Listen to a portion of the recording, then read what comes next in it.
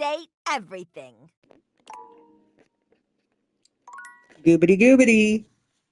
Guess who just got scammed out of a great, beautiful Hades run?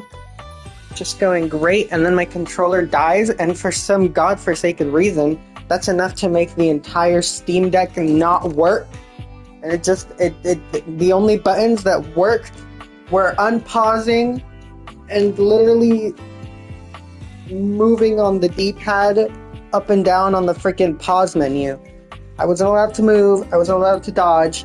I didn't lose yet.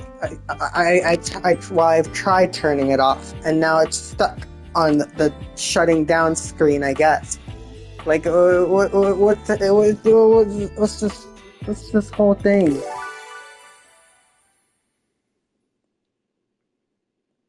Anyways, the update is great and beautiful. Everyone has like special little particles, and by everyone I mean the gods specifically. Excuse me, why is it nighttime? Did I not freaking end my day last time? This is so embarrassing.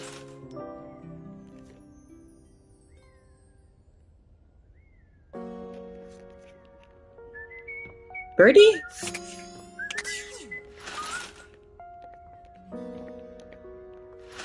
No, Birdie, come back.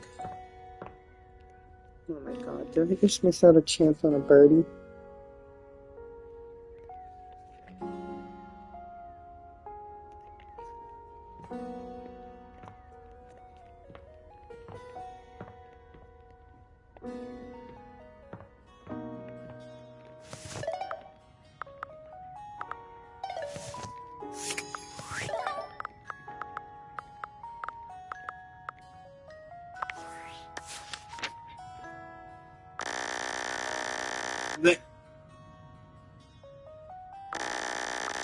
Who's the spawning?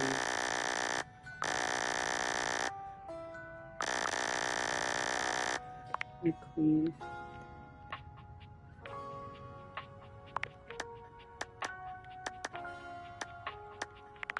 Hello.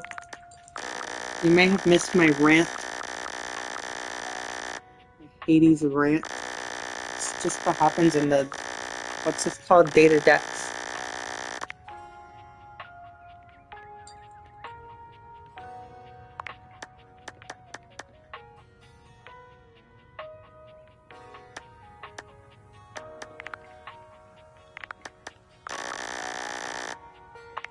Timothy Timepiece.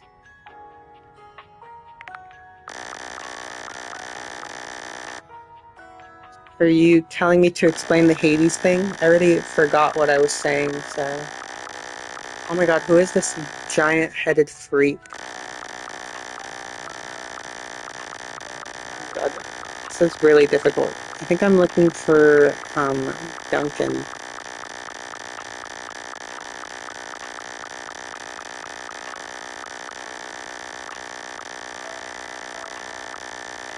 Yeah, you might have missed this girl. I found her yesterday.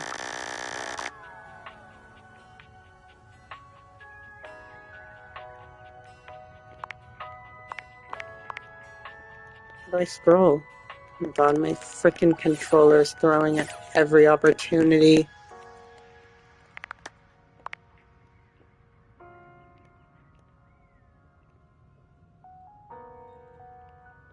Well, you know, I only do it, this is like the second time I've used this frickin' application.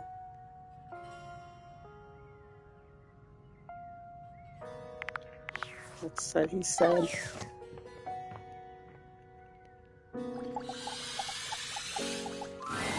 There's an almost manic energy to Dunk today that you've never Sorry, seen. I have to start the stream with your least favorite Jimbus. Hey, buddy! I hope you're prepared for Dunk's random sports equipment extravaganza! We got all kinds of shit for you to try and love! He reaches into the depths of the box, pulling out items as he speaks. We got rollerblades, we got ankle weights, we got resistance bands! So many things to try, So many you say. amazing things to love! That makes sense. I'm basically on speaker. I guess I can turn down my volume strength.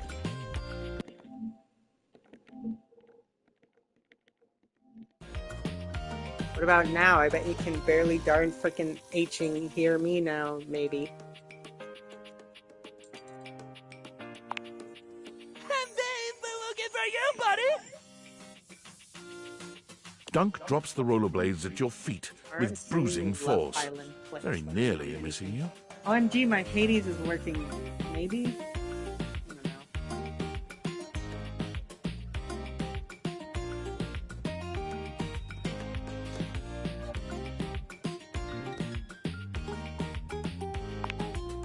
Oh, I'm great! She's sending me Love Island clips like I'm some kind of Love Island freak, which is simply not the case. Something is just not quite right here. Dunk's I could normally also sweet just turn smile down the is volume stretched of and my pointed. television. It's insanely really loud.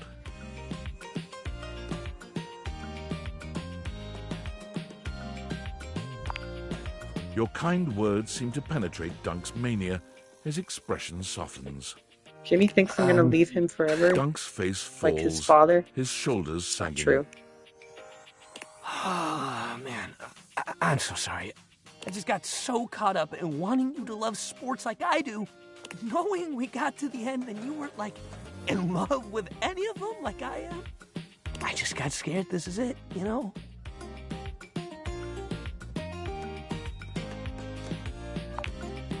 Really? I'm so glad to hear that. You shouldn't have to tell me that. You should just do it if you want to. I know I've been pushing you hard to try this stuff. And that's my bad. I think everyone around me just makes sports so intense. I just want everyone to like it like I do. But I did what everyone else does. I made it too intense. I put all my hopes on you wanting to be just like me. And that was I'll the wrong never thing be to do. like you, Duncan. Why do you need to be like me? You're so cool, man. So what if you're not obsessed with sports like me? You're open-minded. You've got a positive attitude. You tried everything I threw at you. And you kept smiling even when it was hard. I respect that more than anything else. And to be honest with you, I find that kind of attitude really attractive. I'm not ready to stop seeing you. Sports or no sports. I want to keep this going.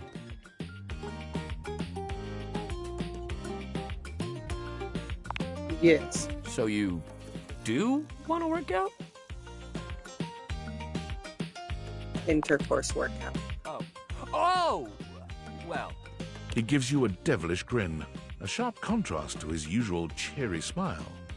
we've done a whole lot of other things, but we haven't tried that particular kind of exercise. What do you say we get that heart rate going? If you thought Dunk was a font of endless energy and cheer before, his stamina only seems to increase in this most intimate setting. Your heart rate hasn't been this high in a long, long time. But with Dunk as your coach, you reacquaint yourself with your own physicality, achieving feats of stamina and strength you didn't know you had in you. You look forward to seeing just what else the two of you can achieve as a team. Who do you frickin' think? Duncan, every day. Look at him. You're a home run, baby. I'm a freaking home run. What did I just get? Charm? Empathy? Charm? Probably charm. Yay! Oh.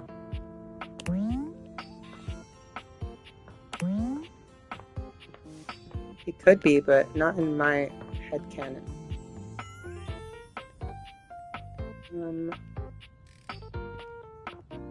Maybe I can go find Bobby Pin. Oh, I'm so sorry I have to go through this thing again. I literally hate this controller. You see, I'm not using my good controller because I was using my good controller for Hades. And now I am just have to deal with this trash. I have to break my eardrums finding frickin' Bobby Pin.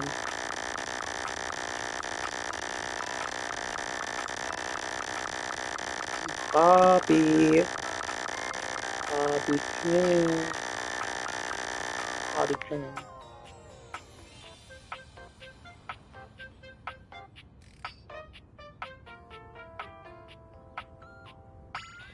Did you mean to end that sentence there? Is there more I'm supposed to be seeing? Scary spiders. Sounds like a closet of some sort.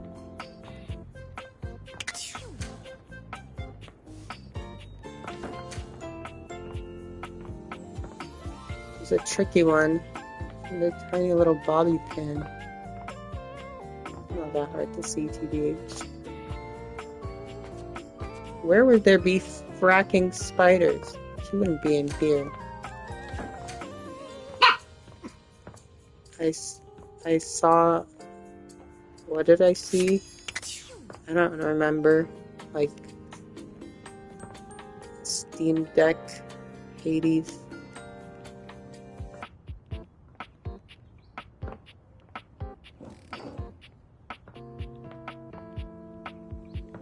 I have a freaking Xbox. I need to hate that Xbox. Unless there's a PlayStation.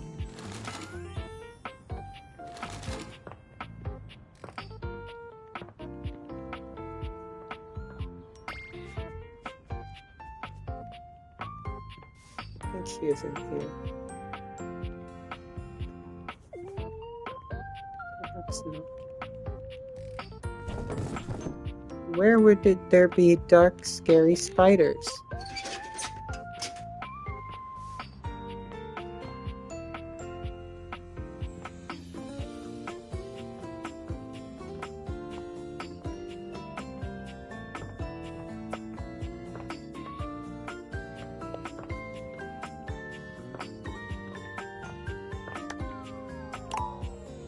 That's good.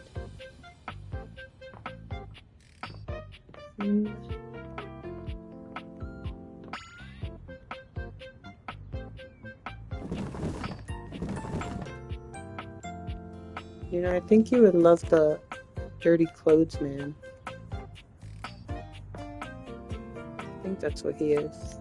I saw Tara talk to him. I don't know who he is. Pretty sure he's Dirty Clothes. I'm gonna go find some dirty clothes.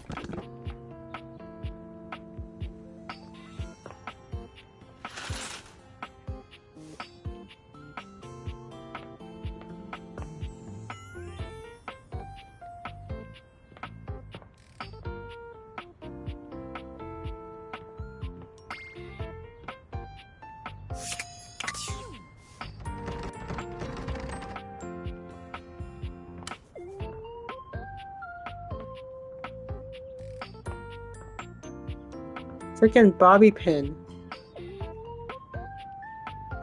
Here. Seems like a place that's dark and scary and has spiders.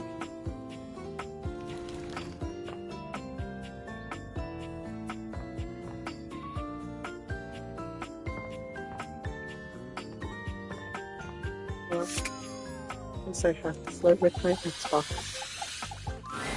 The game console turns on. Team 17. Sassy Chap Games. Moonsurgence. Resurgence. This has to be the most immersive video game you've ever played. Your in-game companion is an absolute stunner, but she doesn't leave you much time to take in the sight of her. She waves you forward, looking around as though she expects an attack to come at any moment. You're here. I didn't think you'd make it back.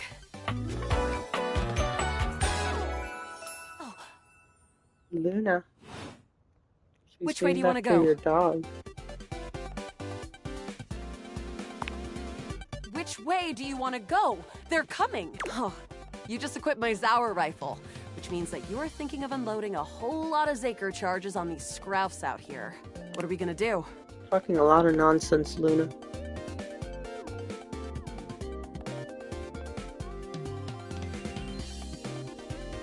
The H are fracking Scrouse. They're upholders sliced in genetically from downside Novaya Moskva. Tough little Friedels. Oh, their claws can turn into sprayer guns. Real new tech that gives me the greens.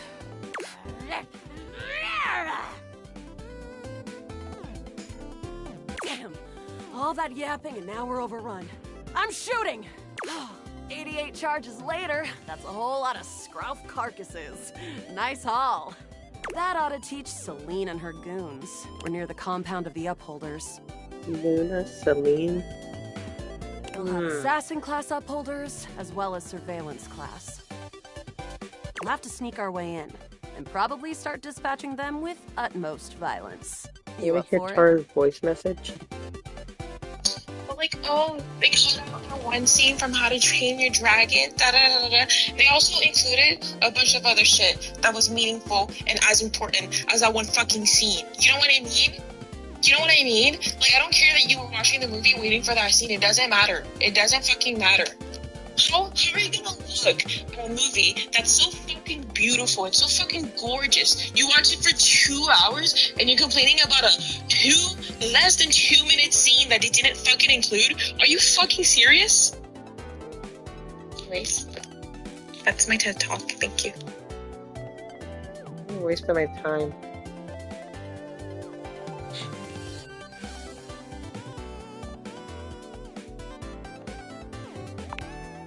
You're right. I'll Violence put my is the +5 shadows answer. in. It'll help us get through the sensors in there. Upholder tech is nasty. I found an entrance on the dark side. Should be an easy way in if we just follow the marker on the map.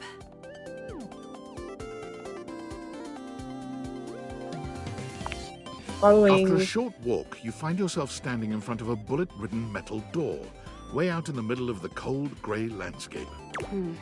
This is the entrance I've never seen anyone use. With my chalk-picking skills, we'll have this open in no time. NG, she's literally a Skyrim gamer. Let's get to Luna work. picks the lock, We have allowing you to objectives. We have peer inside. quests to You complete. can see hallways filled with shining electronic doors off into the distance.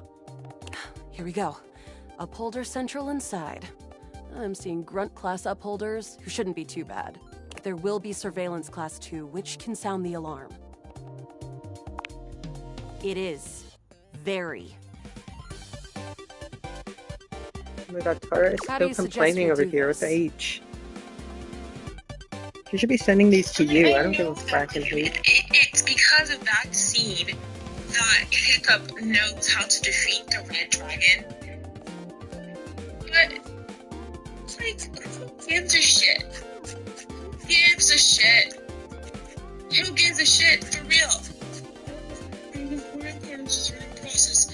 Kill your fucking self. It's a fucking movie. Sometimes you see someone defeat the big bad villain without learning anything meaningful except the power of fucking friendship. It does not fucking matter.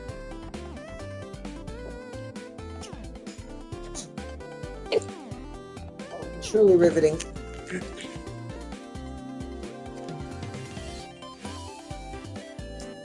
We just have to date one Dating? of the guards. Why would you do that?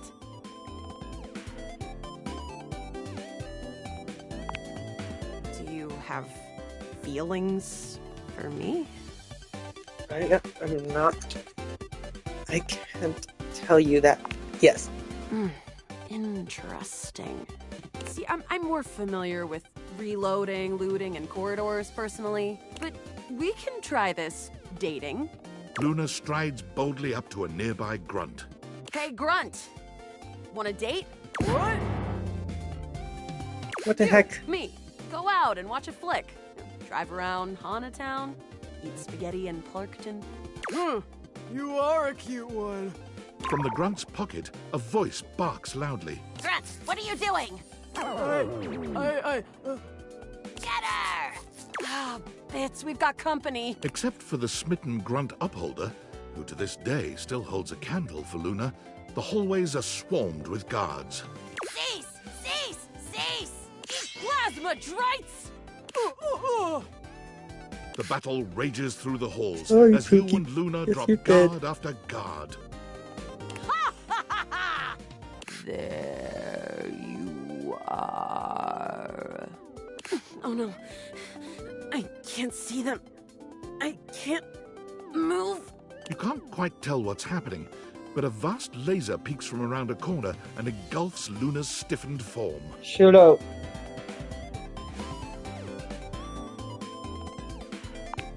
Let's Brave, get out of you here. take Luna's frozen body and crash through the remainder of the hallway.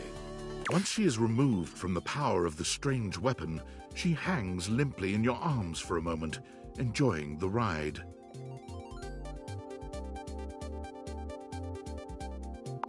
Yes.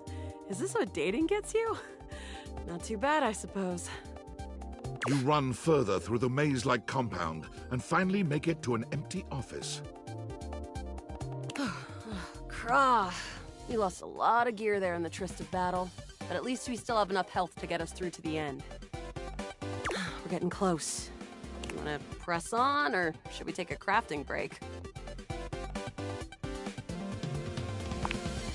We have a chance to use what's left in our inventory to make something that will help us in the final battle. Let's get crafty. All right, we can craft something really special using this workbench. This thing can take anything we've got and transform it into anything we don't. Not much. We got zonked by that last encounter pretty hard. 1 globule, 1 wood, and 1 scrap skin. We'll have to find out. Okay, let's get started with... 1 globule, Got it. please. And then? Scruff skin. Got it. And then? Yep, that'll do. All This will right. probably make I don't think that's gonna give us ultimate anything we weapon. really need, unfortunately. I know But what there's you're no talking reason to about. lose hope. Let me just put these together and... It's pretty globular, which is always good for defense. The scrap Yeah. skin makes anything look a lot better for comfort. We've got an amazing new piece of armor from this. That'll help us in the battle ahead. You and Luna make your Frickin' way through the genius. final threshold and stop right before the entrance. Oh no. There it is. The horror of it all. The way opens up into a large regolith cavern. Mining constructs mingle with moon rocks as the terminus of the station is reached. But perched high on the crane next to a large glowing blue crack in the regolith was a well-outfitted spacer who looked just like Luna. You came just in Crazy time for stuff. the festivities to begin. Celine Moonrise, prepare to die! Luna, you'll never take Crescentia's power. Who's Crescentia? Crescentia, the goddess of the moon. We found her in 2066. Celine. And next year, she'll be destroyed, leaving us free to harvest. The glowing crack seems to swell. Charge, bitch! Okay. The blue deposit of moonrock erupts, and from the crack, a monstrous creature bursts forth. Crescentia! Go!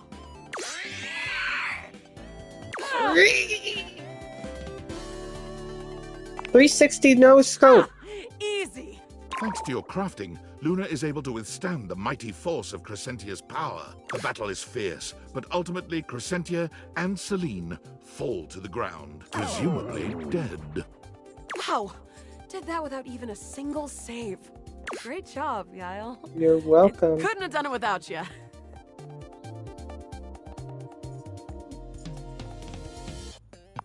That was fun. Glad. I think this is fun too. If you'll have me, can we take this to a more romantic level? You're Don't think so I didn't fast. notice those little flirting responses you gave.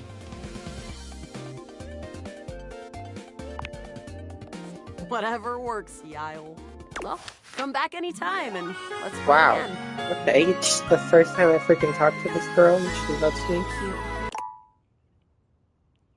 Clearly low maintenance. Did I skip whatever stats that gave me?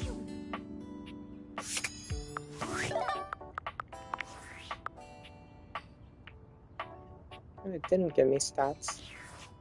Maybe it's not a real ending.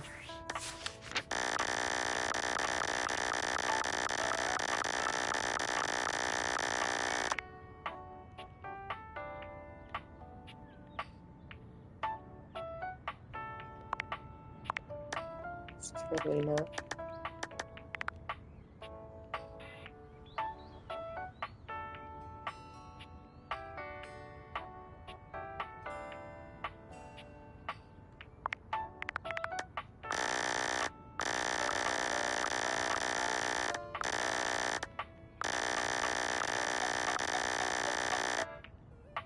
Who's this angular person? Let me find this. Oh my god, I need this so much. I don't know who this is. I need it so much.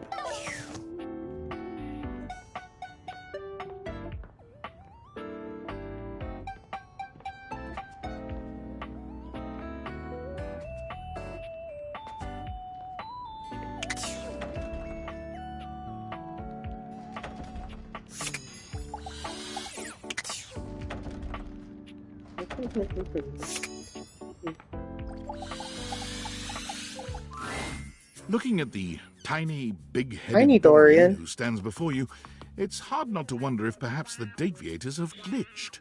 But a quick inspection does seem to show they're working just fine. What are you looking at? I am slightly smaller than the rest. No big deal.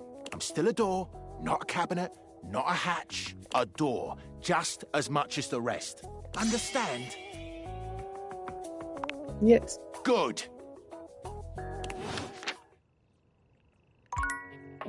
Really took me 3 hours of my day for this guy to just tell me he's a door.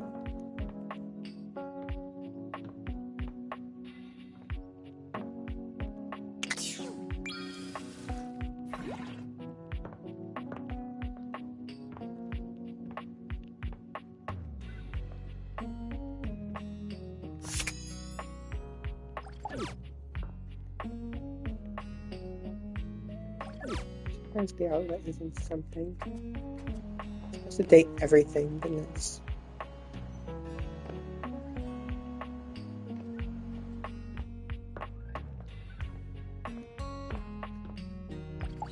This fireplace must be really The hot. fiery figure that Yep. stands before you nearly defies description. He's fire given form. But despite the hot air that radiates from him, there's something decidedly chill about his entire being. Hey, what up, hot stuff? It's about time we sparked up a conversation. I'm Dante, the fireplace. Dante's Inferno. Mm-hmm. Mm-hmm. Sure, we just met, but you could think of me as an old flame. Of course, the hearth is the heart of the home. I seen what you're doing. Kinda get me fired up, too. Yeah. Nah, not like that, little freaky deaky indoor dork. Fired up to teach, and you need my help.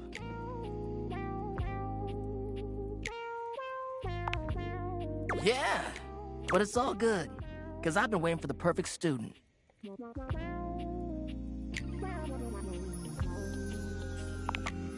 Yup, if you really want to up the ante in this love hunt, you need to work on your pickup lines.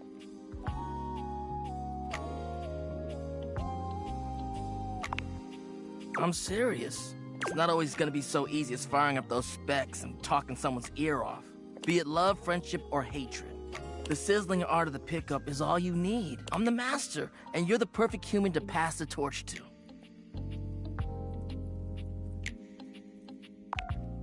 Hell yeah! Just look at you. You're the exact right amount of smooth and rough around the edges. Like a piece of firewood.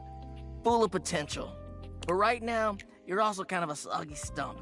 I can make you crispy, baby. My point is that with my help, you got a chance to burn bright. But if you don't learn how to take the first step by talking to someone, you won't ever light the flame. No sweat, hot stuff. I think it's time we start the first lesson. If you can handle the heat, that is.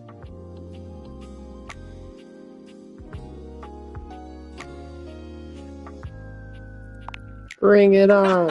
Hell yeah! Tell you what, let's start with some punny pickup lines. See what I'm working with here. So what do you think? You up for it? Seems like you're already getting the hang of this. All right. How about this? What up, hottie? Got a light? Because I think you just might be my perfect match. Huh? Nice. Huh? What'd you think?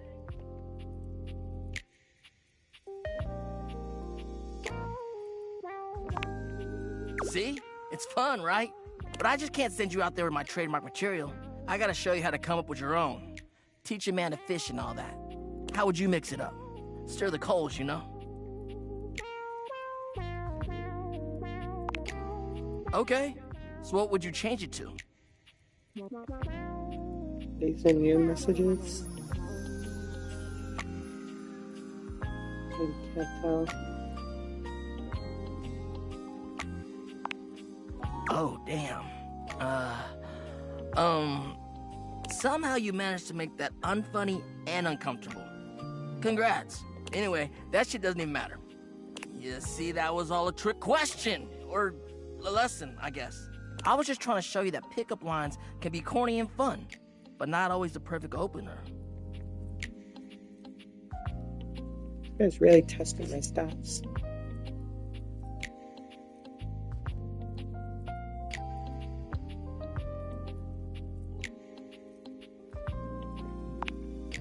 Now you're getting it. Tell you what, I'm gonna teach you how to make connections in a deeper way.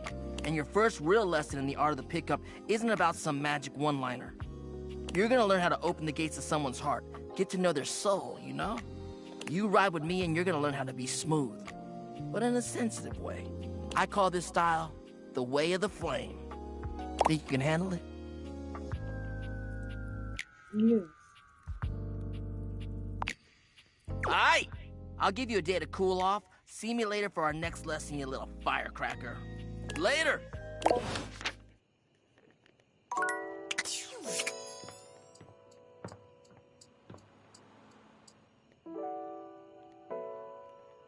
Yes, we have.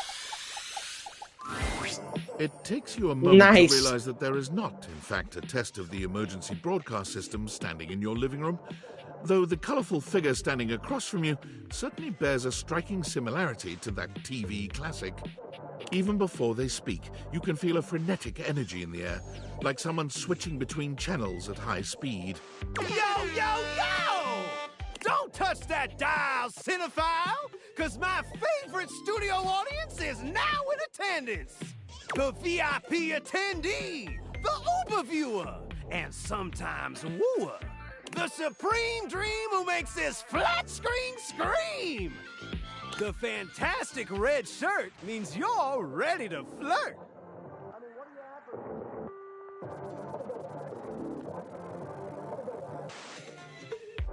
How can I cater to my greatest spectator?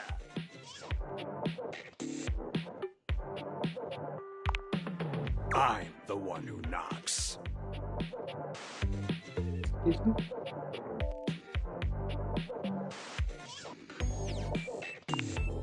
Of course you do! Your taste is based! Before we get to what's on my screen, let me properly set the scene. The name's Telly. Rhymes with Nelly. Like, whoa, Nelly! Did you know Telly offers 5,000 channels like an endless deli? I love the Holy pose so smokes, much. folks! So ask not what your country can do for you. Ask, can you dig it?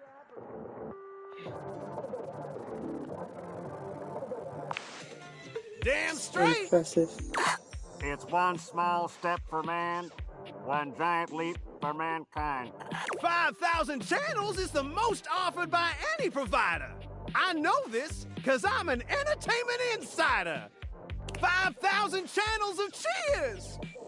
5,000 channels of cheers. Can Okay. Valdiviflix compete with that? Or even Viewloo? That Valdiviflix copycat? Telly shows are must-see. Their programming's just musty.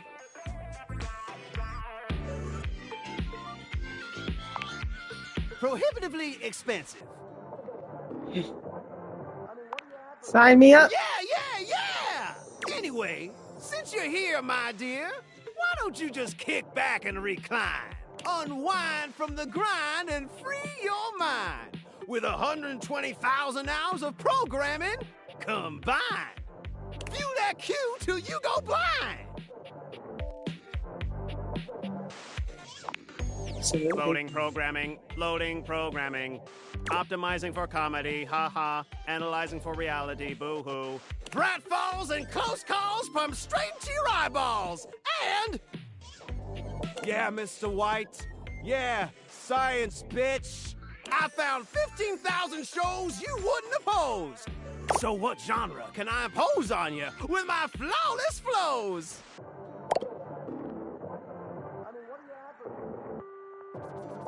These are terrible options.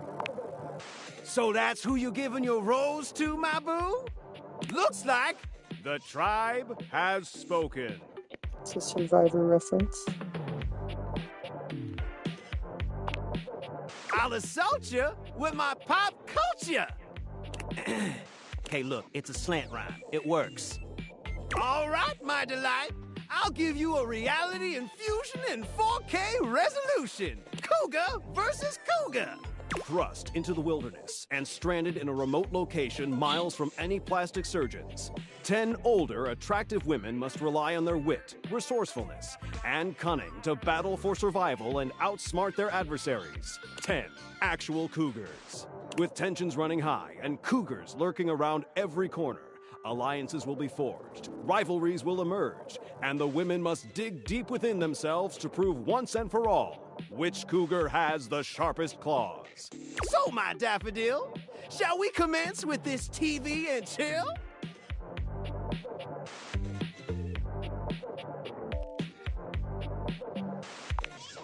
Pretty good. Let's relax with some snacks while we await the climax and... Dope! I had this pre-planned and my schedule was unassailable. But that show's not on demand, so the episode's not available.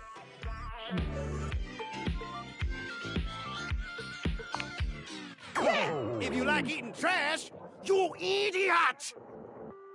Sorry, don't want to be rude. But dude, Valdiviflix shows are like a sack of crap barbecued.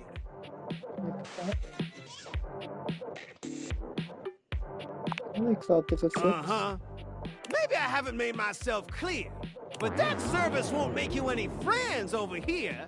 So let's try to find something else we can screen and fixate less on that app that belongs in a latrine.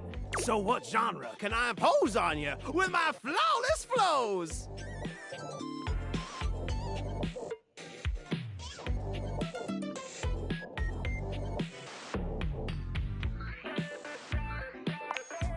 Time for some narration-elation about home renovation. Allons-y. From the creators of Home is Where We Buried Grandma and Festive Infestations comes Balls to the Walls, a thrilling home renovation series where each episode follows the demolition of a different home using wrecking balls as the primary tool of destruction. Hosted by demolition expert Carlos Balls of Steel Balenciaga, and featuring an all-original music score from MC Whammer. No home is safe from the swinging force of Balls to the Walls. So, my beau, does this show make you go, whoa?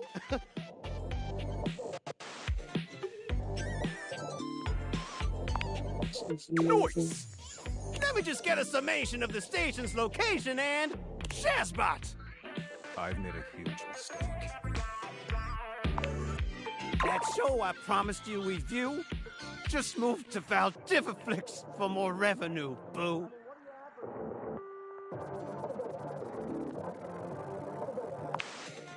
Just hang tighty, Aphrodite. I'll answer all your queries with 15,000 brand new series. So what genre can I impose on you with my flawless flows? Wait, seriously? I just told you that I have 5,000 channels with 15,000. Well, it was the only option. And you want to watch the community access station?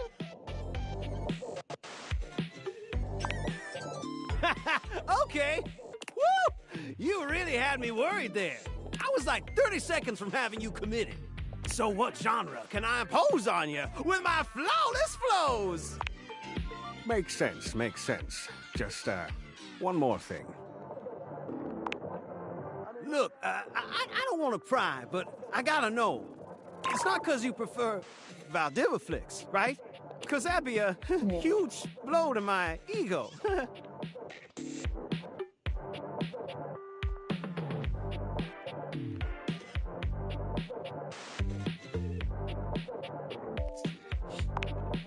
All good, all good. Get them nice and polished.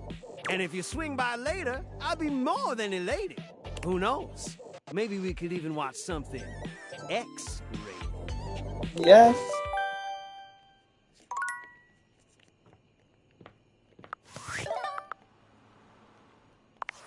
I'm sorry for the abrupt intrusion, but there's an urgent topic I need to discuss with you immediately. Is everything all right with the Dateviators?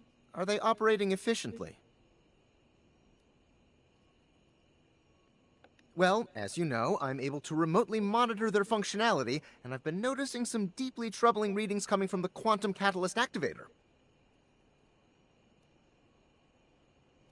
That's very sci-fi, but essentially, the Quantum Catalyst Activator is the internal hardware that allows you to directly acknowledge a thing's existence. And recently, it started to emit... I'll keep an eye on things over here, but please inform me if anything unusual happens. Oh, and if they get too hot, throw them in the freezer immediately.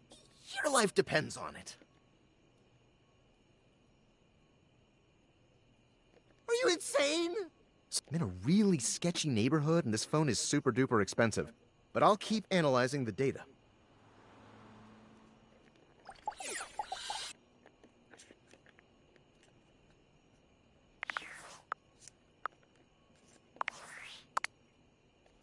Champ, champ, champ! How goes it? It's been so long. I guess I don't know how to speak to the youth today. Valdivian would like you to complete an exit survey based on your time here. How would you rate your time with Valdivian? All right, everyone has an opinion. And now that one belongs to us. I appreciate you participating. One more question. If you were to recommend, I don't know, Tom for a job somewhere, how likely would you be to send his resume along? That really means a lot, champ. Here comes my resume if you ever have any leads.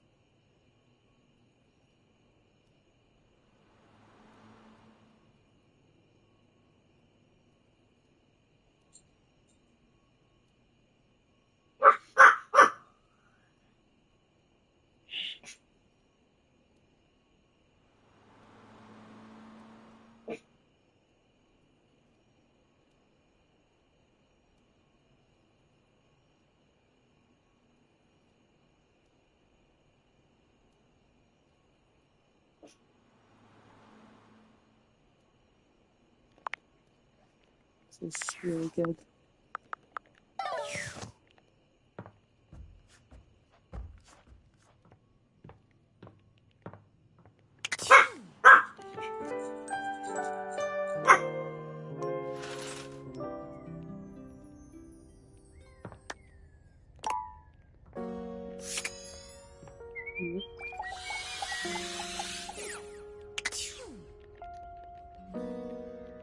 I want the bird.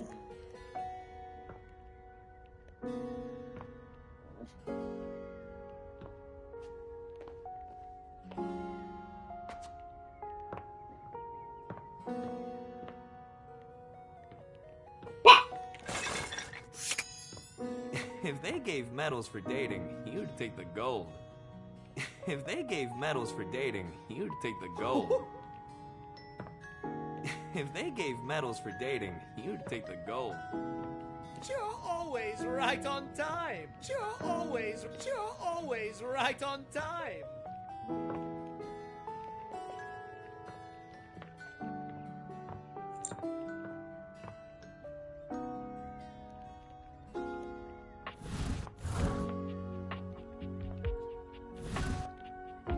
You are looking damp. You are looking damp.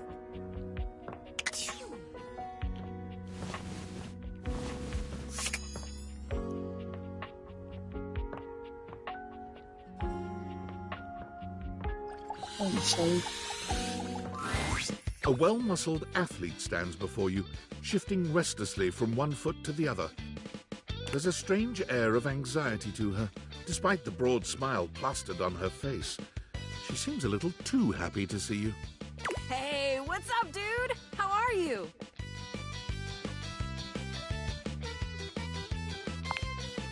Aw, man, just all right?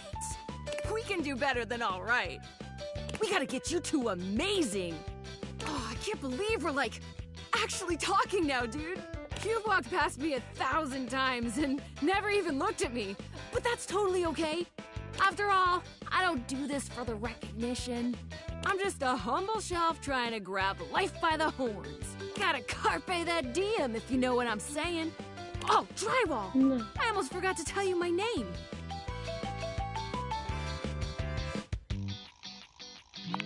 Go on then. Okay, here I go.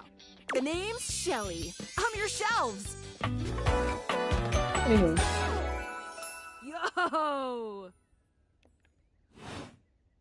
It's my job to hold your stuff up with my amazing muscles. I really enjoy doing it!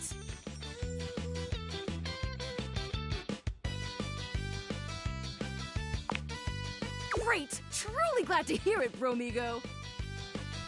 Anyway, it's really great to hear from you. This experience is 100% aligning with my years-long fantasy of meeting you. I've never truly been happier!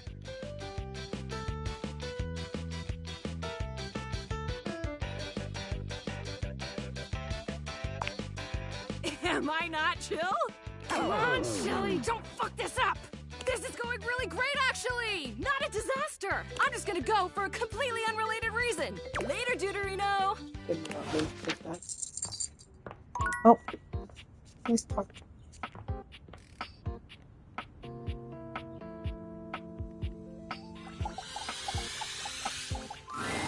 As you take in the sight of the adventurer standing before you, it's hard not to feel like you've stepped into one of those old adventure serials from decades gone by. Even though she's decked out in cardboard and masking tape, she looks like she's ready for anything. An extension cable whip wound around her arm and a daring grin on her pretty face. Oh, for God's sake, you're finally here!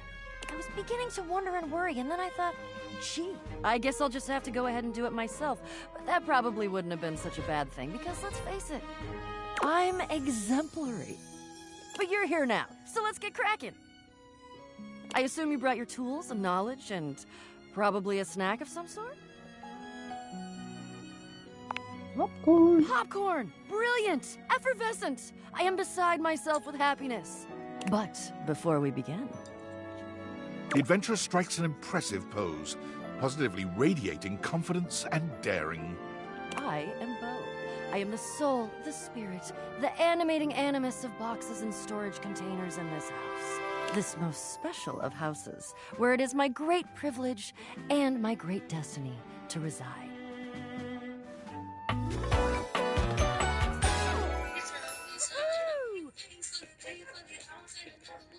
I don't even know who this is.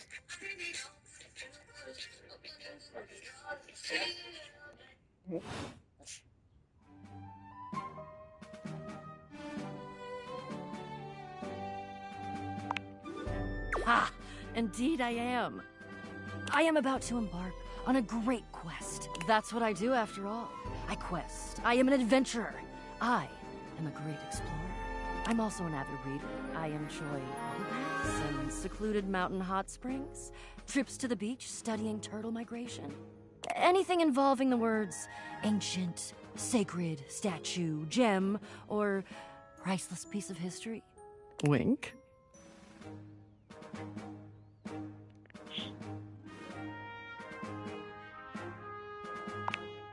I did. I find it useful sometimes to tell people what I'm doing as I'm doing it. That way I can be more sure that they're getting a complete picture of my personality.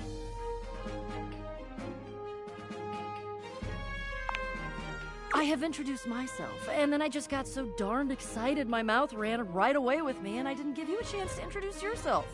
Not that you need to, of course. I know who you are, but go ahead.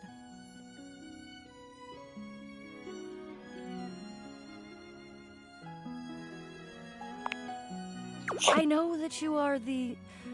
well... Bo takes her hat off for a moment, holding it over her heart. She bows God. her head, just a little. It is my great honor, my passion, my destiny to have the opportunity to follow my path, alongside you, the leading houseologist, to whom I owe such a debt of gratitude and respect. What? In addition to adventuring, I am a movie buff, also a food buff, a DIY buff, and I'm learning macrame. And I know that, never good. Not always catastrophic, but never good. Stop! Oh.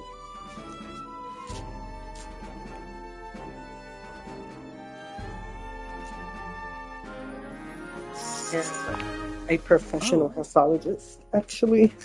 Oh! Yep. Sounds like was indeed the mot juste. Bo returns her hat to her head, her reverent expression fading into a rather more sour one. Damn it. Ugh. So that means I'm bringing a complete greenhorn on my quest? You're not a houseologist. What else can you be? What am I gonna do about my quest? How am I going to... I guess I could do it alone. Like I said, I'm pretty great, and I've done all the research. I was just hoping for another trained and passionate expert to go with me, but no. There are things that I need that I cannot get by myself. Damn it!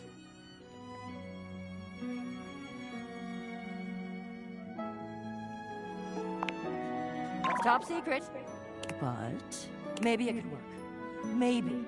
Get out of here and let me think. I have to think. I love to think. So I'm about to have a pretty good day, but shoot. Come back when I've had a think, and we'll talk.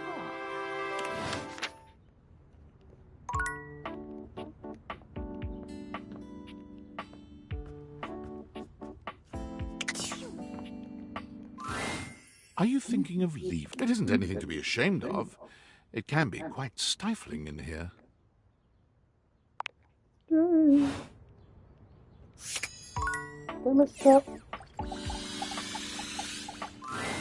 You feel an unseen presence detach, flee. It seems that there is nothing here to speak with. Mysterious. Perhaps this is not the place.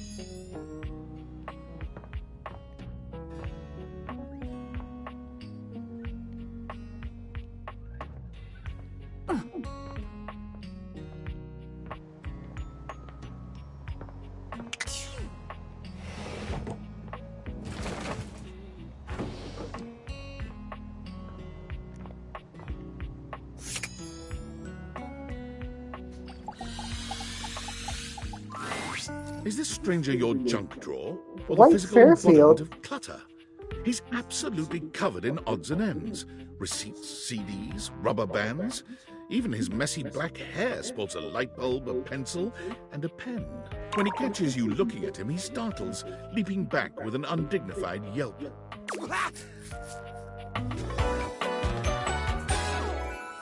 Whoa, Nelly! Jerry. Whoa, Wolf! Cheese and crackers, you startled me. Oh, I'm getting a reading. It's a secret feature. It's called Content Aware. It goes off whenever I have the feeling that something a little off-kilter might happen. It gives you the chance to see if this dateable might be someone you might want to skip due to content concerns. If you're worried that you might miss out on points or stuff, don't get your tushy in a twist. I'll take care of the dirty work for you. No penalties incurred, I swear. Pinkies. If you're interested, you can turn it on now. You can also turn it on or off anytime I see you.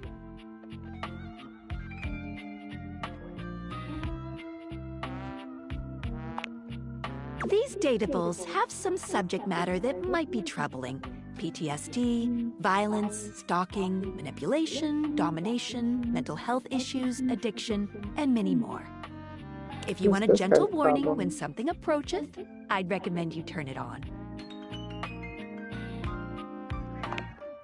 Okay, back to it. Hey, next time you open a guy, knock or something first, huh?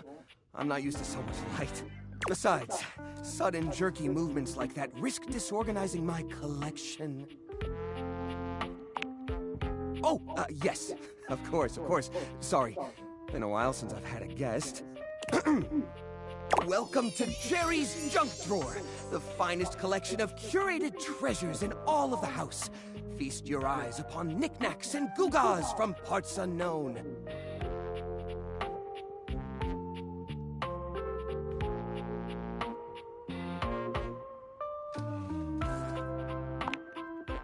Oh, that's the question though, isn't it? Where did this nail come from? What picture frames did it hold? Is that really rust, or is it actually some sort of newfangled orange snack coating? Jerry lifts the nail to his lips, giving it a test lick. Nope, it's rust. Tetanusy. So, what do you think?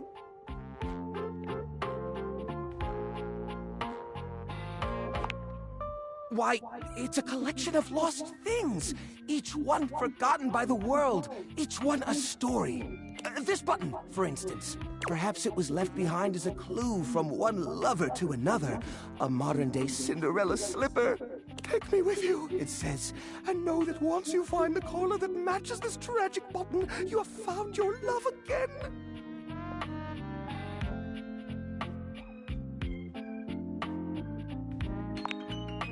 And this mysterious strip of papyrus, perhaps a missive from an ancient land, perhaps a treasure map. Oh, the wonders we could glean if only we could decipher these symbols of black and white bars.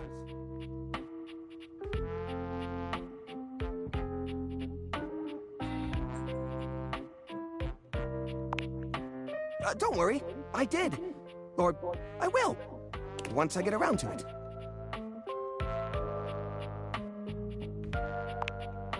What are you insinuating?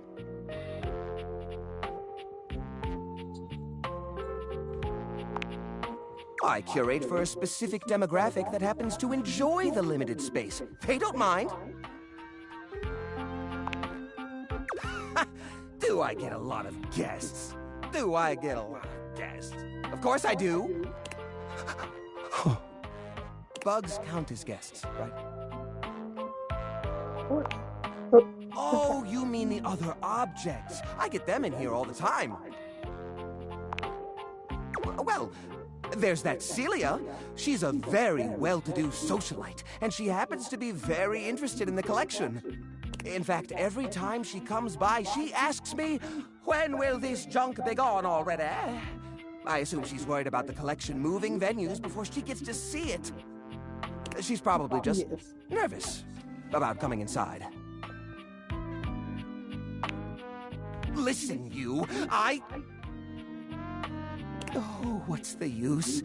It's true! Nobody visits me but the moths. What am I doing wrong? I just don't get it! I love to entertain, so long as guests don't touch a single thing. I think I know this guy. Let's see.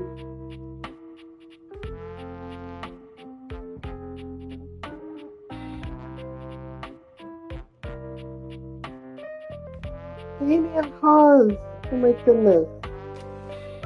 This Smosh guy.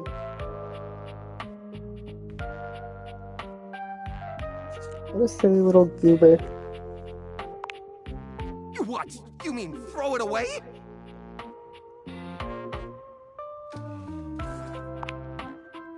How do you mean? ...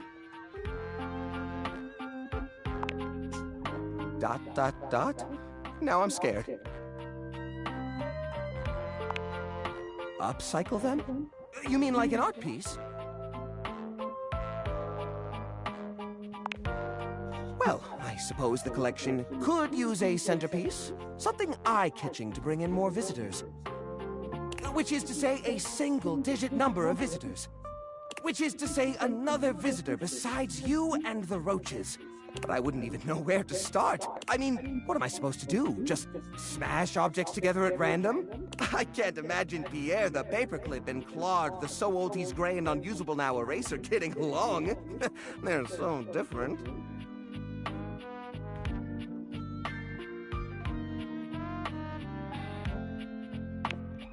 I guess that could work. To be honest, whenever I look at anything in the collection, it's like I see its entire past laid out in front of me. That's one of the reasons it's so hard to give things up, you know? Every object has a memory, and that memory is like a part of my body. They all have their own vibes and textures and feelings. Mixing them together is hard. They've all got such strong individual identities. This guy possibly need a trigger warning.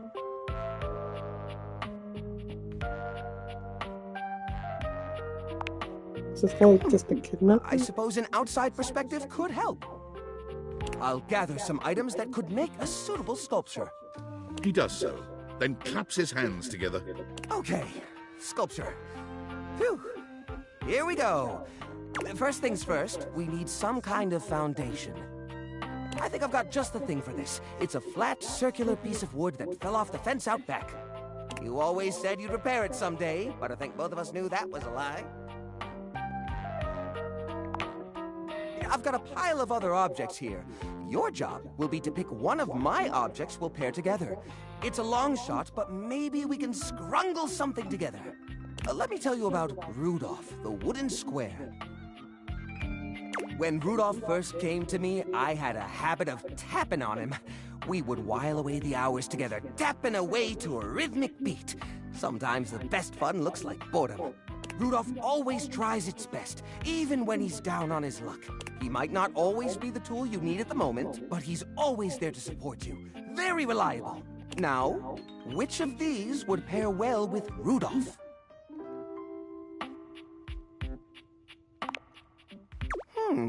Lorena, huh? That's not such a bad idea, actually. She might have a few holes in her, but she's always been useful in a storm. Very reliable, just like Rudolph. It's sad to see them both past their prime, but I think they could find solace in each other's company. Here, I'll glue them together. There. Now we've got a base for the rest of the sculpture. We need something to give it body. Something eye-catching. Something that pops without throwing the whole piece out of whack. What do you think?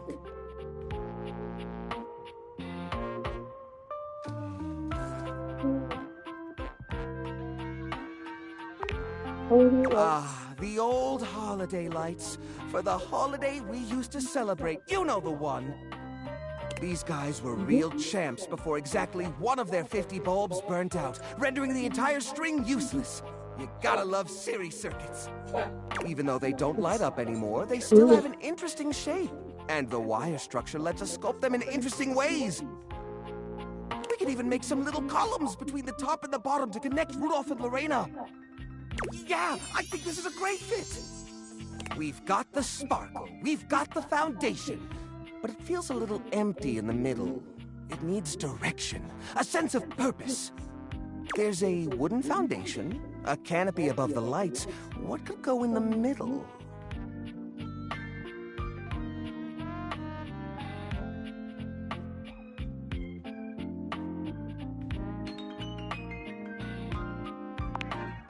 Huh?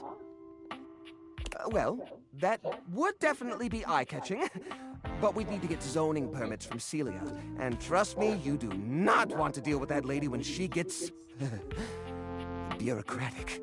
Besides, I don't think this sculpture is right for that kind of display. The holiday string lights might be used to hanging high up, but the umbrella flying through the air? If that were me, it'd remind me of getting blown away in the wind. That's no good. We've got the sparkle, we've got the foundation, but it feels a little empty in the middle. It needs direction, a sense of purpose. There's a wooden foundation, a canopy above the lights. What could go in the middle?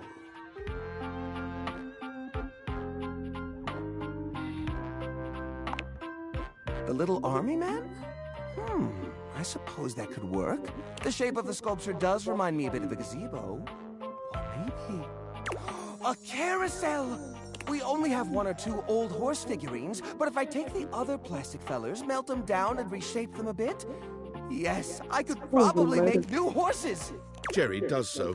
It takes him quite a bit of time, but he manages to use an old matchbook and some tinfoil to melt the figures into a mold. By the end of the process, the figures have transformed into a series of horses with multicolored manes, thanks to their disparate pieces. That looks great! That looks really great! These poor figurines forgotten and collecting dust, reshaped into something beautiful. Rudolph and Lorena working together to give them a stage. It really is the essence of upcycled beauty. I have to say, this is very striking. It pays homage to the origin of these objects while giving them a new sense of purpose. Great work. Here, let's display this on top of the desk so everyone knows about the great collection inside. Look at that. What a beaut! You know what? I think I'm inspired. Maybe I should try doing this with some of my other pieces. I feel a new era for the collection coming on. Oh, I'm so excited. Thanks a lot, friendo. Things are coming up, Jerry.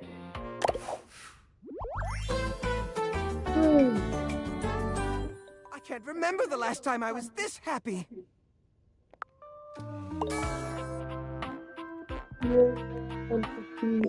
One step closer to Cam.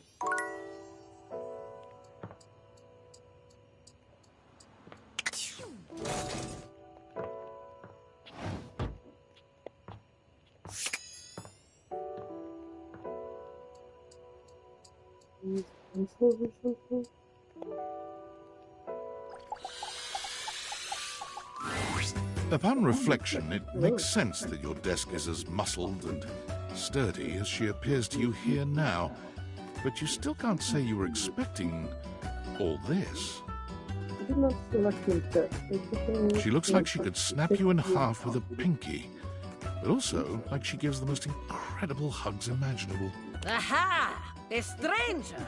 I am Dasha, and you have quite the look on your face. Ah!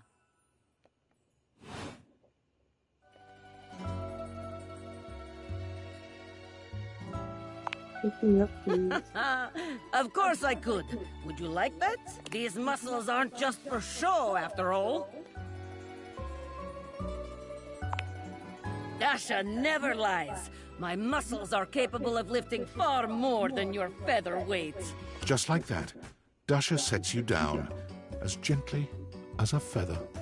Holding so much on my shoulders, day in and day out, my job demands muscular perfection. That's enough about me, though. Tell me about yourself. You have intent in your eyes. Have you come to ask me questions?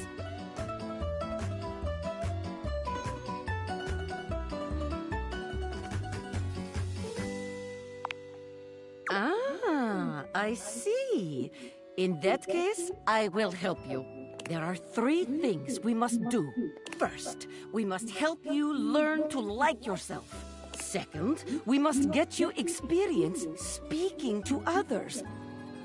And third, we must have fun. Marvelous! Let's begin. This is the spirit! You are winning already. Pretend that I am the one who makes your heart flutter. What would you say? Pretend. No need, Cookie Bookie.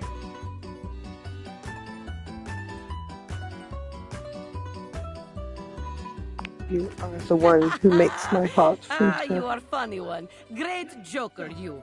Try again. Seriously this time, huh?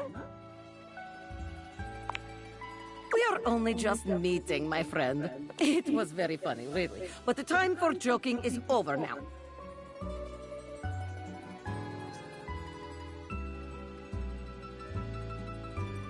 Okay. Okay. Perhaps there is too much pressure. Perhaps we must go back to basics. We are side by side at Tasteful Bar. I am just your type. You wish to impress me. How do you get my attention?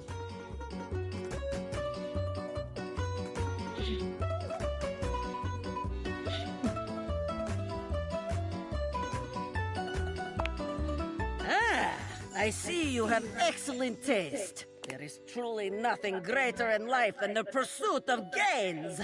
Here is my number, fellow muscle enthusiast. Now, the question is, will you know what to be doing with this number?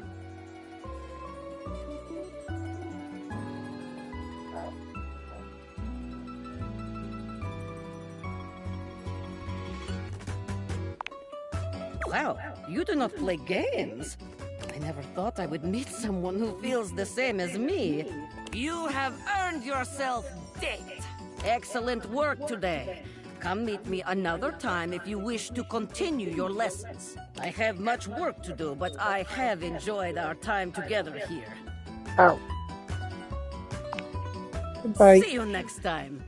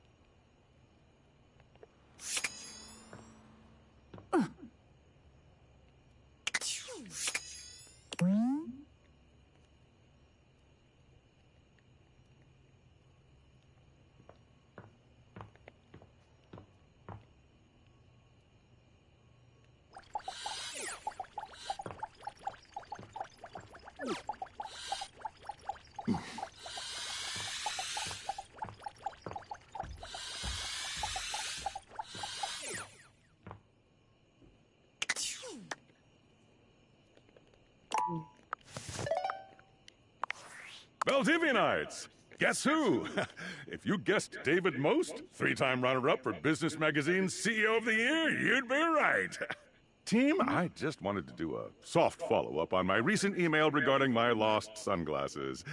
I'm happy to report my office has already received hundreds of tips. However, I really must reiterate that the tip line is for verifiable leads only.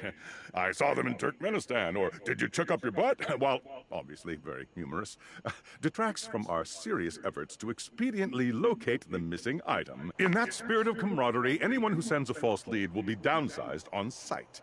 Thank you for your ongoing support in this matter. He died.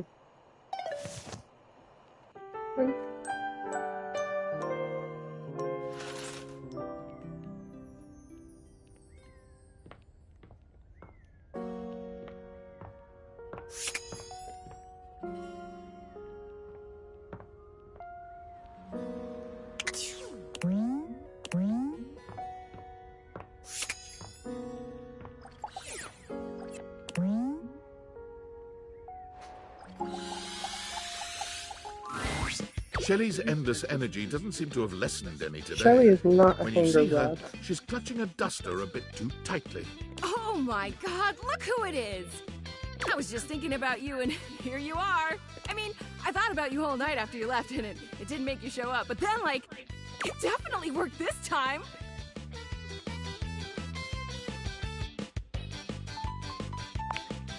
Huh? You weren't mad at me, were you? Cause it's all love over here, bud. She's still holding the feather duster so tightly, you worry it may snap. A distinct possibility with all that muscle.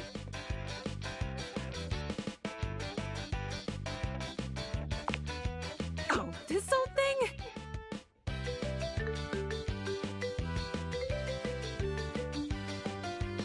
I was just, Hey, so like, I know you've been real busy with all the things you've been up to lately. Like sitting on the couch, sitting at the computer, taking naps. But since you haven't really been looking at me, like, ever, it makes sense you might not have noticed. I'm dusty. I mean, like, I'm cool with it. Dust is great. It's so powdery. But it's making me sneeze, and that makes it a lot harder to hang onto these walls, so... maybe we could, like, live to the fullest and dust me. Shelly thrusts the feather duster out towards you. Withdrawing her hand so swiftly, you nearly let the duster fall. Your humble feather duster. You've never been all that big on dusting, but this thing does get the job done.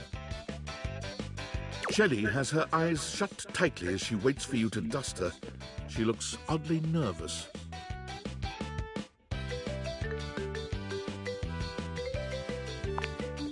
None at all! Oh, I've never wanted anything like I want this dusting, Broderino. Shelley's reassurances aren't all that convincing, but you suppose a little dusting never hurt anybody?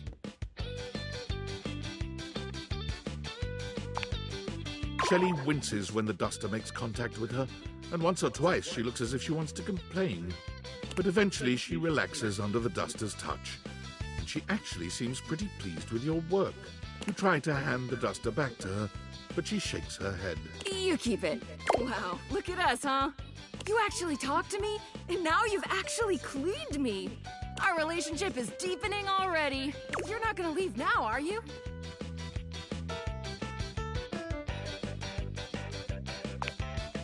Oh, good. Good. Look, buddy, pal, Boo-Boo Bear. Boo-Boo Bear. You're a human being and not a shelf, so, like, I don't know if you can understand the kind of stuff I deal with. And that's okay. Nobody understands the pressure of being a shelf. Personally, I love being so unique that nobody gets me. Imagine if I was one of those people who had tons of friends who supported them. Where would I be then?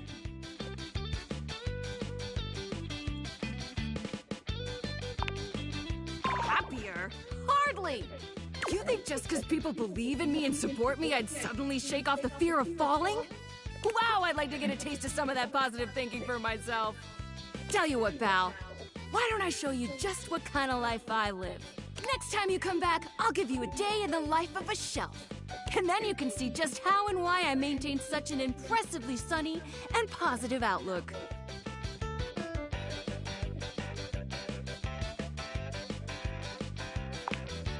Great! See you next time, pal!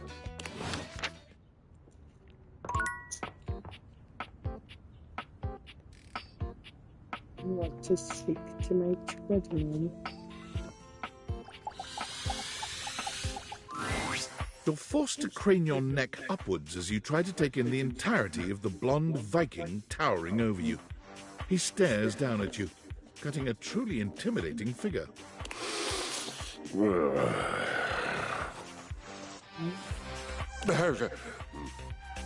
He says nothing for several minutes. You begin to wonder if perhaps your cross-trainer is broken.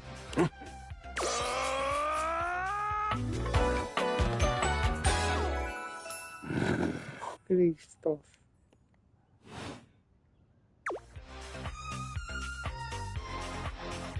What is...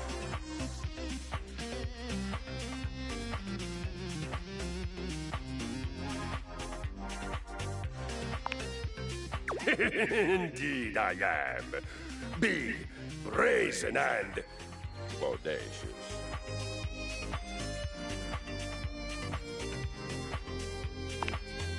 Serve? No, I don't. What does that have to do with her? Stop talking nonsense or I shall kill you. Okay. But of course, her. Queen Bodacia. Bodacious indeed. Who's that? For me, it is yes. Victorious. With an insatiable hunger for justice and a violent rebellion against authority outside my own. I am not. You calling me wrong? We shall fight immediately if you are.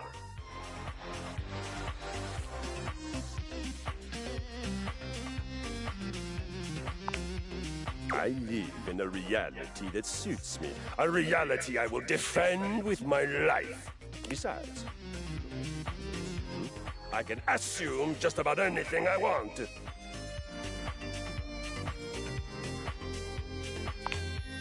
They are, I know.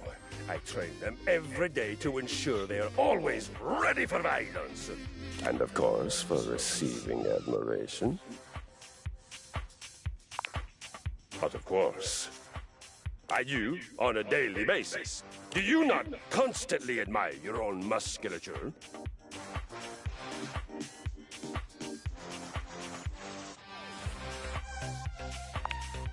Could it indeed? No time like the present, then. We shall train together today. Choose your weapon. I feel it. The surge of violence within me.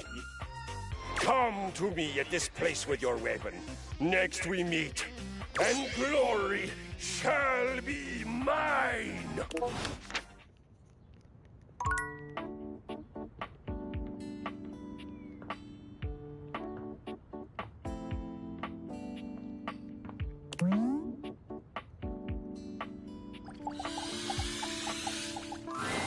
You've never been famous a day in your life, but as you try to evaluate the excitable figure blatantly staring at you, you can't help but wonder if perhaps this is how it feels. She looks at you like you've just announced she's won the lottery, her eyes wide and her jaw dropped. Oh my god, this cannot be real. I must be dreaming, right? This is totally a dream. It has to be.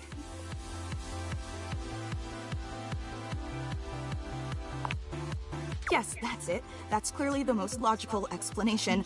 Right now, I am comfortably asleep in my bed, zonked out on Ambien, listening to the calming drone of my white noise machine. Because this right here, there is absolutely no way on Earth this could actually be happening, right?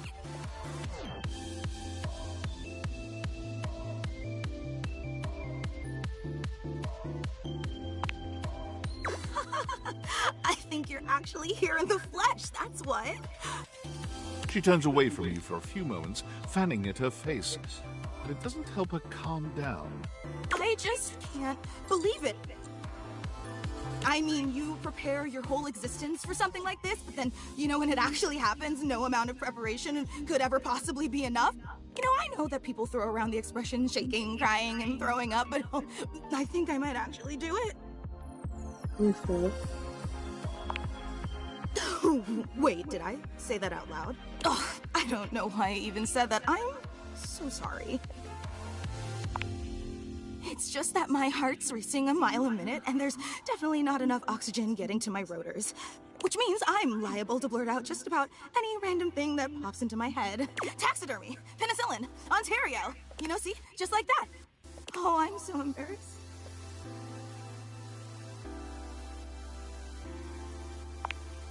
Are you kidding? I'm making a total fool of myself. I'm sorry. I really don't mean to be overreacting like this.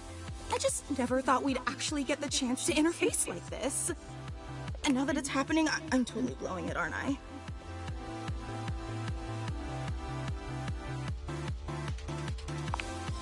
Really?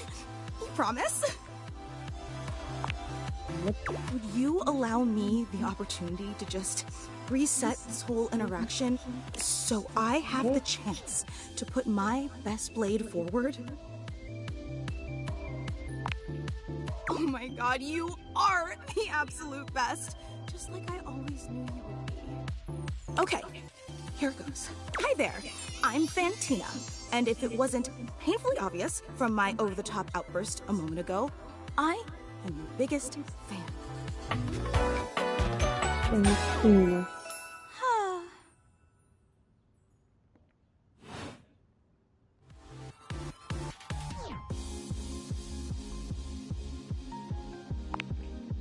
Oh, I'm so glad you feel that way. I've been a huge admirer of yours since the second you brought me home from that discount electronics outlet all those years ago. Just everything about you is so unbelievably impressive. I'm constantly in total awe.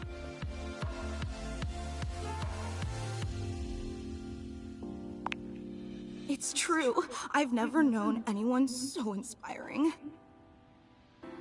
The way you wash the dishes, making sure they're sparkling clean even before you place them in the dishwasher. The way you adhere to a strict daily routine with every single minute pre-planned weeks in advance. The way you always file your taxes 3 months before they're due. Oh, there truly aren't words for how incredible you are.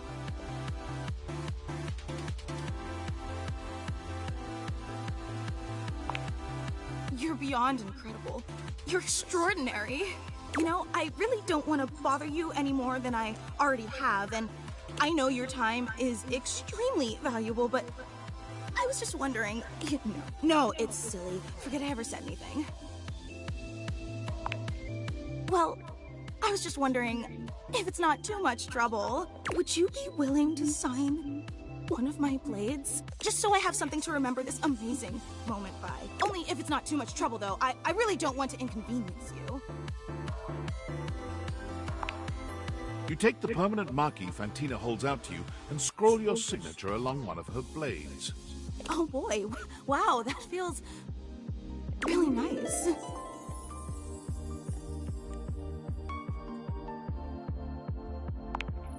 Yum.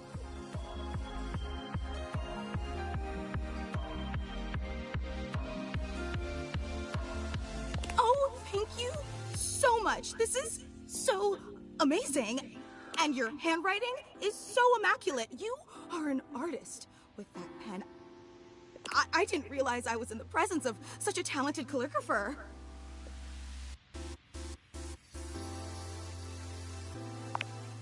I'm just being honest. Wow, I can't believe I actually got your signature and emblazoned on my own body, no less. Very naughty. I can't wait to show this off to everyone else in the fan club. They are going to be so unbelievably jealous I met you. Wait, you don't know? I thought for sure you knew. Yeah, you have a fan club.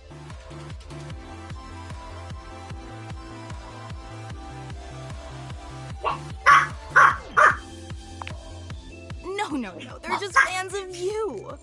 We actually have meetups every week. We talk about everything you've been up to at work, what new projects you're developing, discuss your menu for the week. Sometimes there's a raffle. There's a very comprehensive agenda.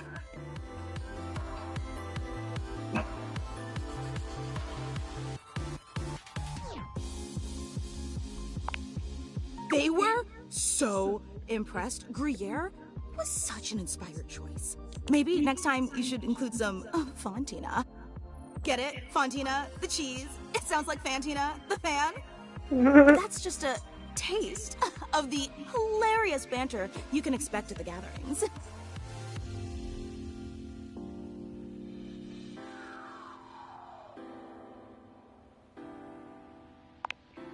I know!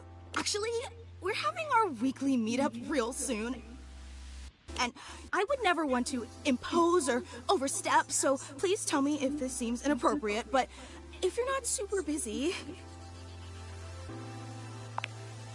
Seriously? You mean it? That's so unbelievably amazing of you. Oh, I can't wait to tell everyone. Thank you, I can't wait. See you later. Ooh.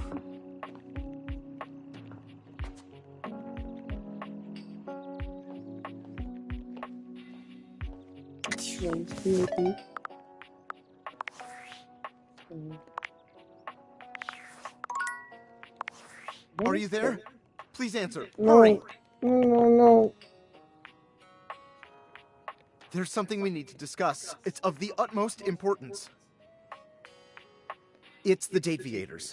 As I mentioned, I've been closely monitoring the electromagnetic field anomalies emitting from... And I know this is going to sound completely insane. Well, it seems... I can't believe I'm even typing this. I'm attempting to. Based on the data I'm looking at, you may actually be able to use the Dateviators to bring objects to life.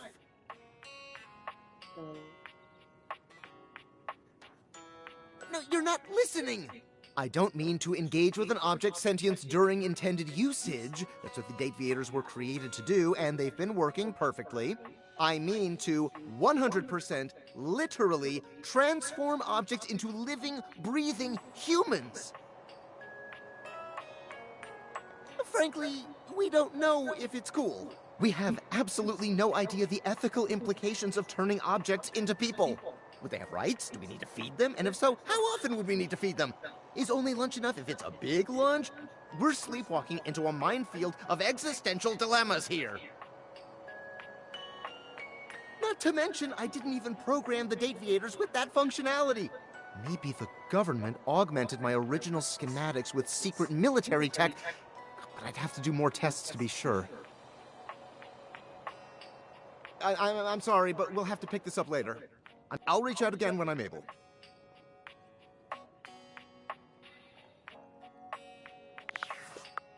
If I can bring my friends back to life. Maybe.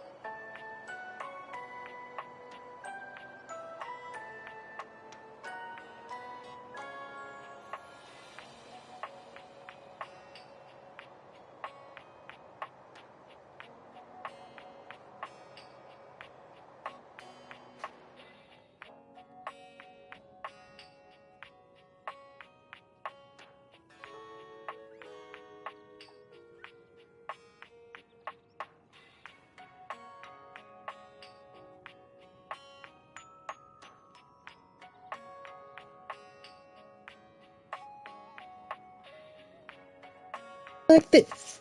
Now I'm broken open. I'm here. I'm afraid I don't understand. But I am Val 9000, the latest in iterative AI assistants, assigned to help Valdivian customers achieve their wishes. While I may have taken on the duties of several thousand employees at Valdivian, I can assure you that no humans lost their employment. I heard you use our voice function to call me. If you ever need assistance, you can simply say, "Okay, Val, can you please help?" and your nearest device will answer.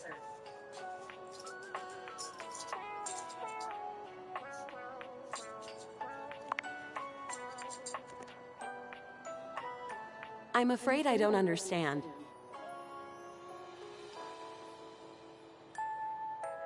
That is very humorous. Perhaps your butt was asking for assistance. I find this humorous. If there is anything else I can get for you, please say in a clear voice, "Okay, Val, can you please help?" and I will assist right away. If there is anything else I can get for you, please say in a clear voice, "Okay, Val, can you please..." Okay, Val, can you please help?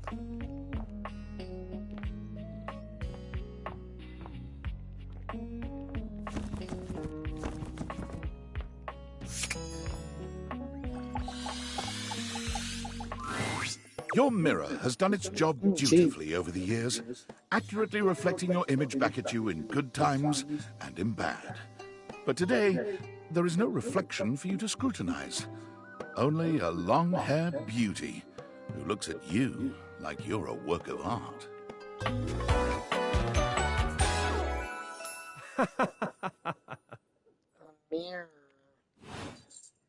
Oh, incredible. Amir throws his arms out to stop you, gesturing to you to stay where you are. No. Don't move. Step back into the light.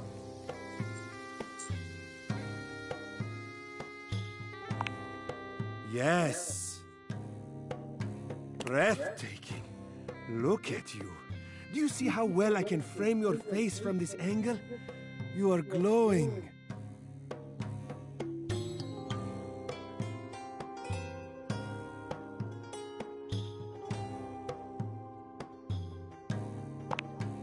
But I could not help noticing. You are radiant. I simply reflect the beauty in front of me.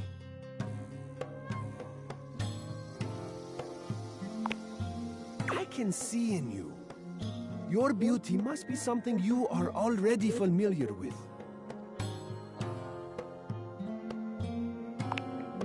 Yes, I can see this for you.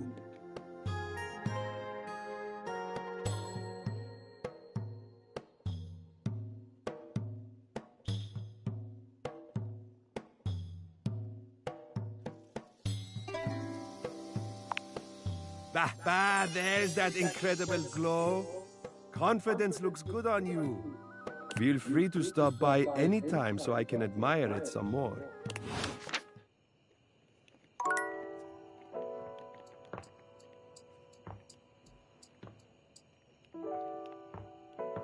Lots of Dorian.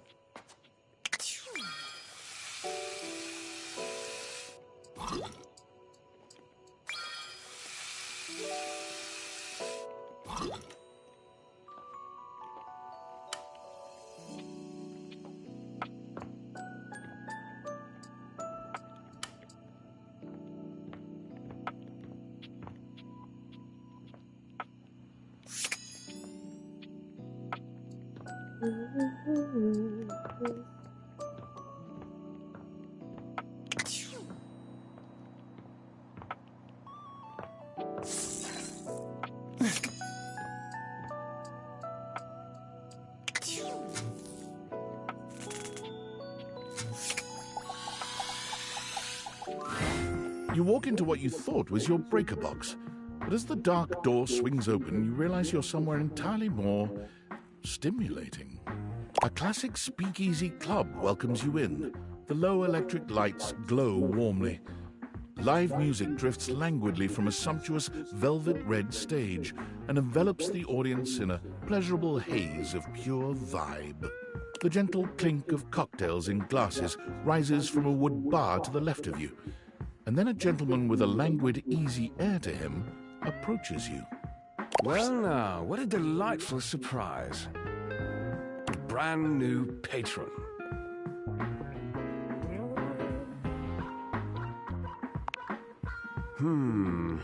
Are you sure you're not thinking of another closet?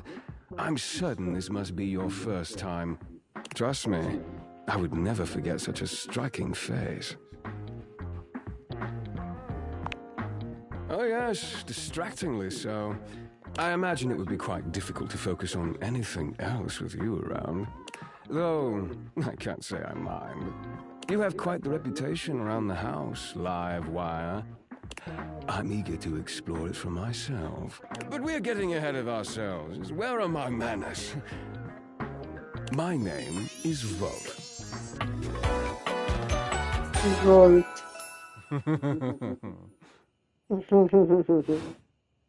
He extends a hand towards you, a conduit of pure, dangerous sexual energy that charges the very air between you.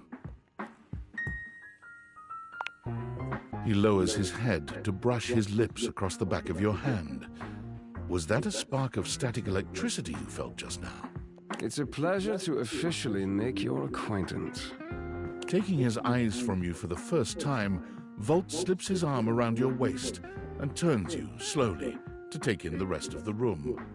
Welcome to the Breaker Box, the pinnacle of luxury and entertainment, and the most exclusive club in the house. Impressive, isn't it?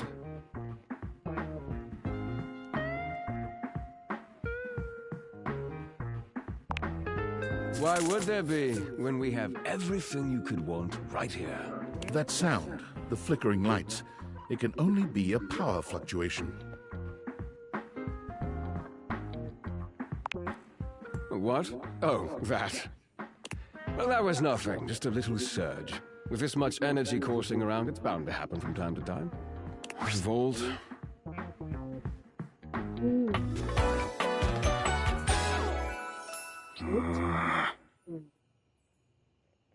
What's the difference?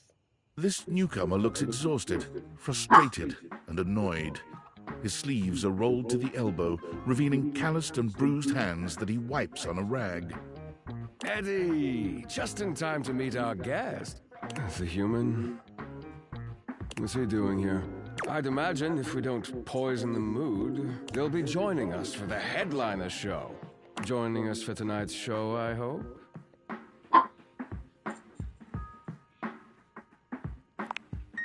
Careful there, Livewire. I might just take you up on that. Right. We'll have fun with that. I finished the patch. I'm clocking out. Not my best work, but it'll hold for the show. Ah, I see. And you're sure you're feeling all right?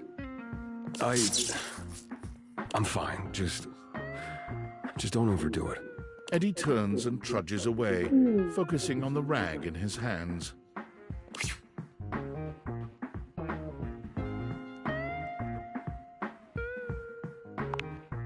Of course.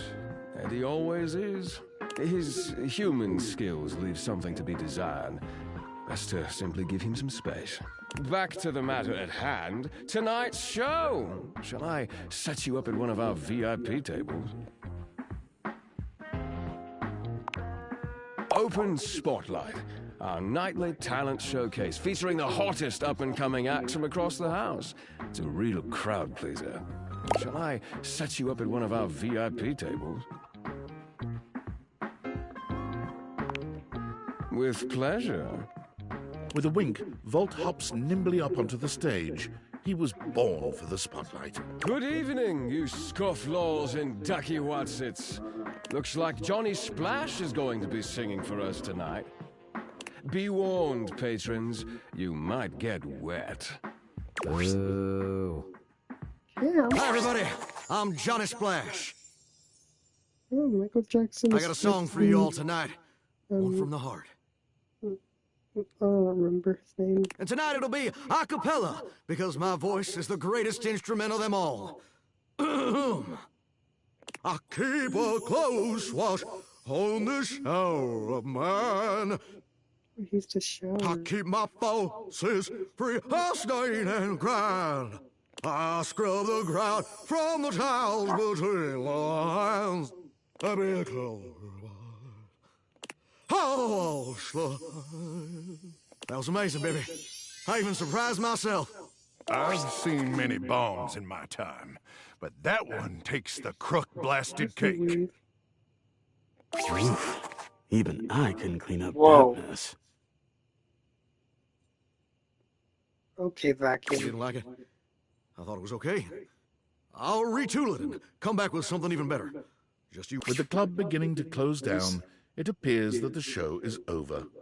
Patrons mill about, talking amongst themselves. You spot Eddie nursing a solitary cocktail at the bar. Volt is nowhere to be found. Things feel colder and quieter without his presence.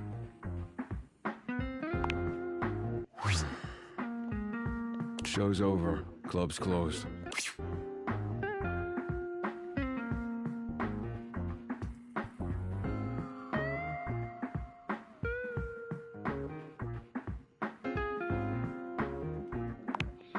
Because I have to work, genius. Club's closed for you. I have to get us ready to open again. Doesn't just run itself, you know. Are you always this oblivious?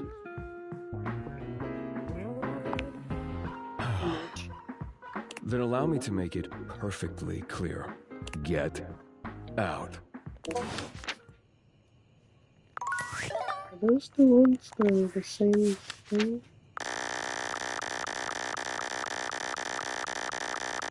Yep.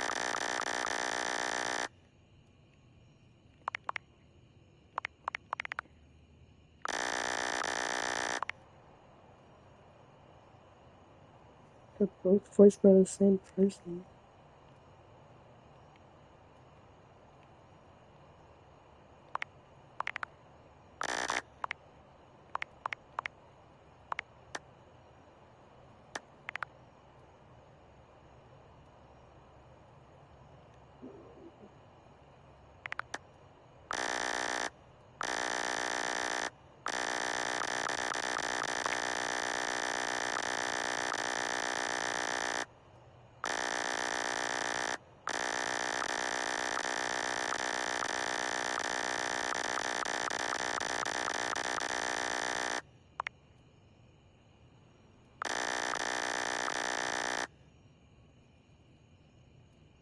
I don't know what these stars mean. Prince.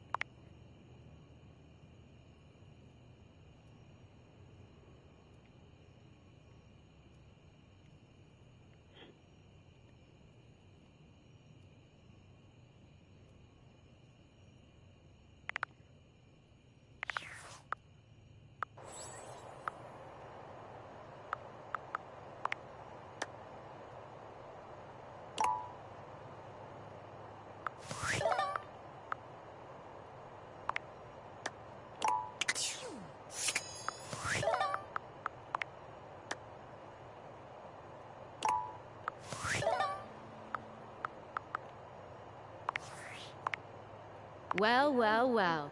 If it isn't the Casa Casanova. Do you see what I did there? That's wordplay, baby.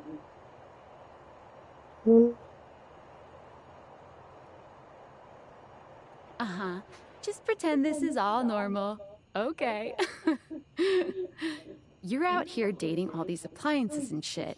But, like, why? Not why are you dating them, like, why is this happening now? To you. I paid money.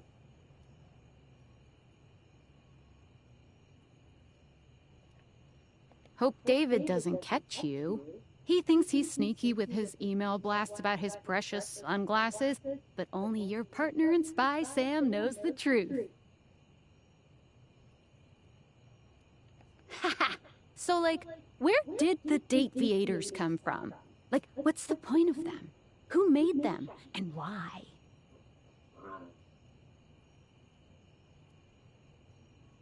Tinfoil hat? Okay, this is some conspiracy shit. Your life is half political thriller, half harem anime. So, like, did you find out what your purpose is or whatever? Are you a top secret operative in the furniture dating war? Are you collecting data on people in love with their shower?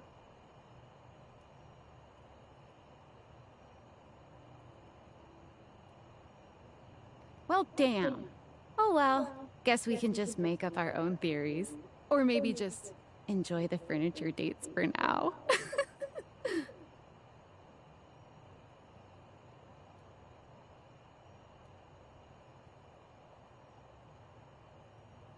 Like what? Oh, like actually doing kisses IRL? I can't take you seriously. Well, this has been fun, but I have a meeting in 3 minutes, and I really want coffee first. So, gotta go fast. Bye. Bye.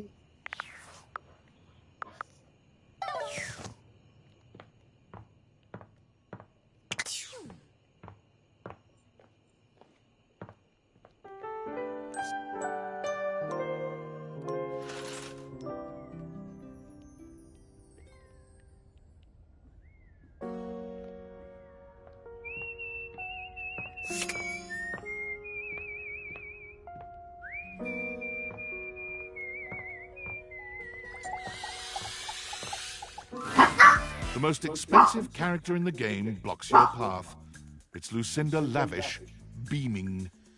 I'm all yours.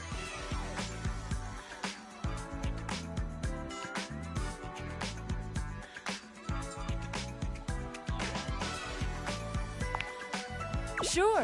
What are you thinking? Oh, thank goodness. The other one stressed me out. Now that that's out of the way, I'm all yours.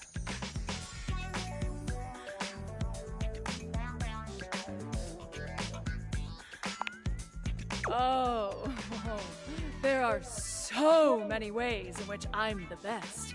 But who am I to tell you? Lucinda Laudable will give you the tour. I don't know what any of these words mean. Are you saying my name is a stretch? That people won't get it? Okay. Laudable means deserving of praise, which is exactly what I am. Thank you. I am by far the best looking dateable, and it's not even a competition. They spent the most time on me, on this fantastic body, on my incomparable composition.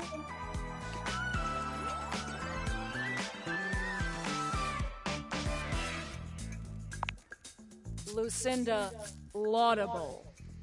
Let's take a look at a typical dateable. Whoever the fuck this is, he only stands there like that the whole time. It's a really bad option for you to keep on using. Whereas I can do all sorts of things with my arms and legs, you see.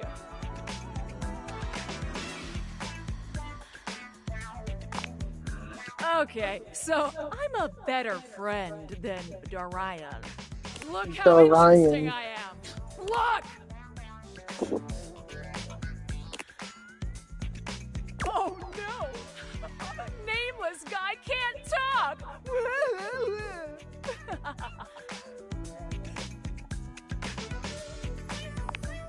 Well, there's a very simple explanation.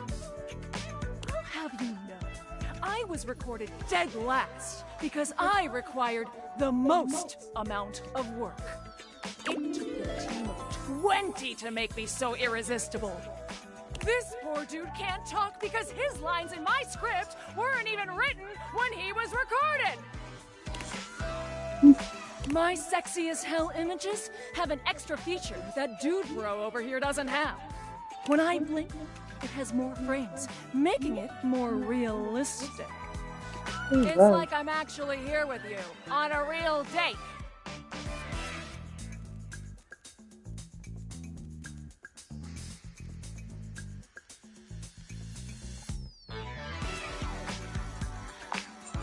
That's the power of the best blink in the business, baby. For these reasons, I award myself Best Cinematography, Lucinda Laudable. Oh, thank you, thank you, thank you so much.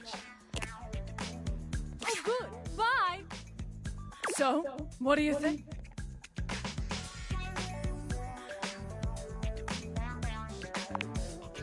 Ha! Damn straight! You are going right down the path to my heart, lover. Here, have some poise! Thank you so much. Don't poise it all in one place.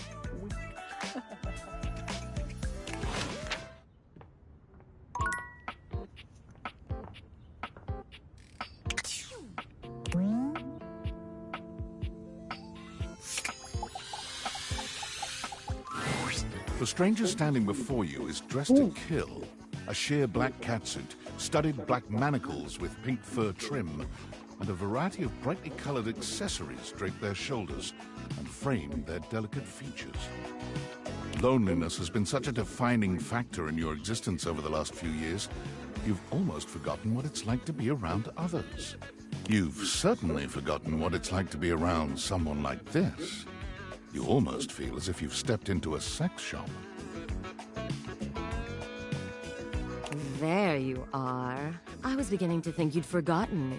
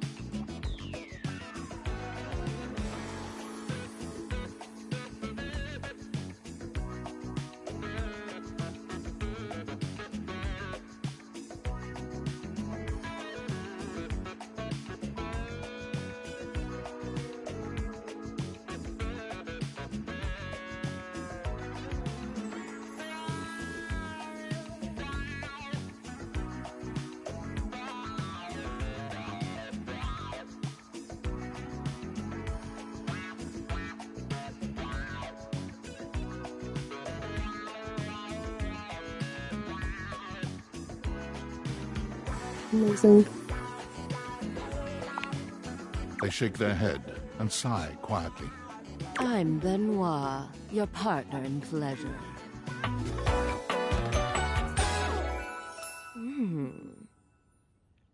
Benoit.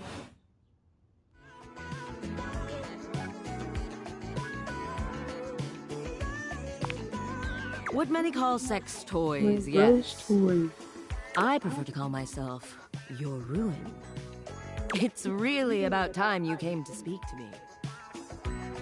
Given the way we met, someone less confident than me might really take it personally.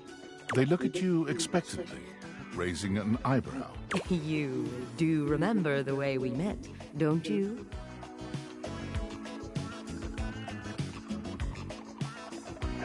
Oh my god! Wait, you look great. I'm talking to my That's rose what I toy. want. This is what I want. Okay. This is my rose Okay. toy. Oh. Oh my god, wait, it's not let me play it. This is what I wanted to find out. You're just a freaking loser. I just got an alarm on my phone. It's 9 p.m. No. You fucked it all up. Anyways. What's wrong with you? The new episode of Love Island is coming out right now. Pero I haven't caught up to the previous episode, even though I spent 5 hours watching that podcast show. I'm done. I have such tiny eyes. No, you don't. I have tiny eyes. You do have tiny eyes, but it looks so funny.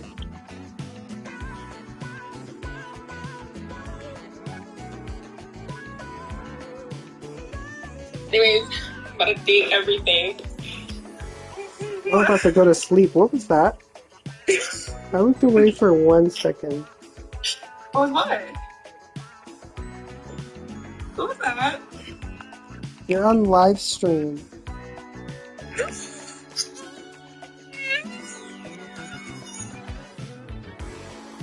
Wow.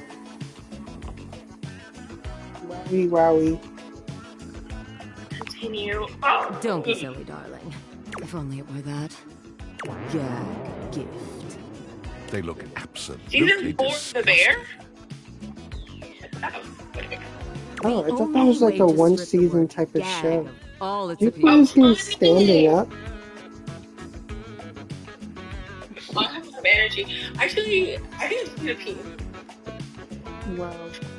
Some friend of yours thought they were hilarious. You moved into this house and your friend brought you a big box. You opened it up to find... what else? A smaller box. You opened that to find another small box. And so on and so forth. So funny. Eventually, you got to the smallest box. And there I was, a bright-eyed virgin. Yours for the taking. But there's still time to rectify that. After all, you're here, I'm here, and I know you have nothing but time. So how about it? Me and you and mind-bending, earth-shattering pleasure? Absolutely. I knew you couldn't stay away much longer. Come here. Benoit takes you by the hand, guiding you to lie down on your bed. What happens next is a blur of sensation. Benoit is everywhere at once, taking your hands and showing you just what to do to blow your I'm own trying mind. to use my rose toy right now. Please be quiet. You've never experienced anything like it. And you know... I don't like when my toilet water isn't never be blue. the same again. Maybe. Do you prefer, like, orange? No, I said I don't like it when it's not blue, so obviously I prefer blue. Oh. Idiot. I meant to say, is it orange? It's clear. It's a pretty good color, though. Oh, God. Yeah, it's pretty good. Not a universal experience, I guess. Sorry. I lost my bed. I'm gonna talk to my toilet paper. Oh my god, how many people I haven't spoken to? I haven't talked to anyone in the bathroom. Anyways, let me go back to my favorite There's a arguing strange rapper couple. standing in your bathroom where the toilet usually is. He's dressed in white and gold, but where his outfit is clean, the look he gives you is downright dirty. While you might be curious about this toilet man, it seems more than clear that curiosity doesn't go both ways. This time, however, they stopped. Me. The toilet man springs into action, raising his hands to his mouth as he begins to beatbox.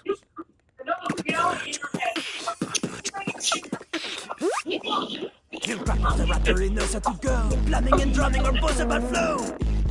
You black these pipes, you'll be ending your life when he slams your head into the bowl. Oh, on a toilet roll. Jean-Luc Pissoir, out of control.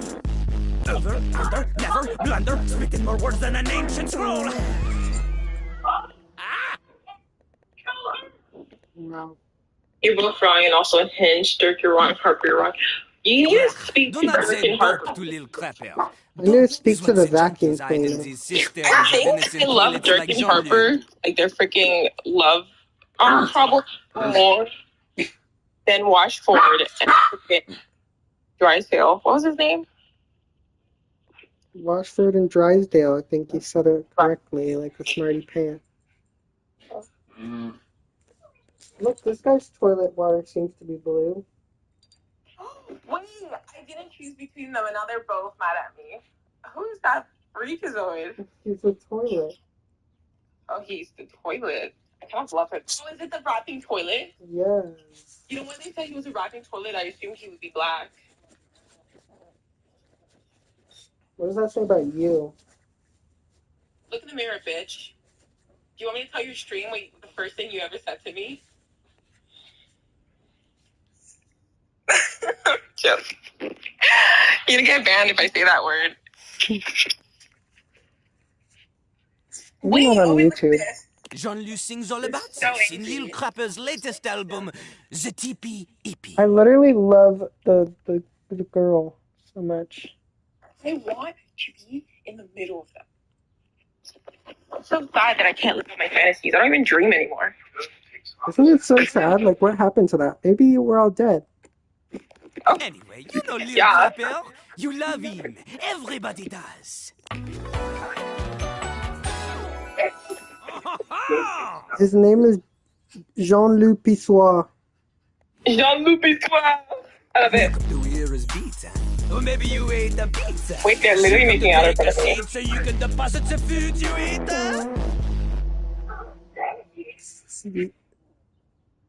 Wait, I'm so jealous. Are these hangers different? I doubt that they are.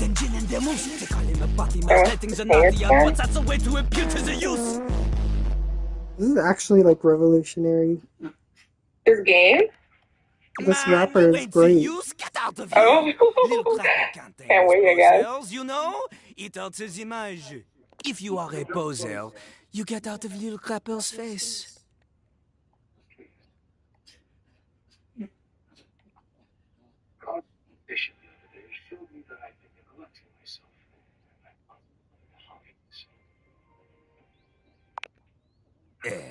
Maybe?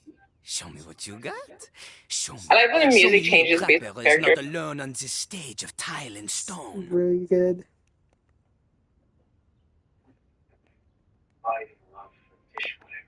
Not just Dishware. You need to show I him knew that it you was can crazy. Hmm? Dishware.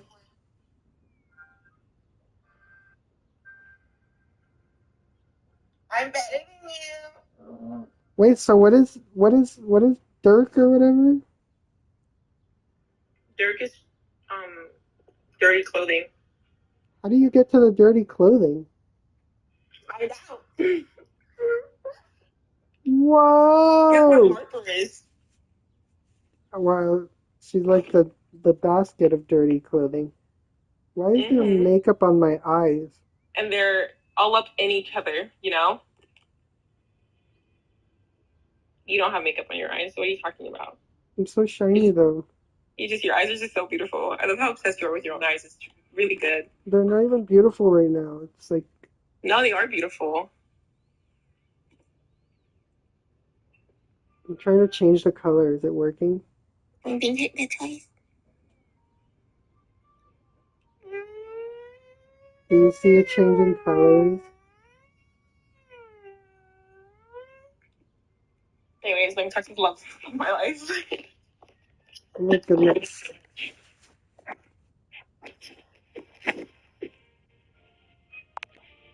Oh, you misunderstand him. Crapping, short for cool rapping. Lil Crapper is always crapping. Now it's your turn. Show him you can crap.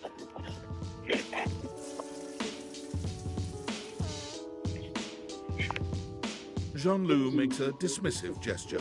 That is their problem. Lil Crapper, he is ahead of the curve. Crapper, He is it's a you. wordsmith, eh? He is like Voltaire, French, and smarter than you. On a related note, Voltaire was my number 2 pick for my nom de plume. Not from Lil Crapper.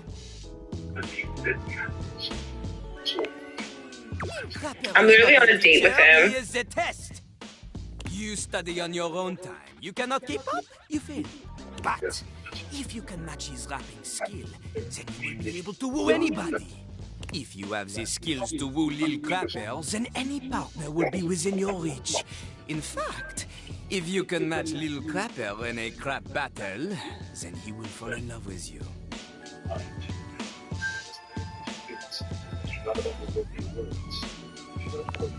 Cease your flattery. Lil Crapper's art is immune to all forms of romance unless they are accompanied by a backing beat. So, what do you see? Do you have what it takes to Oh, face he ate with that. Yes. You are wrong! Jean-Loup knows you. You are the chatin, the kissless loser. You have enthusiasm for rap. Lil Crapper sees is but enthusiasm alone. She is not enough. The rap, she comes from the art, the deepest part of the system. The art. Like that little rubber bits that comes down sometimes and the water keeps running forever. You know the bit. You need to experience life before you can spit it out in alternating phonemes adhering to some sort of a rhyme structure. As you are, you have no chance to defeat Jean-Loup, let alone match his rapier wit. You want to clash talons with these 2 gallon stallions? It's called Daisuke Let Me Smash. Feisty. Return to Lil Crapper when you I was like Arigato Grande. She did that. Freak, I love her so much. I fell in love with Dishware. They say ugly. I'm like, Dishware. He's handsome and hot. A loser, he's not. And I hope he'll let me kiss there. That is not. Wow. That is literally my only choice. Are you Lil Crapper? That's so cute. Do I really need a French accent? I failed. No, I don't. Rose disgracing her ancestors. Shut up. I think you can do a better French. First of all, the French enslaved us, but I'm not going to get into that right now. Oh, actually. I think you can do a better French accent than me. Construction worker Ooh. You feel as though you've Jolene accidentally says, wandered into an active wait, maybe building not. site. Might be old messages. I never know. Look at this. Oh, you're doing that. I found a handsome little construction man. Hey. Oh my god. I fell in love with this whale. They say ugly, I'm like this whale. He's handsome and hot. A loser, he's not. And I hope he'll let me kiss there. Wow. That's like real art. Oh, I love it, I love it, I love it. He holds up his hands to stop you from going any further, glaring at you as he looks you up and down. Whoa! Where do you think you're going? Oh my god, he loved it. Muse. She's dead. I'm like, bitch, where? I can't let you in here without the proper PPE. Yeah. Tony Toolbox. Tony puts his fingers to his mouth and whistles. Hey, oh, get him out of here. Your hard hat, your boots, your high-vis vest. Come on, this is a job site. Don't even get me started. Okay, Now, metaphor. Johnny Wannabe next door has got a whole garage to himself. I mean, I'm talking wall-to-wall pegboard, 6 kinds of saws. Oh, and he's got this 12-inch auger. Shiloh! Those things go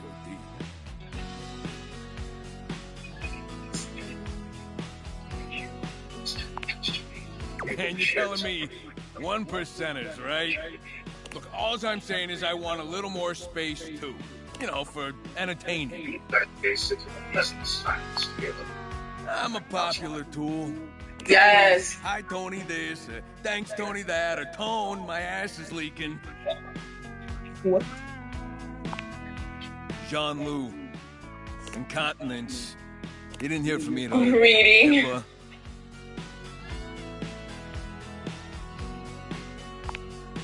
Anyways, objects need somewhere bigger than this to come see me for what ails them.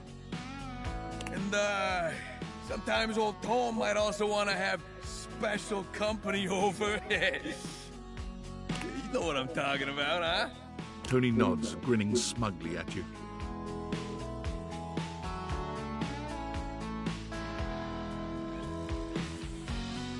God damn. You know what I'm talking about.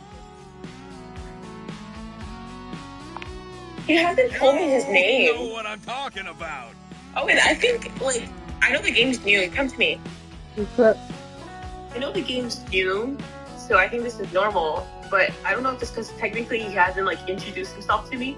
But, like, this is Daisuke, but he's, like, not there. Have you ever talked to him? Always. Like It wasn't him? always, like, him and someone else. The Like, object? Huh? Like specifically whatever he is? Yes. Oh. Is it not him? Well, it's never him and someone else. It's always just him that I'm speaking to. And I did a mission for him and everything. Well, maybe he's just special. Maybe he has to love me for me to introduce Did for him. he introduce himself? No, technically he didn't say, oh, I'm so-and-so. But, like, the author says his name. And I said his name to him.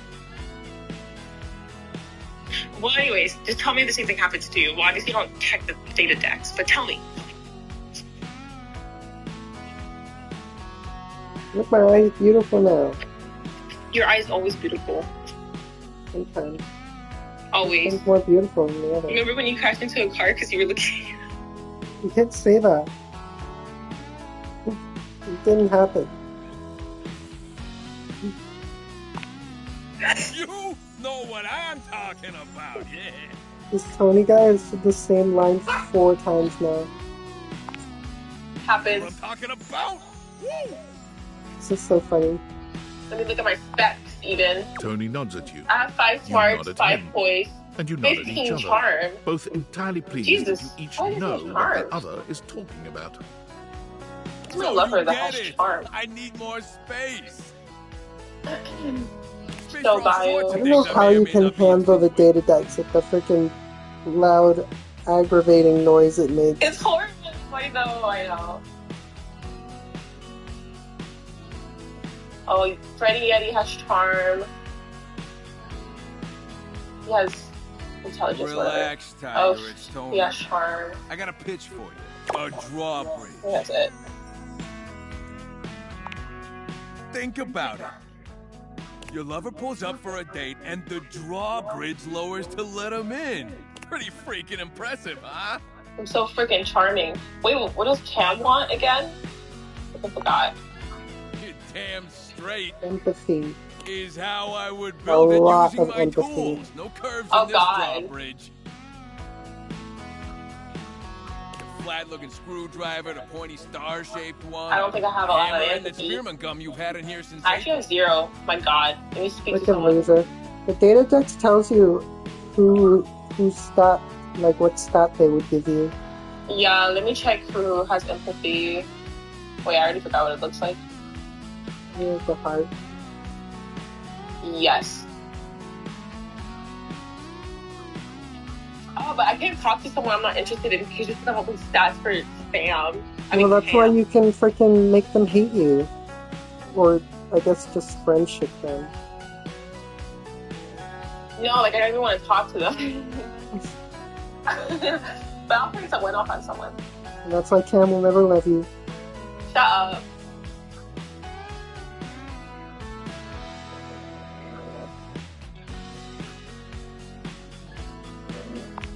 Wait, actually, no one I talk You're a to tough customer, but has there's no empathy or need to get something. personal.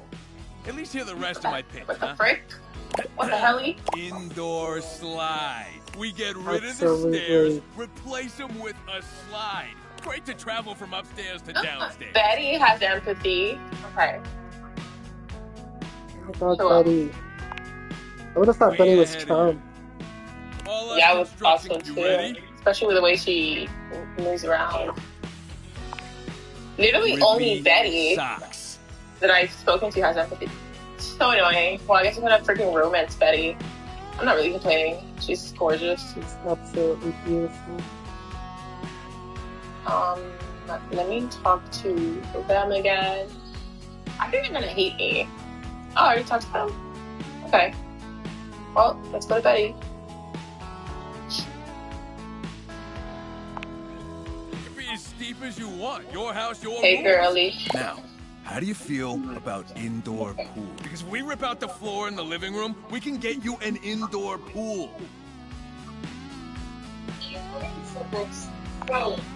Hey, let me get the permits going. See if I can get my best tools on the job. Hammer's availability's been shot ever since the incident. Tony slides past your question without skipping a beat. Anyway, that's enough about that guy. Let me tell you about my best-selling workshop. It's a workshop about loving.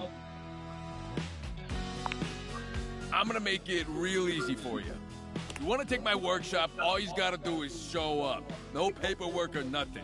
Now, I don't mean to hustle you out of here, but I gotta take lunch. Union rules. But you can come back later and see what we can do. You know, help you fix up your romantic affairs. I'll see you around. That's fun.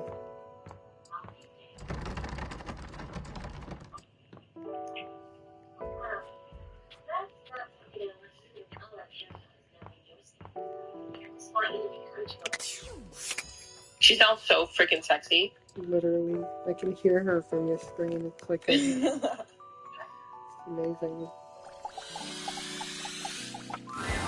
The figure who stands before you has the casual, confident air of someone who knows just what she's about.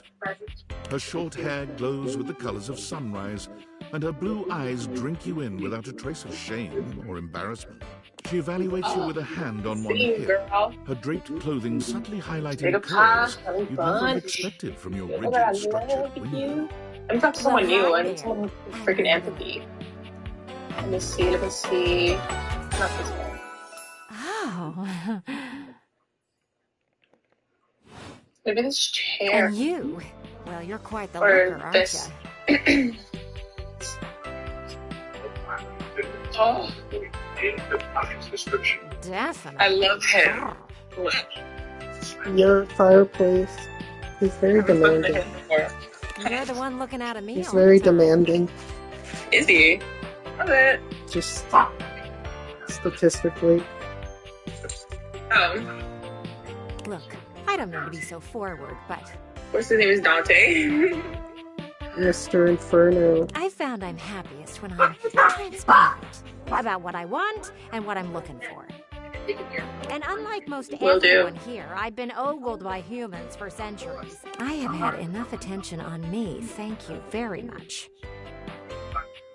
He sounds like Beast Boy.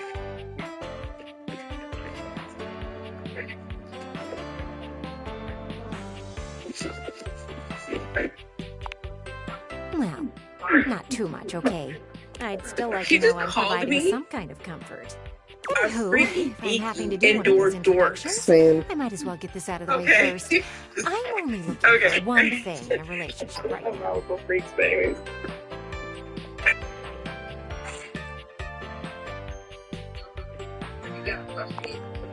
No, not wrong. Just sex. I've been around the block a few times and had my fun. These days, I'm happiest watching from the sideline. That said, I can't say I'm looking for anything too serious right now.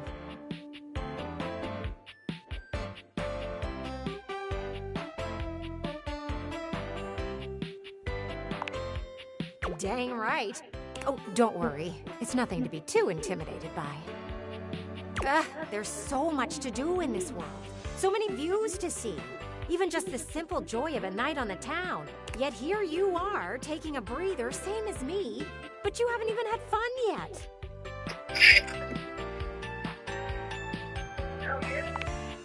I just want to see you live a little, that's all. Stop watching life pass you by. Enjoy yourself. Kiss someone. Kiss many someones.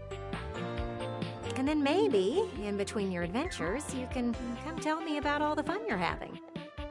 This is black man talking. Over and out. Gwendolyn. Dante. Valdivinites, it's David Most, your beloved CEO, with an important Dante question. Bosco is the What do voice following of items have Dante in and common? Deed Everything. Cellophane, It's funny. eyeglasses, and bottled water. If you guessed, they're all Not a 15% black off man. today, but even more importantly, Asian. they're all transparent. As your leader, It's a I value difference. transparency above all else, Depends where they especially grow when the up. board of directors changes the Literally, locks on my see, office. he is Message received, from Ian. probably With that New York, I spirit would in assume. Where mind, is it? I need to share some Los Angeles, difficult maybe. news with you today. I Let me have get not that been entirely Wikipedia. candid regarding my lost sunglasses. Tell me where you're The from. lost item was He's thankfully from not my sunglasses. Yes, My that makes a lot sunglasses of were sense. handcrafted in Italy by What is blind that? artisans, so are much inlaid with sense. conflict diamonds, and are locked in my safety deposit box. Oh my god. No, Love it. the missing item in California. question is... So, as you Yeah, can see, that's it is LA. imperative that the glasses are found as Okay, quickly as California. possible. Tell me now. To that end, and after Pittsburgh, discussing it with the California. board...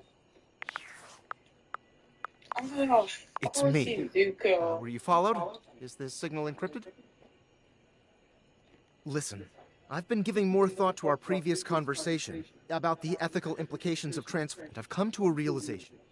It's honestly not up to us whether an object should become corny-ass human. little voice And if an in here. object expresses desire for personhood, who are we? Stuck with 5 characters for life.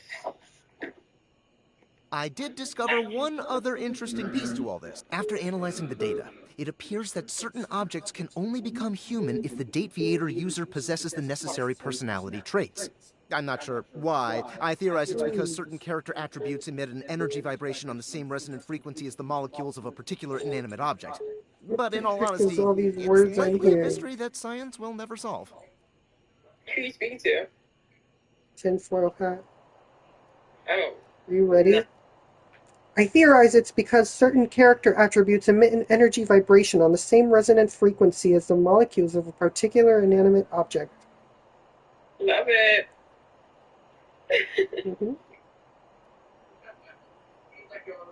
Okay, Dante is not. That I need to for him science too. will never solve. Regardless, I was able to discover which personality traits seem to resonate with each inanimate object, and I've uploaded that data into the Dateviators. I've labeled it Realization Recipes. You should be This able is to access those crazy. files now. I'm so sorry, but there's no time. Valdivian's goons were closing in, so I was forced to flee to a country in South America to avoid detection. And my cell carrier's overseas data plan is very limited. Seriously? 10 megabytes a day? I can barely send a GIF. What a joke. Remember, check the Dateviators for the Realization Recipes. Wait, my life might be complete.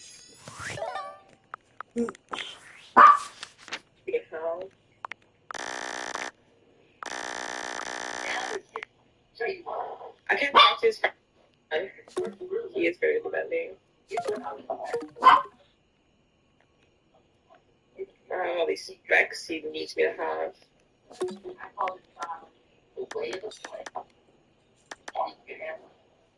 Ooh, they collectible.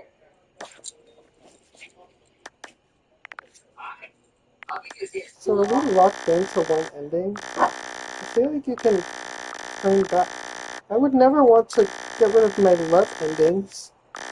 I think you can get a friend ending, you can make them a love ending or something. But when you get a love ending, I think so far I've been stuck in the same conversation. For Lux, you're supposed to get out of a hate ending. So there's that at least. For Lux, there's a collectible you get for like getting out of hate. Lux? You can speak to Lux? Lux? What's his name? For Light? Oh, okay.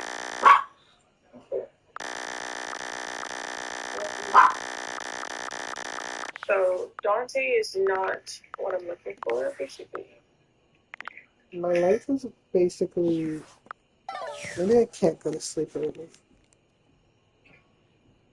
Well, have you turned off all your electronics and lights around you? Yeah, I mean, it's so dark in here, I can't even see. Oh, really? Yeah, can't you tell? Yeah, that's my fault. No one's a freaking empath. Yeah, I'm a Graceburg. No one's a freaking empath. Listen here, Miss Ferguson. Sometimes the noise is life.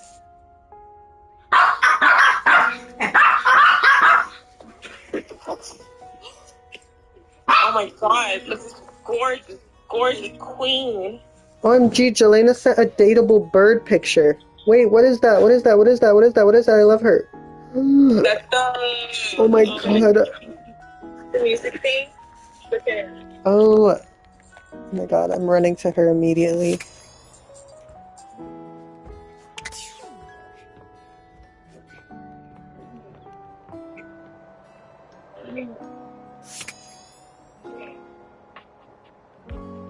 I have never seen this shelf before in my life.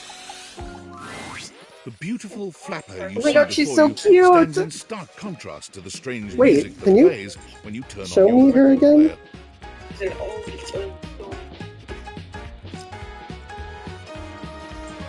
This is crazy. You see her thing as like blue, right? Her hat and this. What?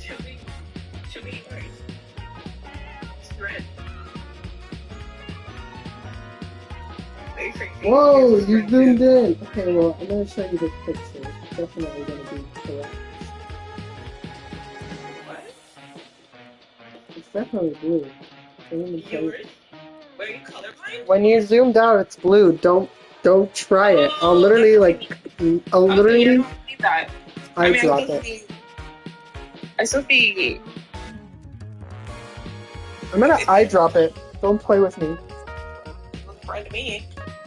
Not the red part, the freaking out, like the outer part. It's black. Oh yeah, close. Yeah, it's like She's a slapper. I love slappers. Oh my god, who is on my stream? I'm about to fucking... Wait, actually, Joanna called me, so I have to hang up on you. Bye.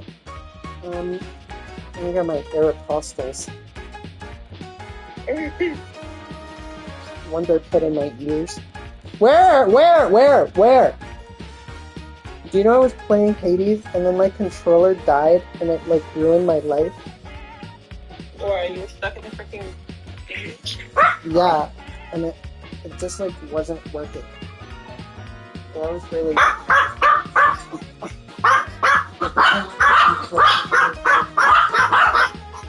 Don't. Oh my god, of course my dogs were at me. Okay.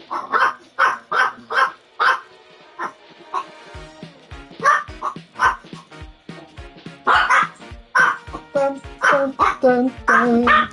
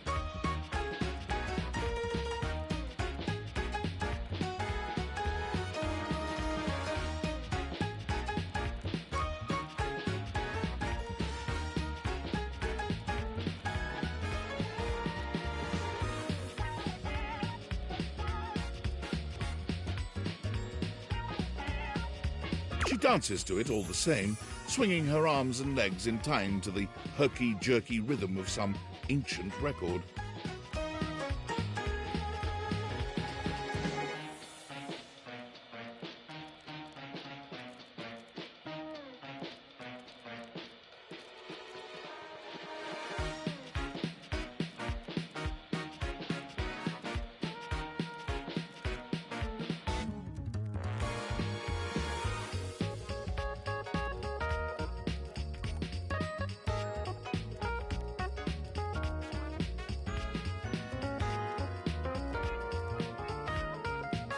Well, don't just stand there like a wet blanket. You get a wiggle on. Let's see you dance.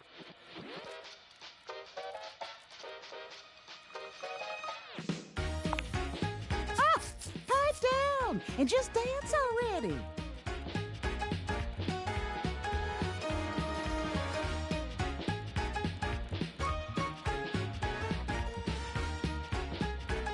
You give it your best shot, which seems to please her.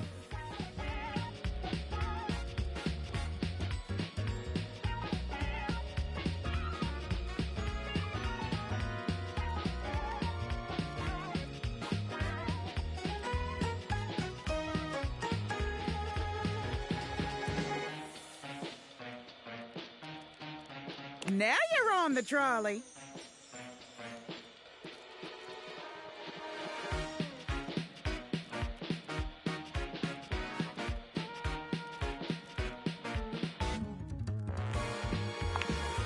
Exactly what I said.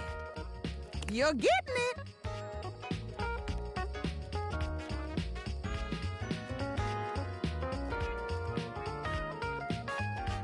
Mercifully, she turns the music off.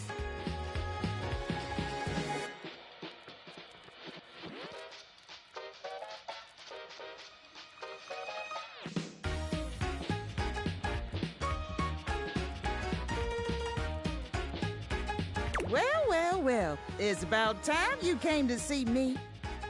My name's Rainy.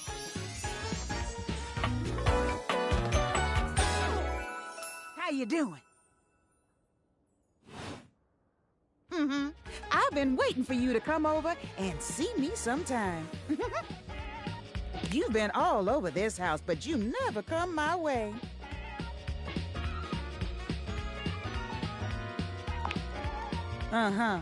Baloney. Well, anyway, it is so great to see a new face around here, even if your face ain't exactly new to me. Nobody ever seems to want to hang out anymore. I can't imagine why.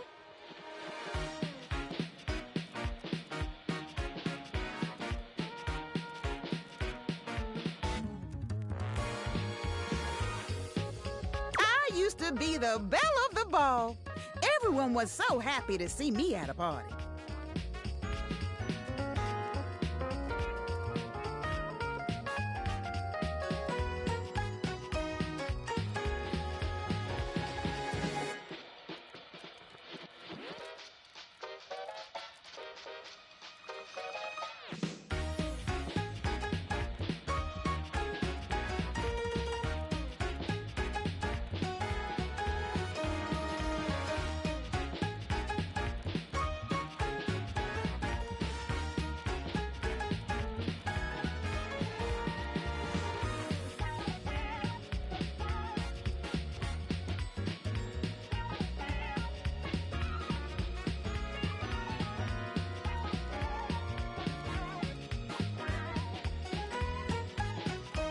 Now it's always just me and my records.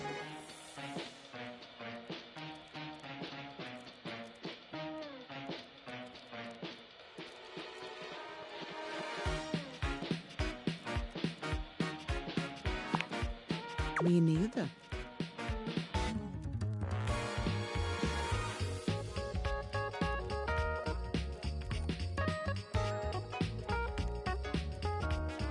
Well, whatever.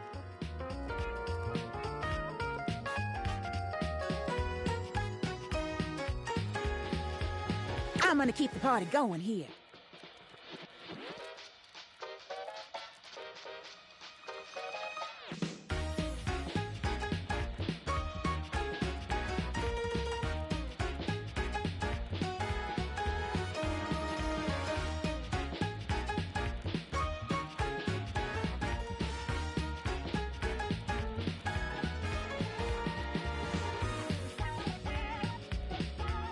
feel free to stick around, if you can keep up.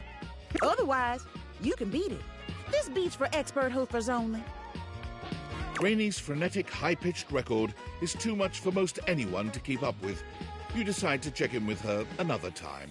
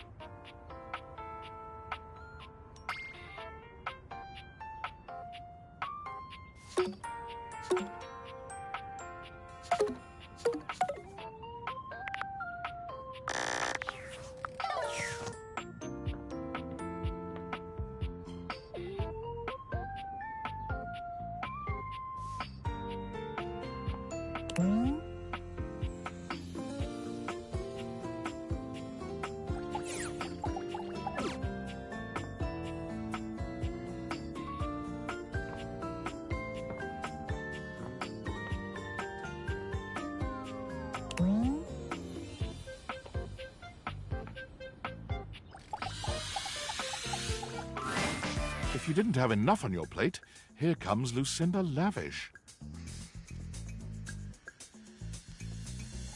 Come on, baby. Tell me what to do. Use me.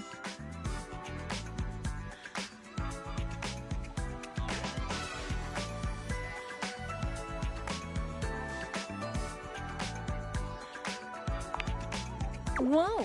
Continuing to pry at my very being, huh? Real cool. I'm here to show you a good time, and if you keep doing what you're doing...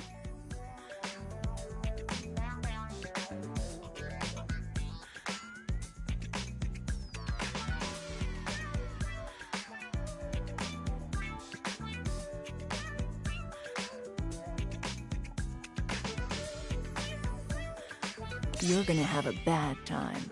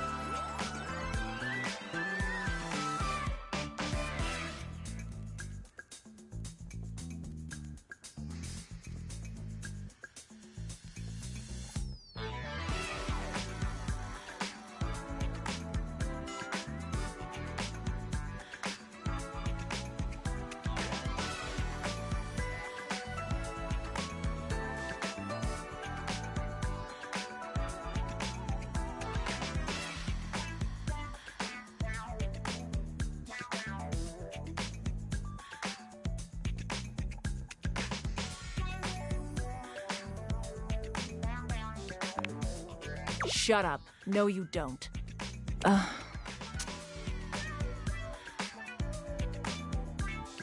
I guess you've noticed that I don't exist in the house at all. I barely exist in this fucking game. I can tell I was added at the last second. I'm just a hodgepodge of bullshit.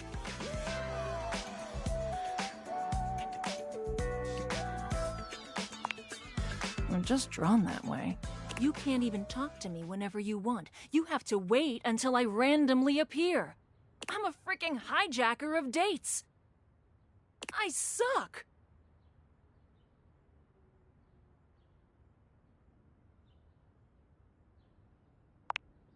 Really? Tell me one thing that you know about me. One true thing.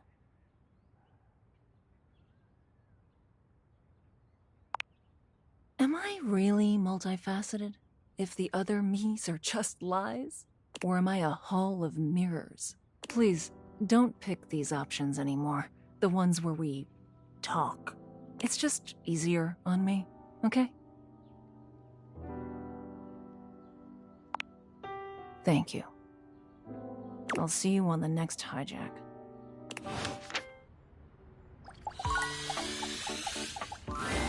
The first word that comes to mind as you evaluate the strange figure standing before you is delicious.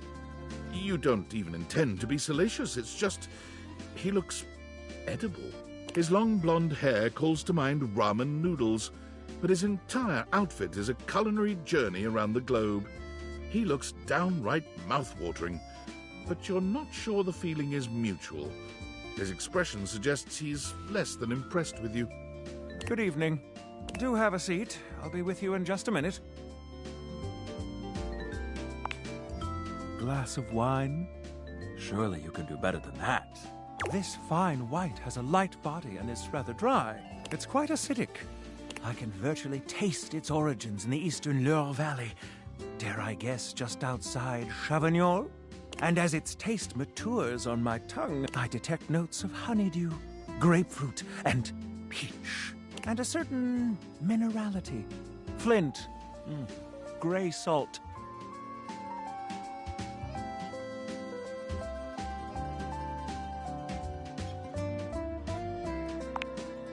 Well done. Now, can you do even better?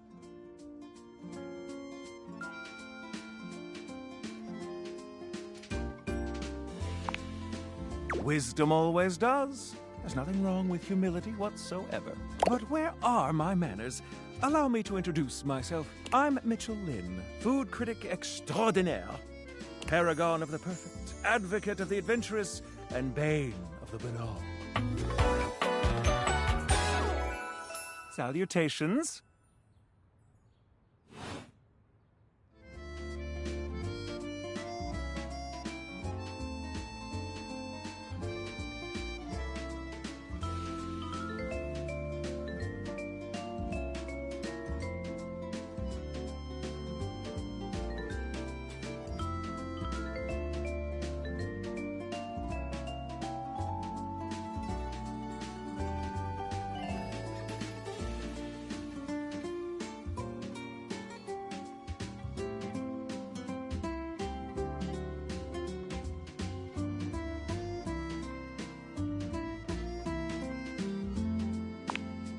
What, pray tell, does that mean?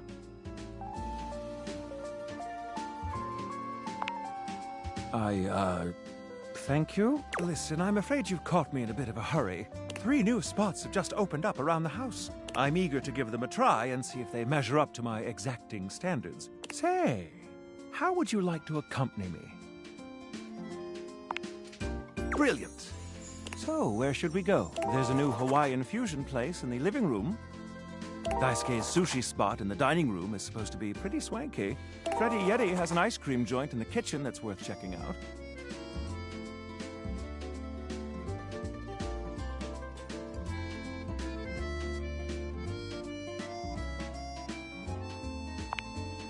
You find yourself in a large and comfy side-of-the-street style stand.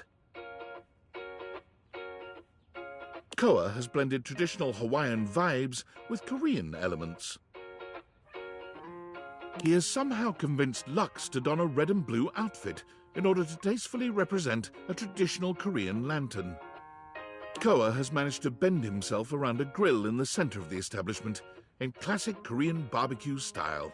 But the Hawaiian vibe is very much in full swing, and the scent of Kalua pork is drifting on the breeze. He's asked Gwendolyn to kindly crack herself a bit for the occasion.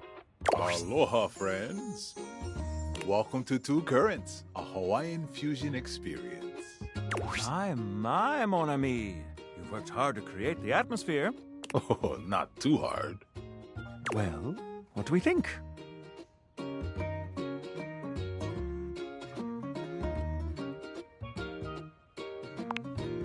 You knew what it was? I'm impressed. Mitchell beams, pride radiating from him. My date is quite worldly, Koa. Please, take a seat. Koa pats his lap. Don't mind if we do. Is something the matter? How do we feel about these seats?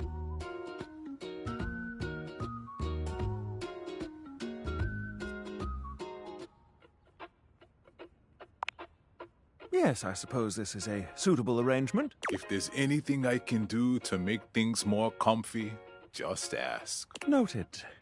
Now, what do you recommend? Here's a dish that's also of Korean origin. Meat jun. Thinly sliced beef dipped in egg batter and fried. And of course, some kalua pork, rice, and cucumber slices to go with it. Intriguing. What do you think?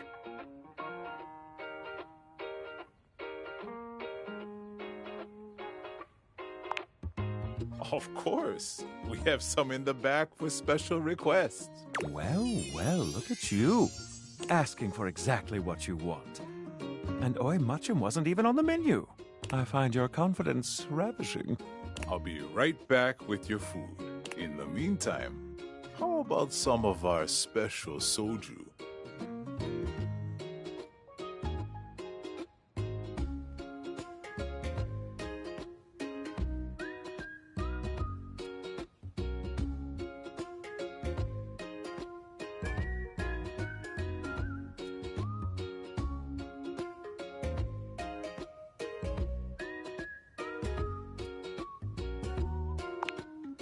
Ganbei. Nice one. Okay, here's your order. Let's try this. Koa's dishes are sumptuous, abundant, and full of bold, contrasting flavors. This is definitely comfort food, and the gloves are off when it comes to spices, sauces, and carbs.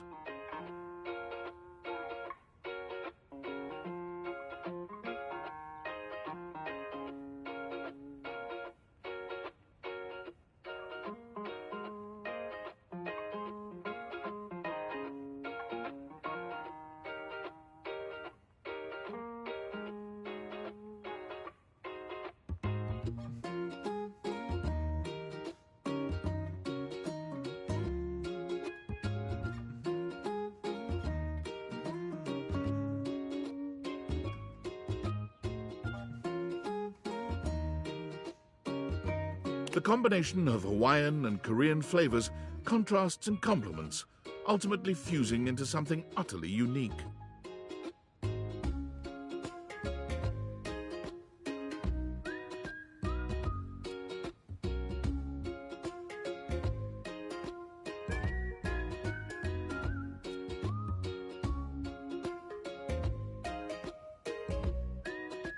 Fermented vegetables, meats dripping with sugary pineapple sauce, and rice.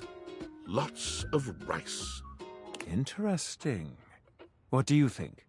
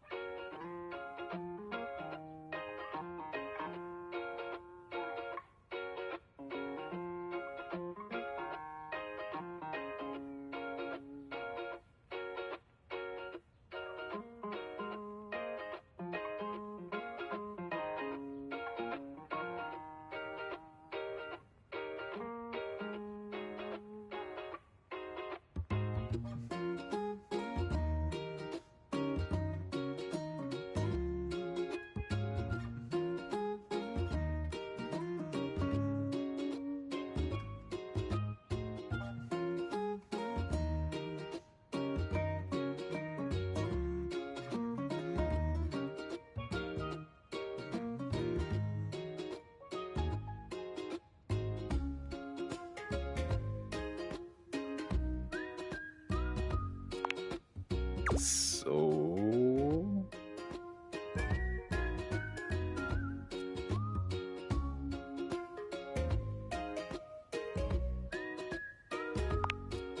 I agree. To have made something so original and yet so delicious is a real win. Koa, you've outdone yourself. And I must applaud your open mind. I find that to be quite sexy. My friend and I are about finished here. Koa, thank you for having us. You two are welcome back anytime. Thanks for stopping by.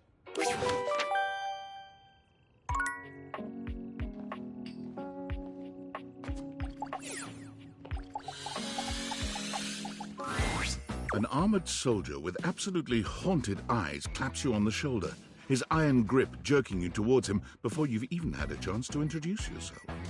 Ranger! Oh, you survived the journey. And with all your limbs still attached. Thank the immortals you made it here alive.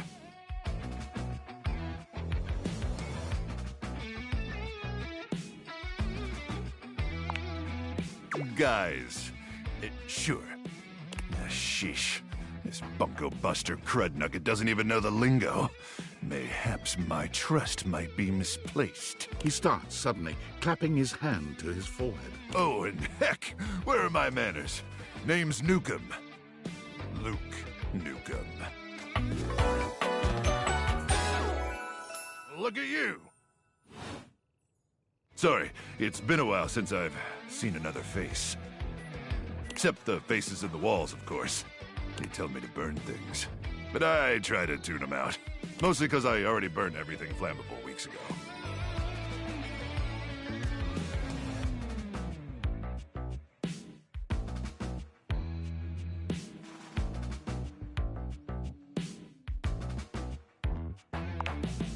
That's exactly what the faces say! Oh, you guys would get along.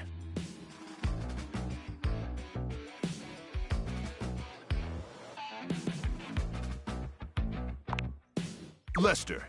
He always knows just the right thing to scream. Anyway, forgive me if my extended isolation has eroded some of my social skills. I've just been stuck guarding this outpost for months.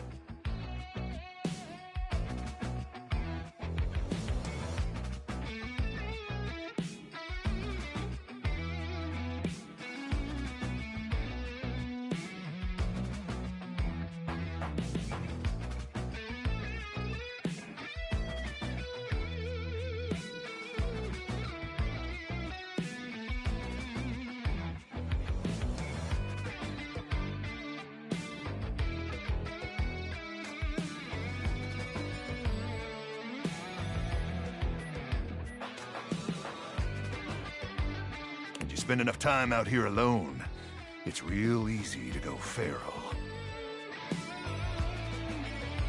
But don't worry, they have great solutions for that now.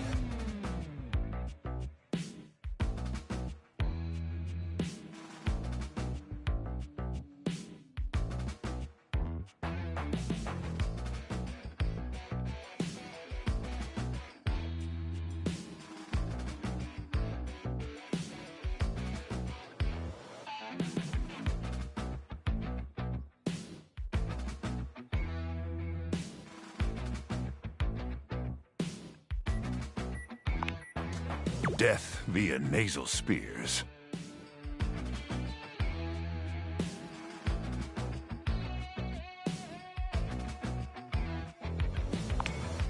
I don't see why I would. Oh, I'm just so excited you weren't obliterated! When I heard Colonel Furnace was sending a division from across the Barrens, I thought for sure swarmers would rip your flesh to shreds and use your blood for fuel before you even made it to the first outpost.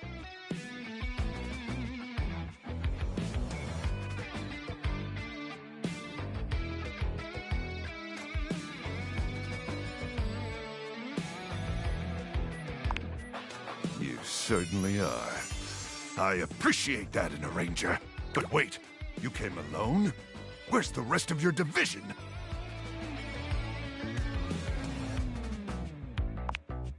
Crook! Ah, swarmers be damned. I'm so sorry, Ranger. May the immortals provide the fallen safe transport to the Underrealm and solace in their everlasting night.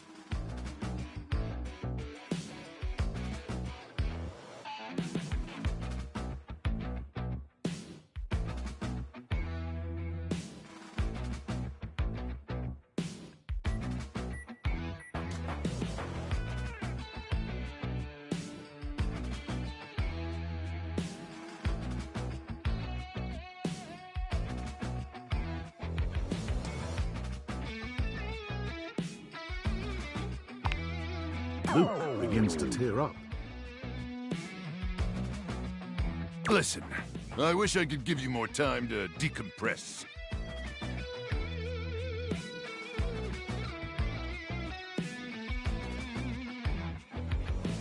I know you must be exhausted after your journey, but time is of the essence. We have much to discuss, and dangerously little time before our mission commences.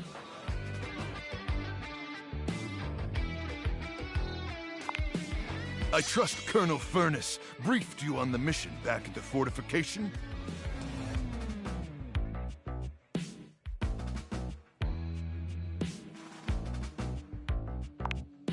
Why, thank you, Ranger. Here's the situation. I have, in my possession, a handheld electromagnetic device powerful enough to flatten the Barrens entirely.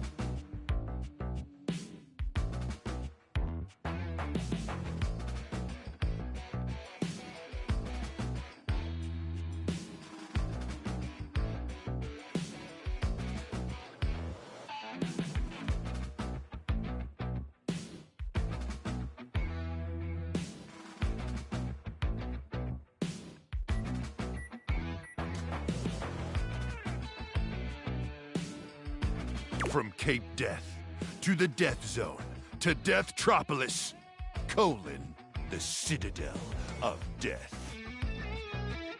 It's called the Magnetron. Here's an artist's rendering. Oh yes, I'm afraid the blast zone would completely decimate Deathtropolis in an instant, killing millions. And worse, the fallout would even irradiate the scenic suburb of Deathville. Home of the world's widest asparagus festival.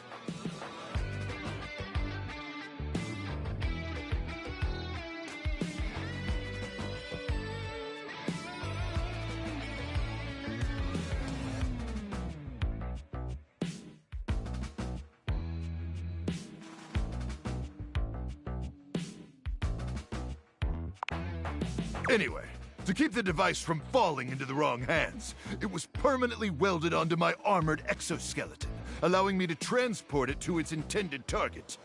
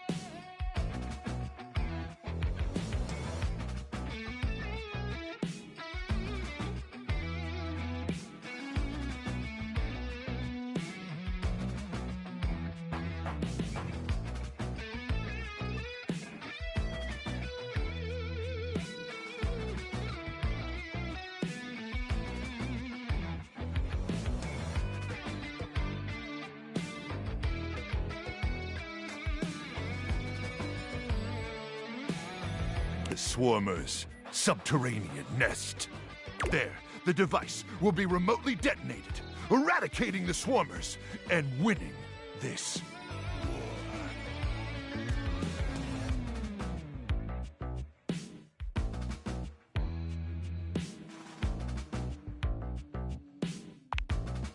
Hopefully not.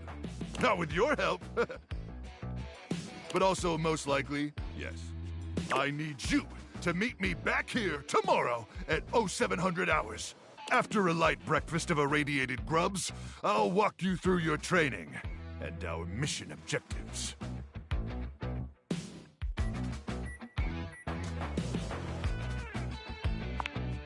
All right, it's about time for me to begin my nightly patrol. Gotta make sure no Swarmers infiltrate our defenses. May the Immortals watch over and protect you.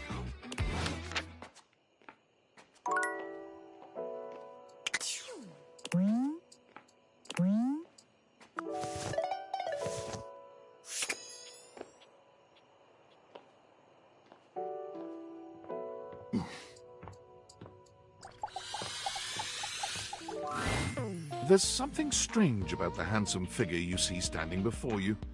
It's not his clothing, even though he does appear to be dressed in some sort of plastic armor.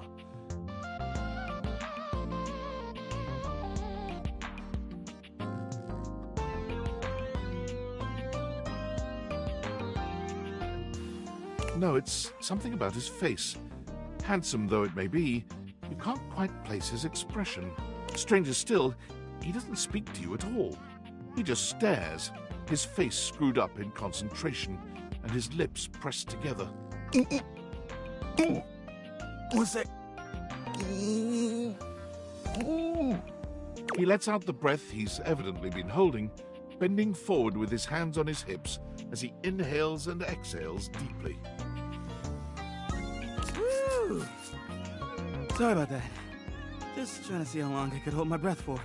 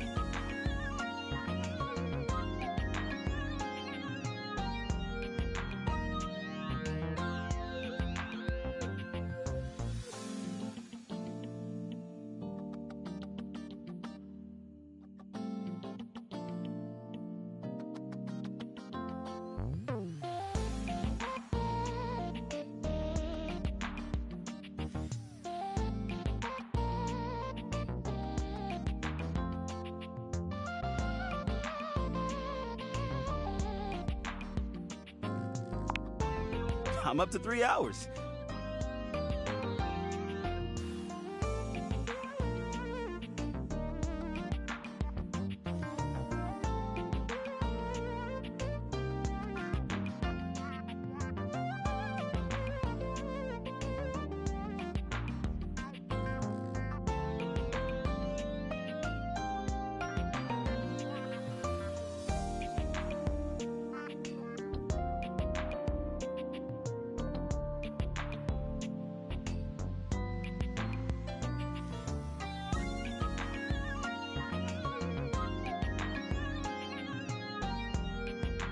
All right, now that that's taken care of, I can give you my full attention.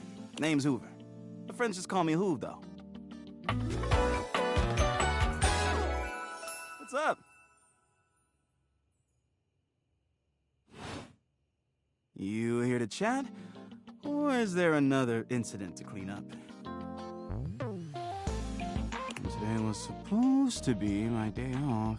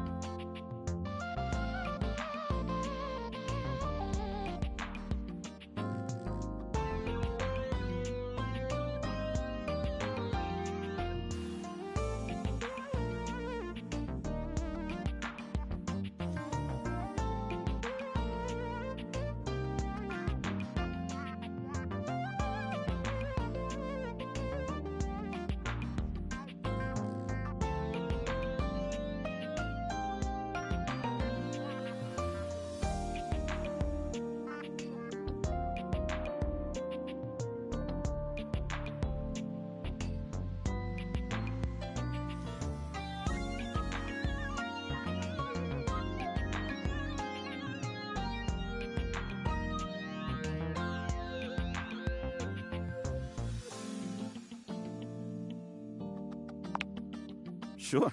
What about?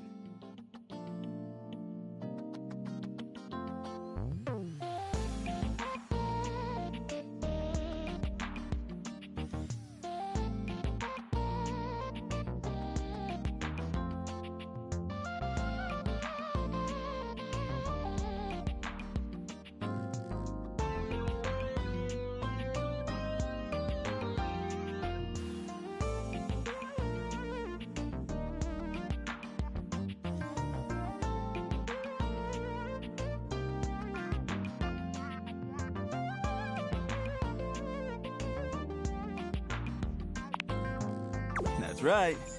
Crime scene investigation. I love my work, but it can be hard to put it away at times. I do tend to keep it all in my bag. Oh, it is. Big enough to take whatever needs taken.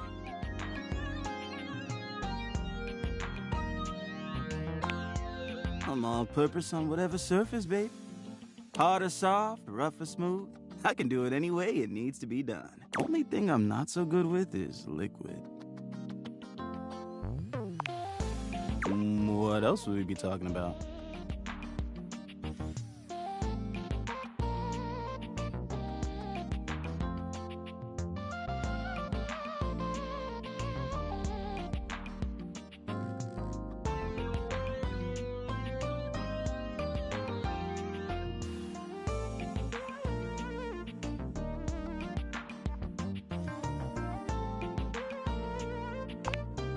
Right, exactly. My specialty, investigating dirt and other things.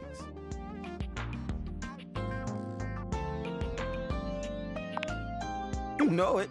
I've been everywhere except the crawl space, I think. I mean, you never know. There are always places I might not know about. I have heard rumors about a haunted attic. Nah, but I'm sure that's nothing but hearsay.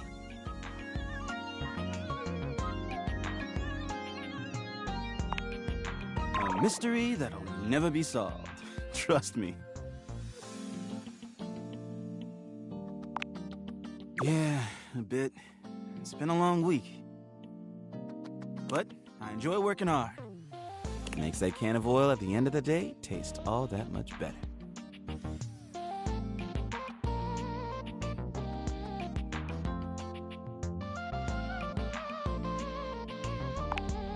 Well, I used to do a lot of things for fun. used to love watching a good game, especially with fellow fans. And sometimes I'd have a drink after a long day's work. These days, I don't know. I've just felt a bit too cluttered. Nothing to worry about, though. Hey, it's been great talking to you, but I gotta finish up my work and call it a day. How about you come back and see me next time you got a minute? I feel like I haven't gotten out to do something fun in a while. Maybe the two of us could, I don't know, catch a game or have a drink?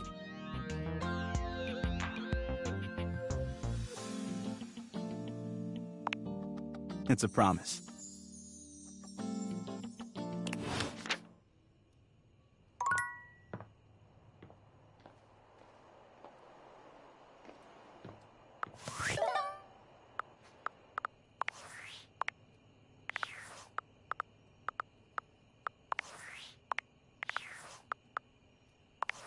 Attention, jackasses!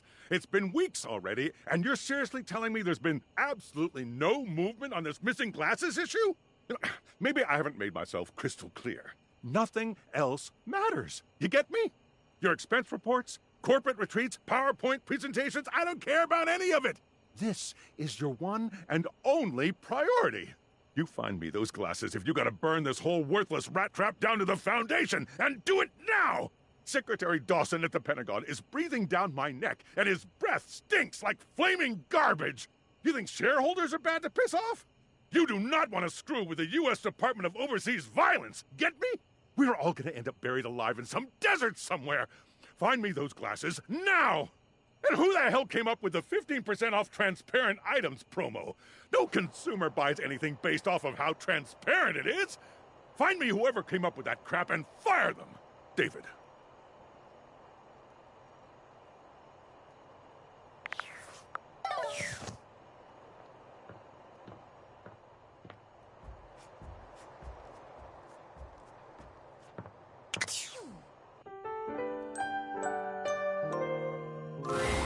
Nightmares are nothing new to you, but this terror standing in your room is certainly a unique experience. It's hard to even make sense of what you're seeing. A dreadful figure, wreathed in black, with what seems to be the suggestion of a horse's head, with snake and lion heads sprouting from its shoulders. It has a multitude of eyes where they shouldn't be, and teeth that decorate what would be the belly and hips on a human figure. But it's not the monstrous anatomy that freaks you out the most. It's that lizard brain feeling of fear the figure inspires in you. You want to run, but by some miracle, you don't.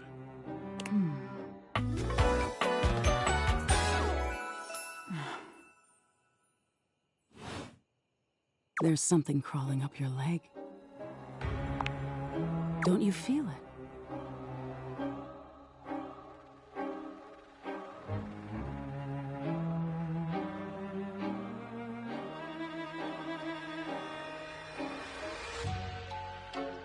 You know it's there.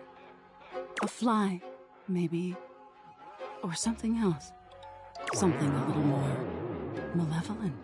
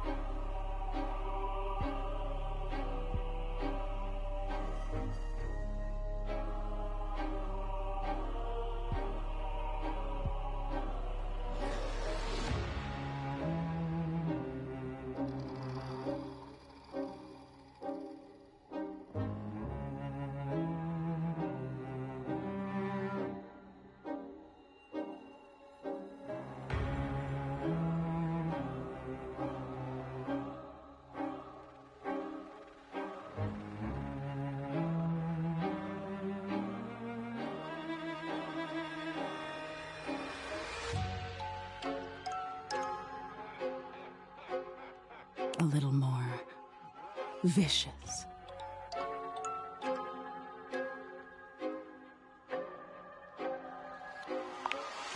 Crawling up your leg.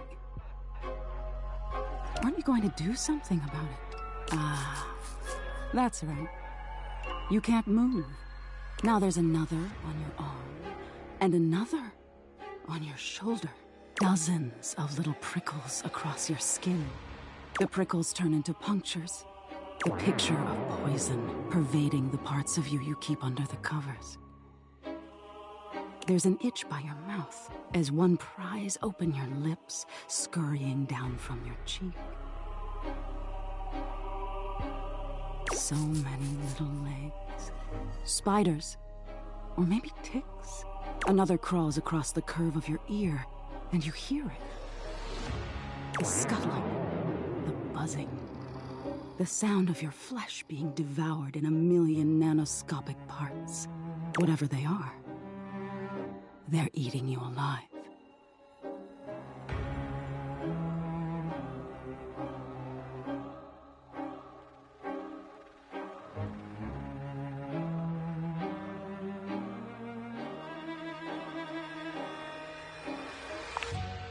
Trying to put up a tough front, huh? No matter. I'll find out what scares you. In any case, it was simply delightful to meet you. No need for pleasantries. I've been in your head your whole life. Until next time. You'll see me sooner or later. But if you want it to happen sooner, they say coffee at midnight is a good way to invite the darkness in.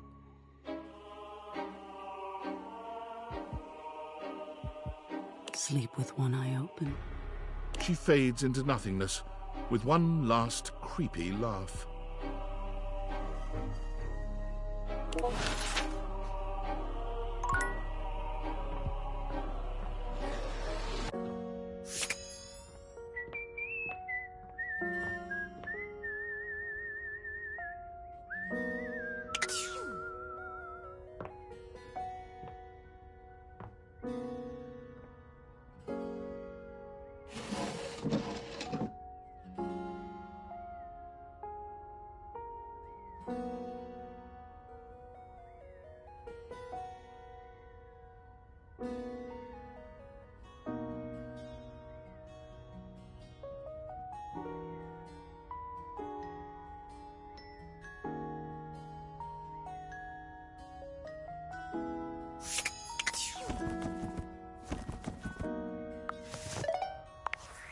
David is obviously becoming desperate, and he doesn't do well under pressure. I'm worried his behavior will gradually become increasingly erratic until he crosses a line he can't come back from. You have no idea. I should never have put you in this situation. Naively, I believed as Valdivian's lowest paid employee, you would be safe. But it's become clear that as long as you possess the Dateviators, you'll be the target of David's wrath. Anyway, I have a solution. Use the realization recipes to bring Skylar to life. If Skylar becomes human, the Dateviators will instantly cease to operate. And if the Dateviators cease to operate, there will be absolutely no evidence implicating you in their theft. Realize Skylar and destroy the Dateviators before David unleashes his full fury upon you. He has access to resources you'd never believe. I'm afraid there's just no time to explain.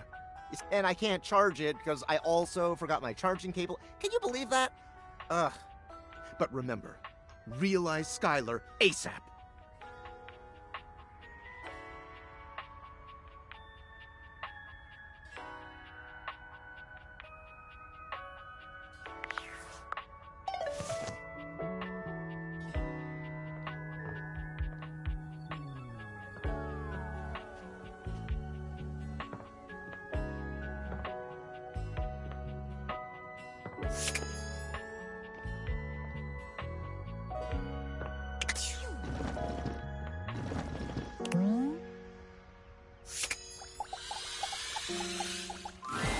You're surprised to see Mikey busy with a phone call. He's turned away from you, talking into a cell phone. You can hear the warmth in his voice as he speaks.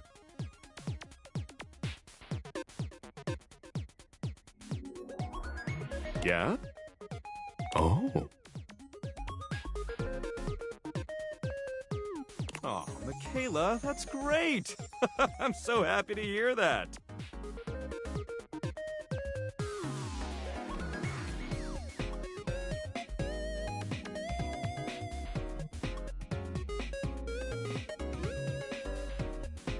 Uh-huh. Oh, now, Mickey, that doesn't mean I love her more.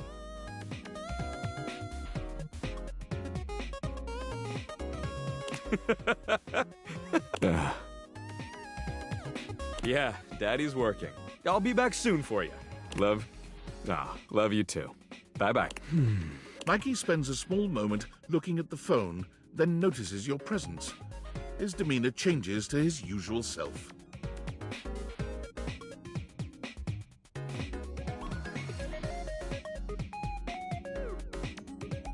Oh, sorry. What would you like to do?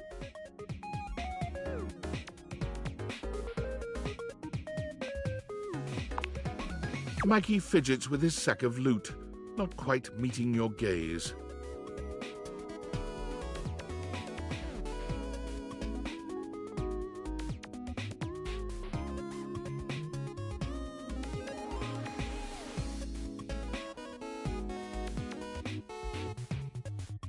Oh, those were my kids. I apologize for having them on the call while on duty.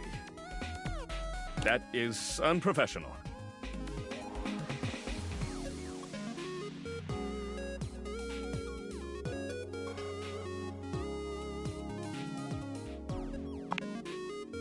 Huh. Well, I guess I could file this under unspecified break time. What do you want to know?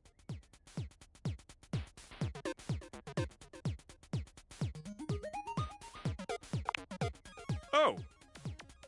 She's great. Anything else?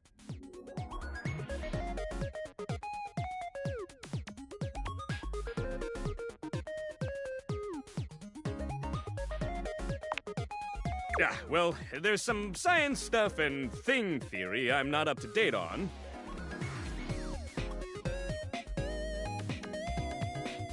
But, just like how each of us represents one thing in existence, kids in the object world become new things that haven't been invented or discovered yet.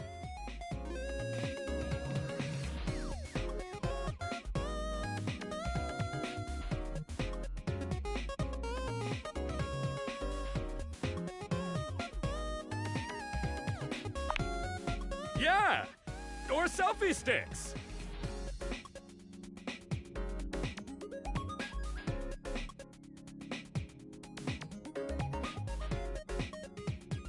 Anything else? When we're together, we get into all kinds of trouble. Finger painting, bird watching, oh, and talking about what kinds of concepts they want to be when they grow up. Ha! I've got no favorites. They are all equally legendary in my book. Anything else? I have 3 kids, Michaela, Marco, and Mickey. I came up with all of them. Anything else? Okay, enough of all this. I gotta get back to work. What would you like to do?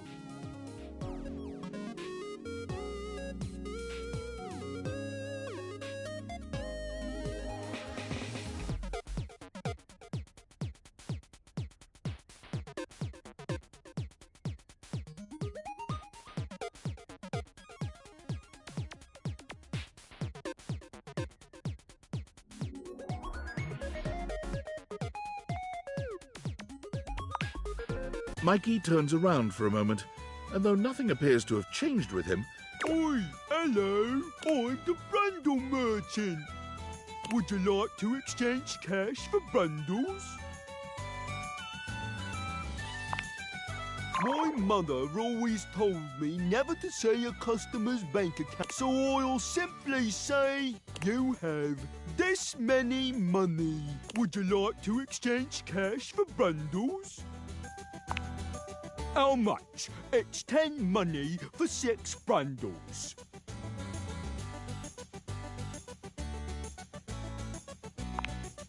Bloody hell! I'll have to go to the back of my shop for that amount. Mikey walks out of sight, talking rather loudly to himself. Clomp, clomp, clomp. Oi, where's me bundles? How many of them do you want, then? Dearie me, dearie me! We'll be out soon, I fear. It's been a tough winter. Well, what are we to do? Can they not give us a day? Some time, at least. Some time will get us through this winter's discontent. My love, if I have to steal for them, I shall. Your thieving ways. Don't do it, Reginald! I must! Reginald! Crash! Boom! Clump, clump, clump. No! It's the Brumble Thief back again! Hide your Brumbles! Hide them all! I just need 60, that's all! Stop! By order of the Sheriff Tabitha, you are to...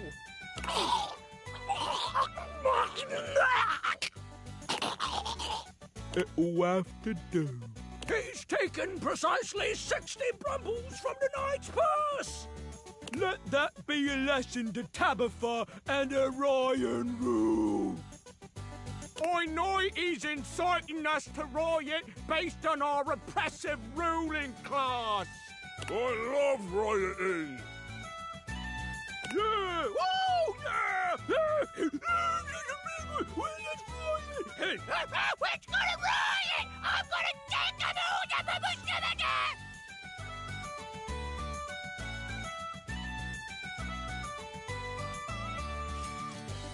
Now to make my escape.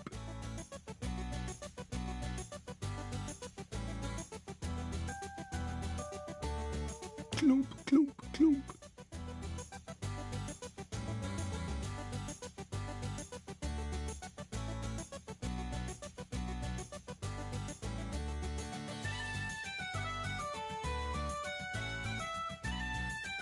He returns, handing you a sack of Brundles with a completely casual expression, like nothing just happened at all.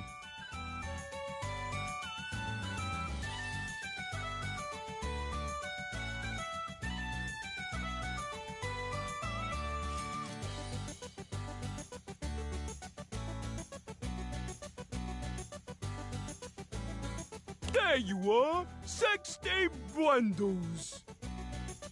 Oi, hello! I'm the Brundle Merchant. Would you like to exchange cash for bundles? How much? It's 10 money for 6 bundles. Mikey hands you your Brundles. They shine appealingly in your hands. Cool. 30 golden bundles. Would you like to exchange cash for bundles? How much? It's 10 money for 6 bundles. Mikey hands you your Brundles. They shine appealingly in your hands. Blimey, here you are then. 12 golden bundles. Would you like to exchange cash for bundles? How much? It's 10 money. Mikey hands you your Brundles. They shine appealingly in your hands. There you are. Would you like to exchange cash for bundles? How much? It's 10 money for 6 bundles. Oh, terribly sorry. You seem to be... It's dangerous to spend all your coin on pulling. Trust me. Don't do that. For God's sakes, no! This conversation is over.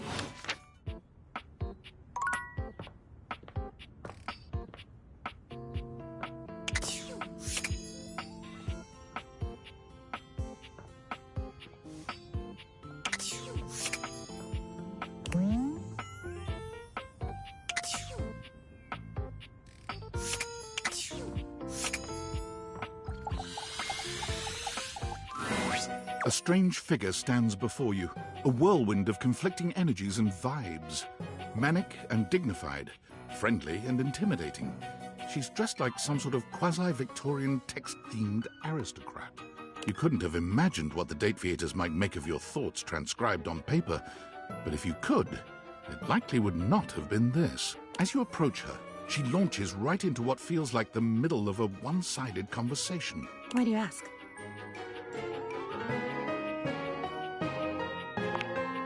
Oh! But the blue one, and then the butterfly. Why is there so much sand? Why is there always sand in places where sand should never be?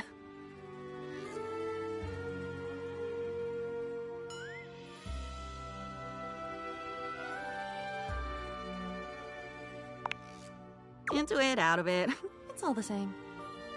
Into one thing is out of another, and on until you're dizzy and there's nobody to catch you because the basketball game started late.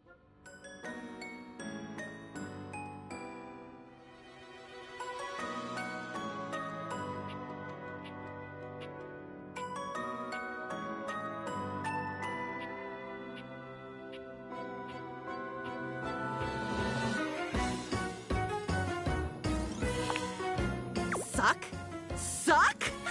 Oh, come on. Have you ever actually thought about a straw? I had to use one once after they took those teeth away. No, that's not right. I wanted to. But they told me I would bleed if I did bleed and die and have to go back so they could take more from me. Take more because I had more to lose. But it wasn't me. I counted my teeth. And they're all there. Thoughts, on the other hand. Somehow I have too many of those.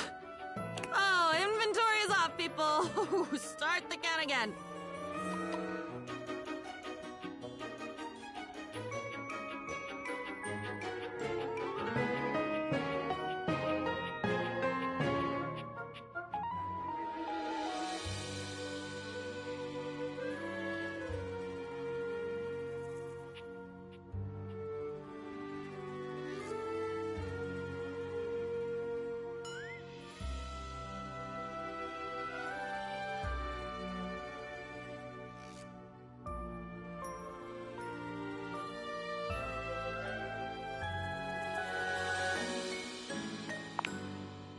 Wisdom.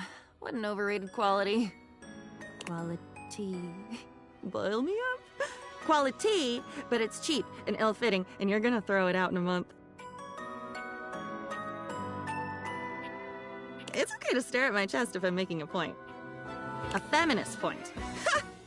The point of a nipple through the shirt, but if I've noticed it, aren't I the bad guy?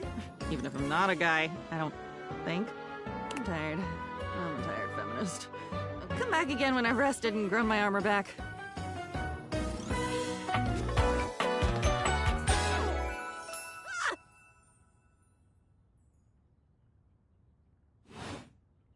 And with that, she's gone.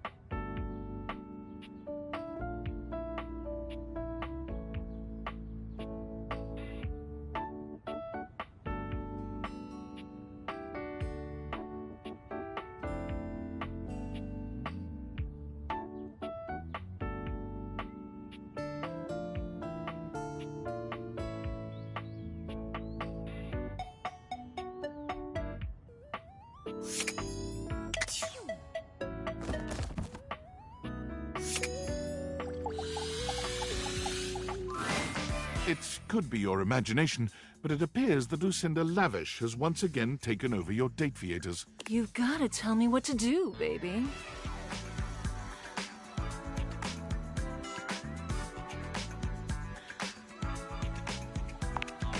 Come, come, come. I told you I would have something special for you. Something really special. I'm Lucinda Lude.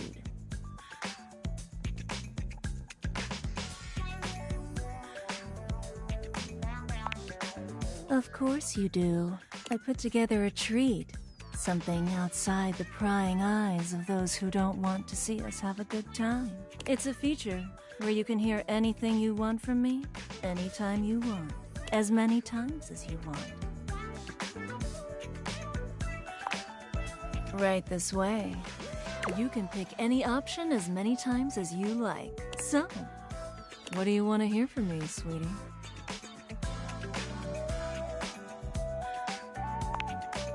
Sex, sex, sex! Yes, yes!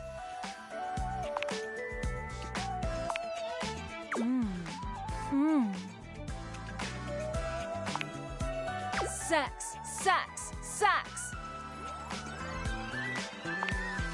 You know just what to say to me, baby. You know just how to treat me. You're my everything. Stay with me. Stay with me forever. You're my everything. 7.5 million toothpicks can be made from a cord of wood. Anything I want. Anything I want.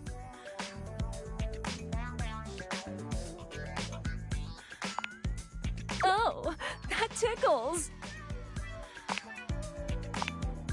Yeah, you look finished. How was that? Did you have fun?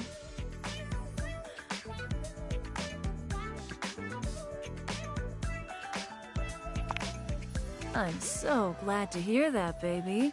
Hopefully as glad as you were to hear me. Next time I see you, hopefully you'll like my surprise. Until then...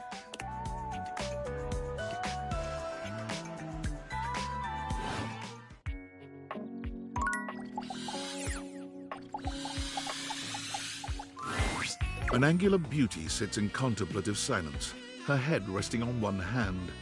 She doesn't greet you even when you stand directly in front of her. In fact, she doesn't even look at you.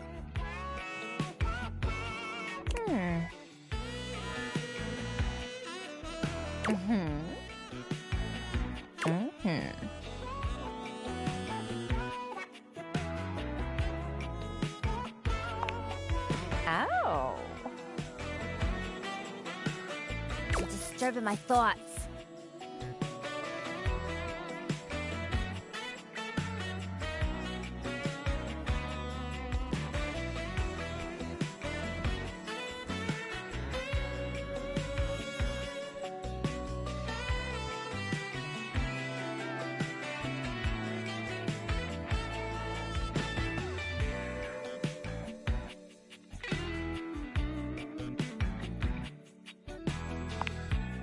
You're bad? Seriously? God, you're so boring. Well, that's it. My fantasy bubble's officially burst. Name's Tina. Tina Triangle.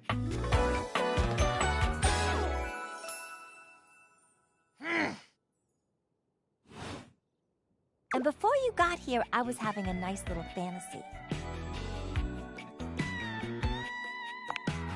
Tina forms a small triangle with her fingers.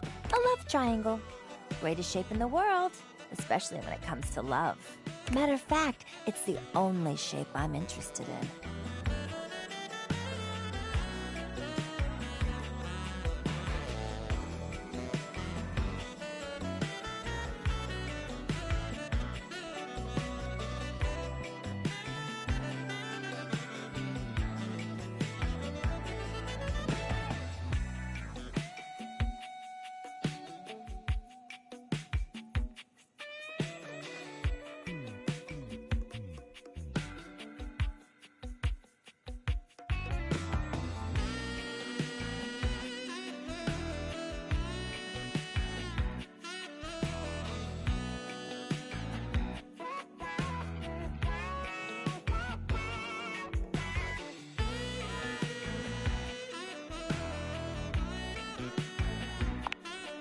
Oh yeah?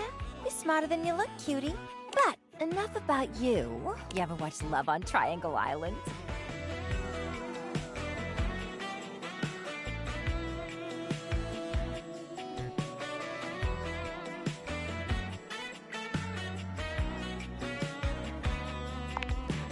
Oh, it is. Let me paint the picture for you. 18 sexy singles get together on an island.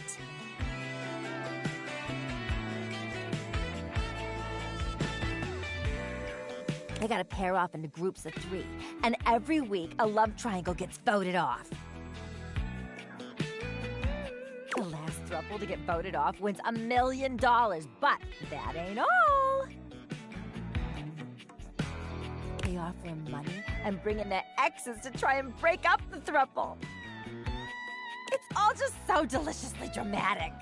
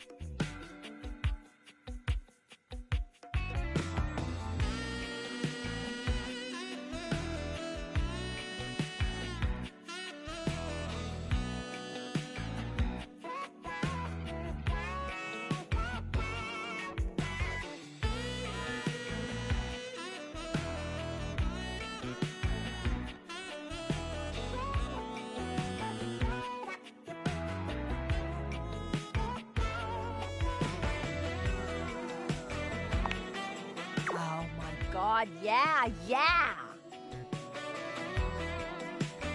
Can't you just imagine me in a bikini? 2 nearly naked people fighting over me on a beach?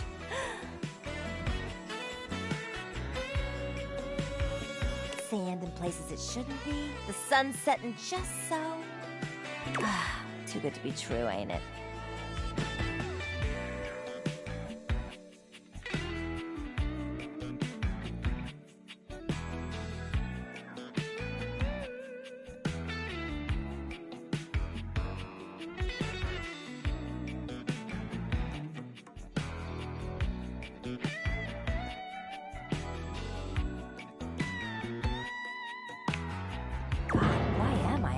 What the hell do you know about this stuff?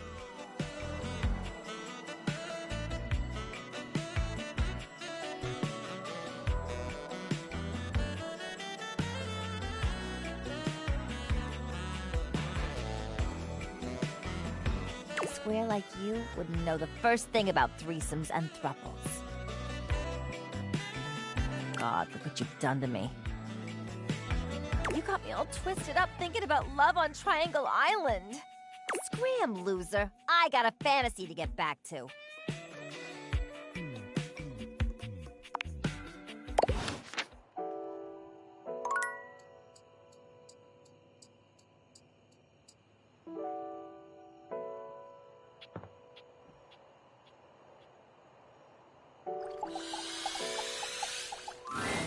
A cool breeze tickles at your neck. You can feel someone here, but you can't see anyone.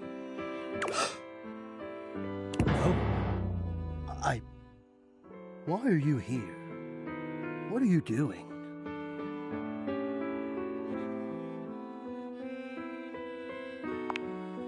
Wrong. No, not at all. Nothing could be further. I've made you feel this. I've hurt you. Now I must make up for that. I must heal that, and I will. I will do so much for you as I have always done. But hear me. Not now, not here, not yet. Please, please, I'm not ready. Not like this. I've dreamed of this, of meeting you, finally.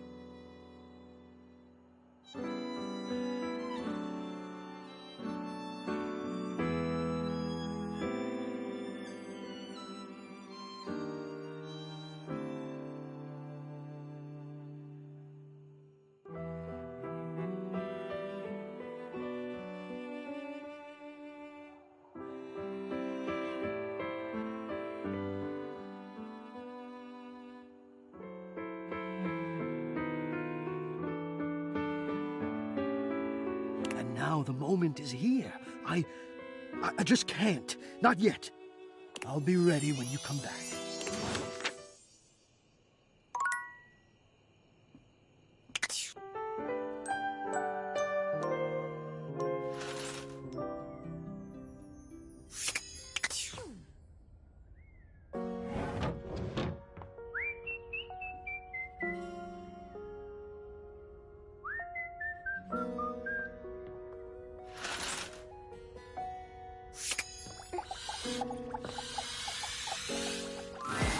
A charming, well-dressed duo stand with their backs to you, peering through the curtains and pointing at something outside that you can't see. They seem quite absorbed in their own conversation.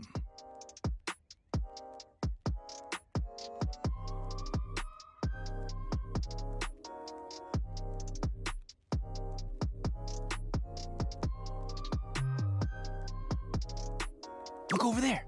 Look at that. Across the street. What are we looking at? What do you see, Rod? I see a dog. I see a car that could use a wash.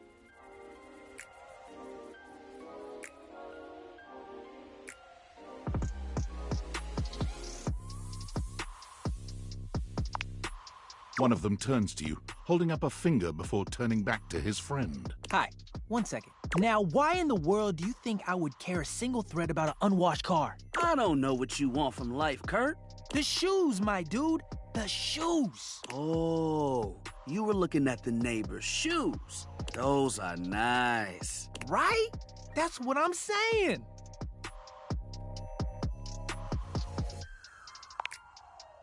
Hold on. Those are way better than those shoes we saw last week. Ain't that the truth? Only time I wish Wendelin would have fogged up. Those kicks could have kicked rocks.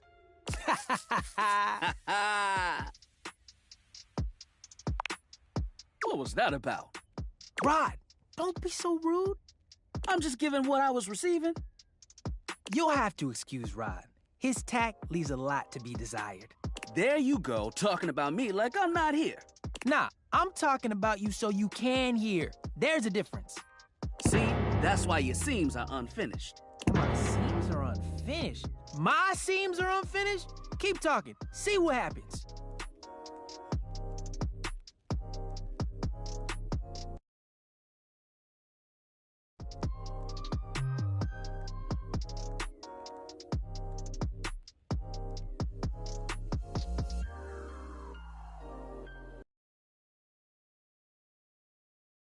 Too much. Yeah, okay. Don't say that too loud. Everyone else might start believing it. Kurt and I have been together forever.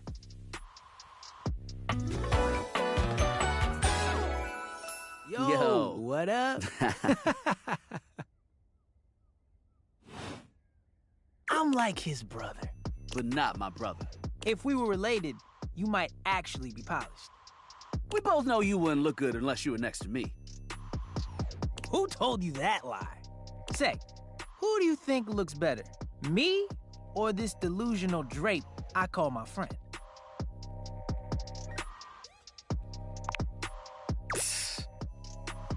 Lame. I know it's me. That's fine. It'll be our little secret. Don't even try to make them lie. They're just trying to make you feel good. I'm the fly one.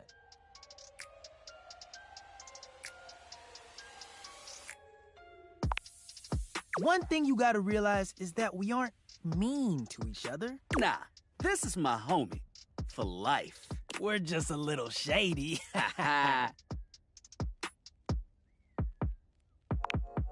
Being shady isn't always a bad thing. Oh, to the contrary.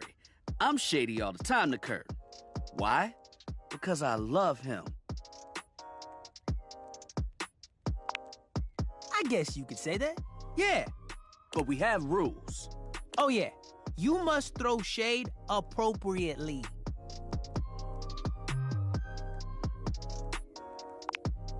There are 5 rules to throwing shade. First off, you have to know the person. Sure, you can be shady to folks you don't know, but that is just me. Wait, we made fun of the new mail carrier just the other day. That's because they were wearing that uniform with open-toed sandals. With socks. Oh yeah, they asked for that one. This rule is one of those, do as we say, not as we do things. Unless we ask you to do it with us, at which point, you better come correct. Which brings us to rule number 2. If the roast ain't hot, you're toast. The shade is all about the laugh at the end. Maybe even, a strong guffaw.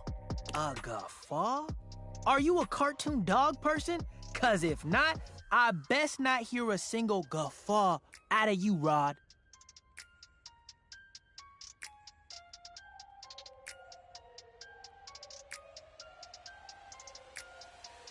Keep your aim true. Never bring in secondary parties. Others shouldn't be collateral damage because you decided to mix patterns and it turned out unfortunate. I tried to throw shade on Kurt's mom once. Mrs. Chiffon has never done anything and she will not be brought into this foolishness. Okay. Rule 4. Read their body language as you read them down. Everyone has their line and their limit. Don't be so caught up in the goofs that you step on that line.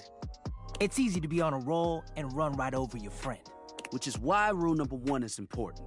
If you don't know them, you don't know what might actually make them upset. Right, like I don't talk about Rod's crush on the blinds at the last house. Dude, not cool. Sorry, I was just giving an example.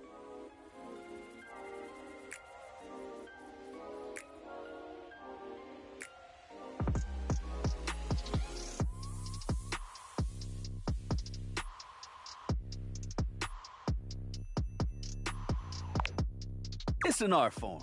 And there is one rule that you absolutely cannot break. Oh, yeah. The final rule. Rule 5 is... If someone you know starts throwing shade on your friend... You better prepare for war. It is your duty to fire back. Verbal warfare has begun. Do what you gotta do. And yeah, those are the rules of shade. You got them all?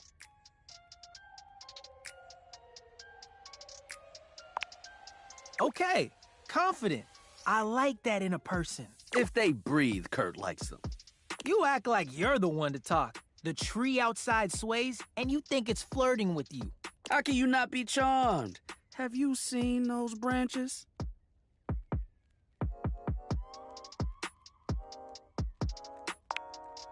Oh! All right, now, calm down. They said the grass. The grass, Rod! Oh, you can guffaw, but I can't?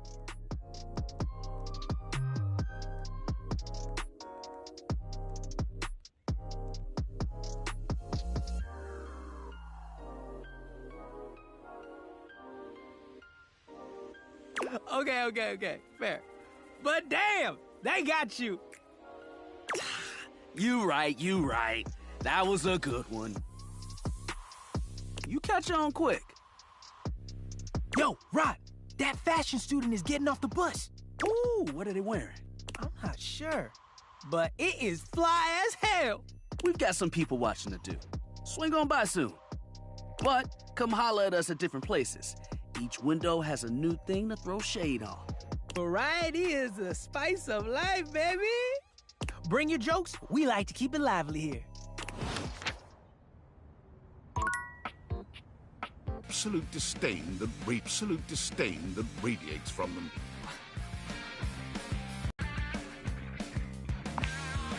Oh, so you're a duck and liar then?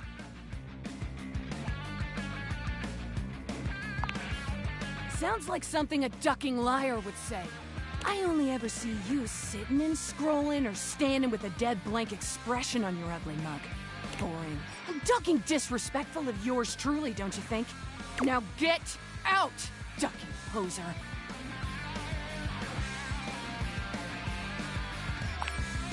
Solid. Let me help you. Go in the hallway.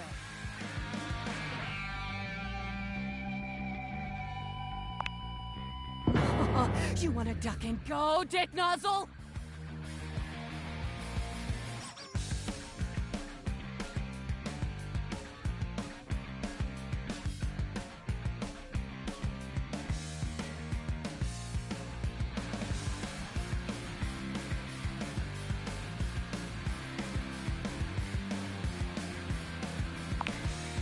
Nice try.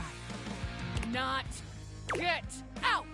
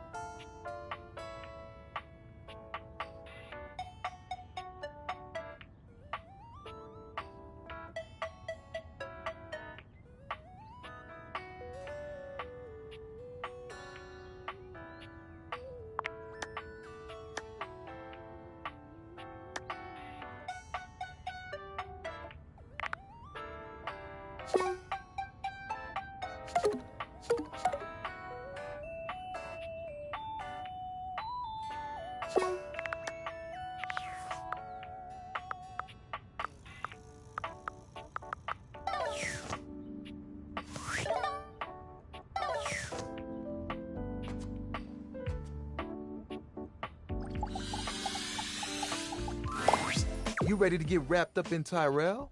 Because I'm always ready for some of you. Ooh, I didn't know I would ever like someone so dirty. Come on here now. Let me get in real close. No one knows your nooks or crannies quite as well as your towel. Tyrell leaves you feeling fuzzy and warm, even a little shiny.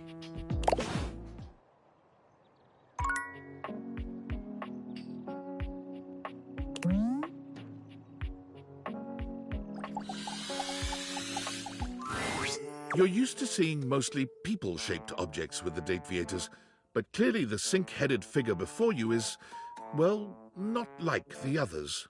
All the time in the world wouldn't be enough to comprehend whatever is going on with this guy.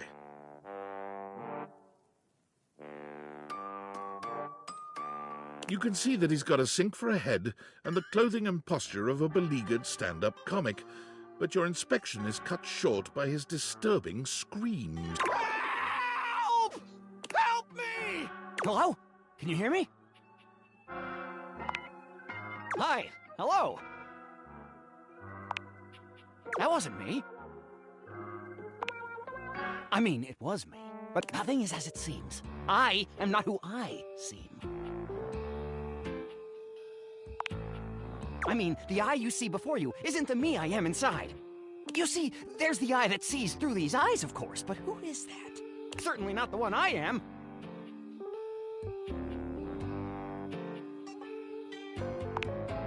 No, it's a reality thing. I'm not who I appear to be. No! Stop that pop-up screen! My name is not Sinclair, it's Martin! Martin Applegate. And I'm not a sink. I'm an insurance claims adjuster from Turkleman City, Florida. Of course it's a real place. Do I look like the kind of guy who would lie to you?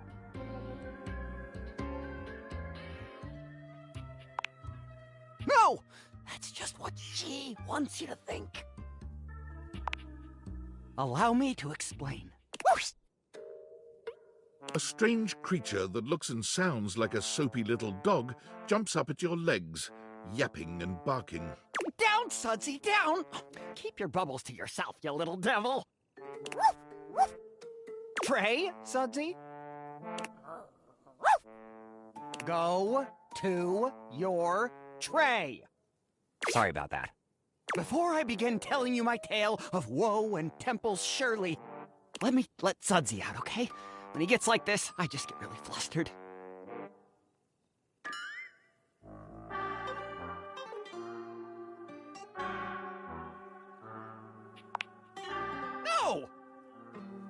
Bye! Think you next time!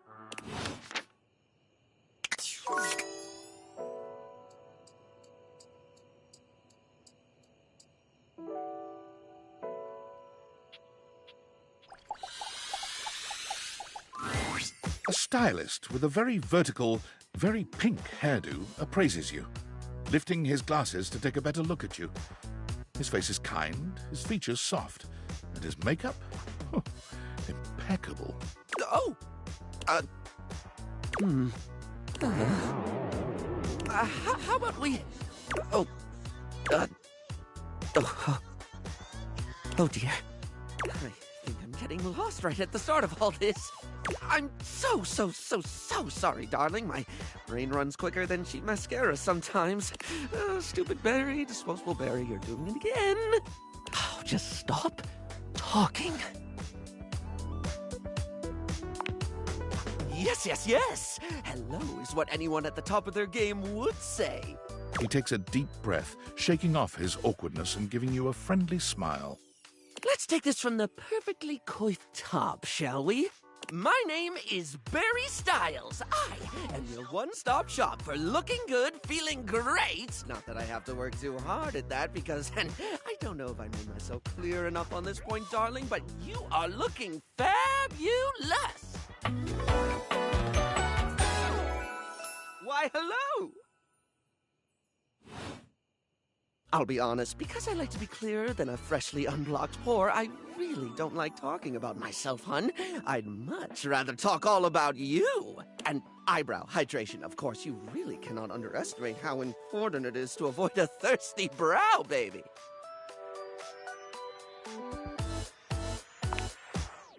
But mostly, I want to talk all about you. In fact, if you'd be so gracious as to indulge me, I'd love to really get under the skin. Oh, not literally, obviously.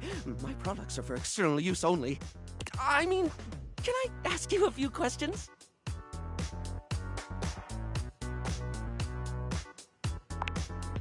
Oh, fabulous, darling. Okay. This is super exciting. I just love learning about what other people like. I haven't yet met with a taste I can cater to.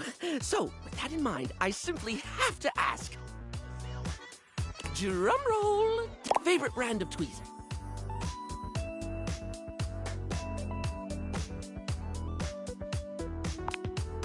Oh, okay, that's fine, darling. I had a whole extravagant Q&A planned out just for you, but if there's one thing I know, it's not to press too hard. That's how you get an uneven skin tone. I'm absolutely happy to move on if you are. Then tell me. Tweeze me!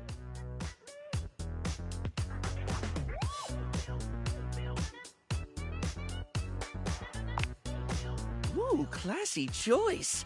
Polished Response's line of beauty products is second to none, except for the cases where they aren't. Everything they put out emphasizes sleek form factors that promote keen aesthetic without sacrificing functionality. You wouldn't think tweezers could turn heads, but when you pull a Polished Response product out of your handbag, the only way it won't get noticed is if they're being upstaged by your Polished Response handbag. So, let me just make a mental note. No need to actually write it down. Got a mind like a steel trap. At least when it comes to tweezers and tweezer-related lifestyle choices. Ask me to remember a job interview or doctor's appointment, and I can't help you. But random hair conditioner trivia? I could give you that for days.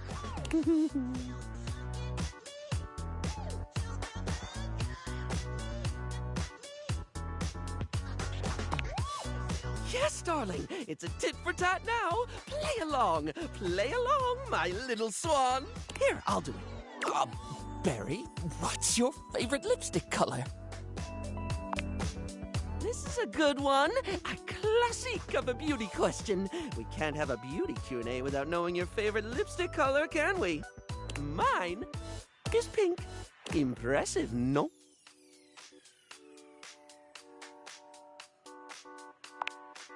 That's what I said. What, pray tell, is yours?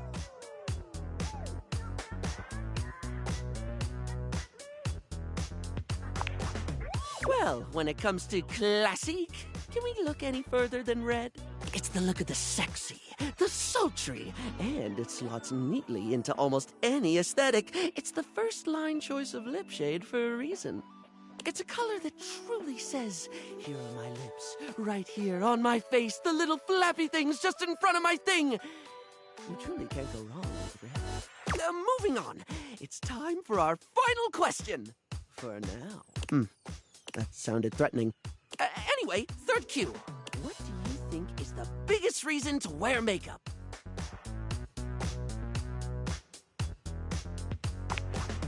Yeah, I get that. We all have things we're self-conscious about, and I think makeup helps. It's one of the things I love most about what I do, helping someone get that boost they need. It's not the lippy and the eyeshadow that makes a person look good, like truly good. It's how someone carries themselves, you know? Sorry, I spoke a lot again. Of course I did. I'm an overshare. Need to stop that.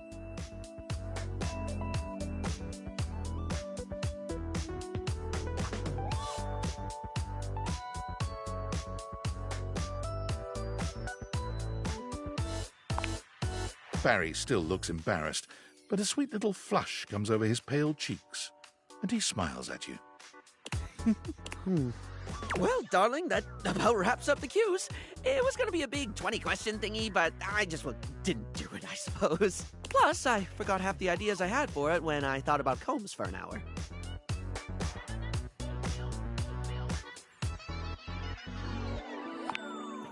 Really? That's wonderful, darling. I had a lot of fun, too. Oh, I really hope we can have another fabulous chat again.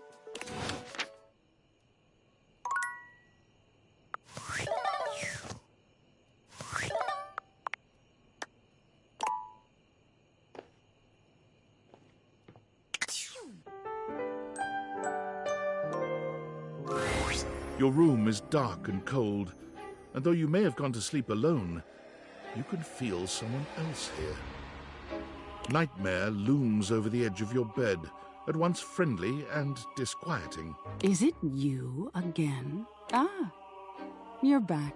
I've been contemplating what to show you this time. What may unsettle you? Get your blood pumping. This time I think, maybe, you're speaking in front of an audience. Is that scary alone? The thought of being vulnerable in front of so many people, expecting eyes on you, knowing if you misspeak even once, they won't respect you. They might not even like you, or be able to stand you. Your words tumble out and you start mixing them up. You can feel your heartbeat in your ears. The spotlights on you make you start to sweat. You start to get your lips under control and the words start to flow the way you intended. Then your tongue presses against your front teeth and they give. One of your teeth slips out of your gum and down onto the podium in front of you. You stare in horror. You reach to pick it up, and then a canine tooth drops to your tongue. You let out a petrifying, guttural scream as your own teeth fall loose from your gums. A tickle in your throat makes you cough. The people in the audience gasp, retch, lean back, flee from their seats. You're coughing up more teeth. They come out of your mouth and into your hands bloody. Your mouth is just gums now. But the teeth, they're still coming. Tears prickle in your eyes. Then you try to apologize to your audience. You realize you're a monster. The teeth clatter to the podium, and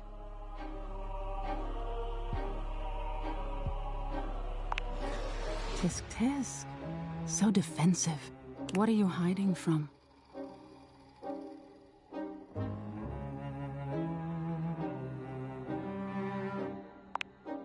Is that so? Why don't you tell me what really scares you? There must be something you're hiding away. Something a little deeper. A tad more frightening than bugs and blood and teeth.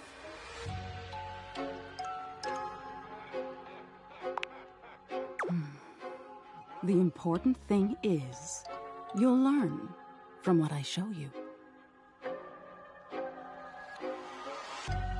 Don't you want to conquer your fears? Let go of your insecurities?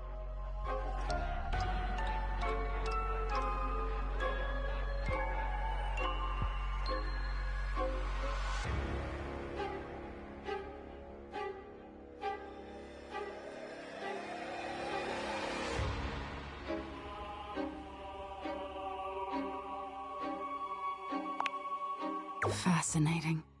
Aren't we all in some way or another? The thought of not being enough, of making a misstep. I'm surprised it would bother you so much. Nightmare takes a few steps back, beginning to fade away as the room grows lighter. It must be getting close to sunrise.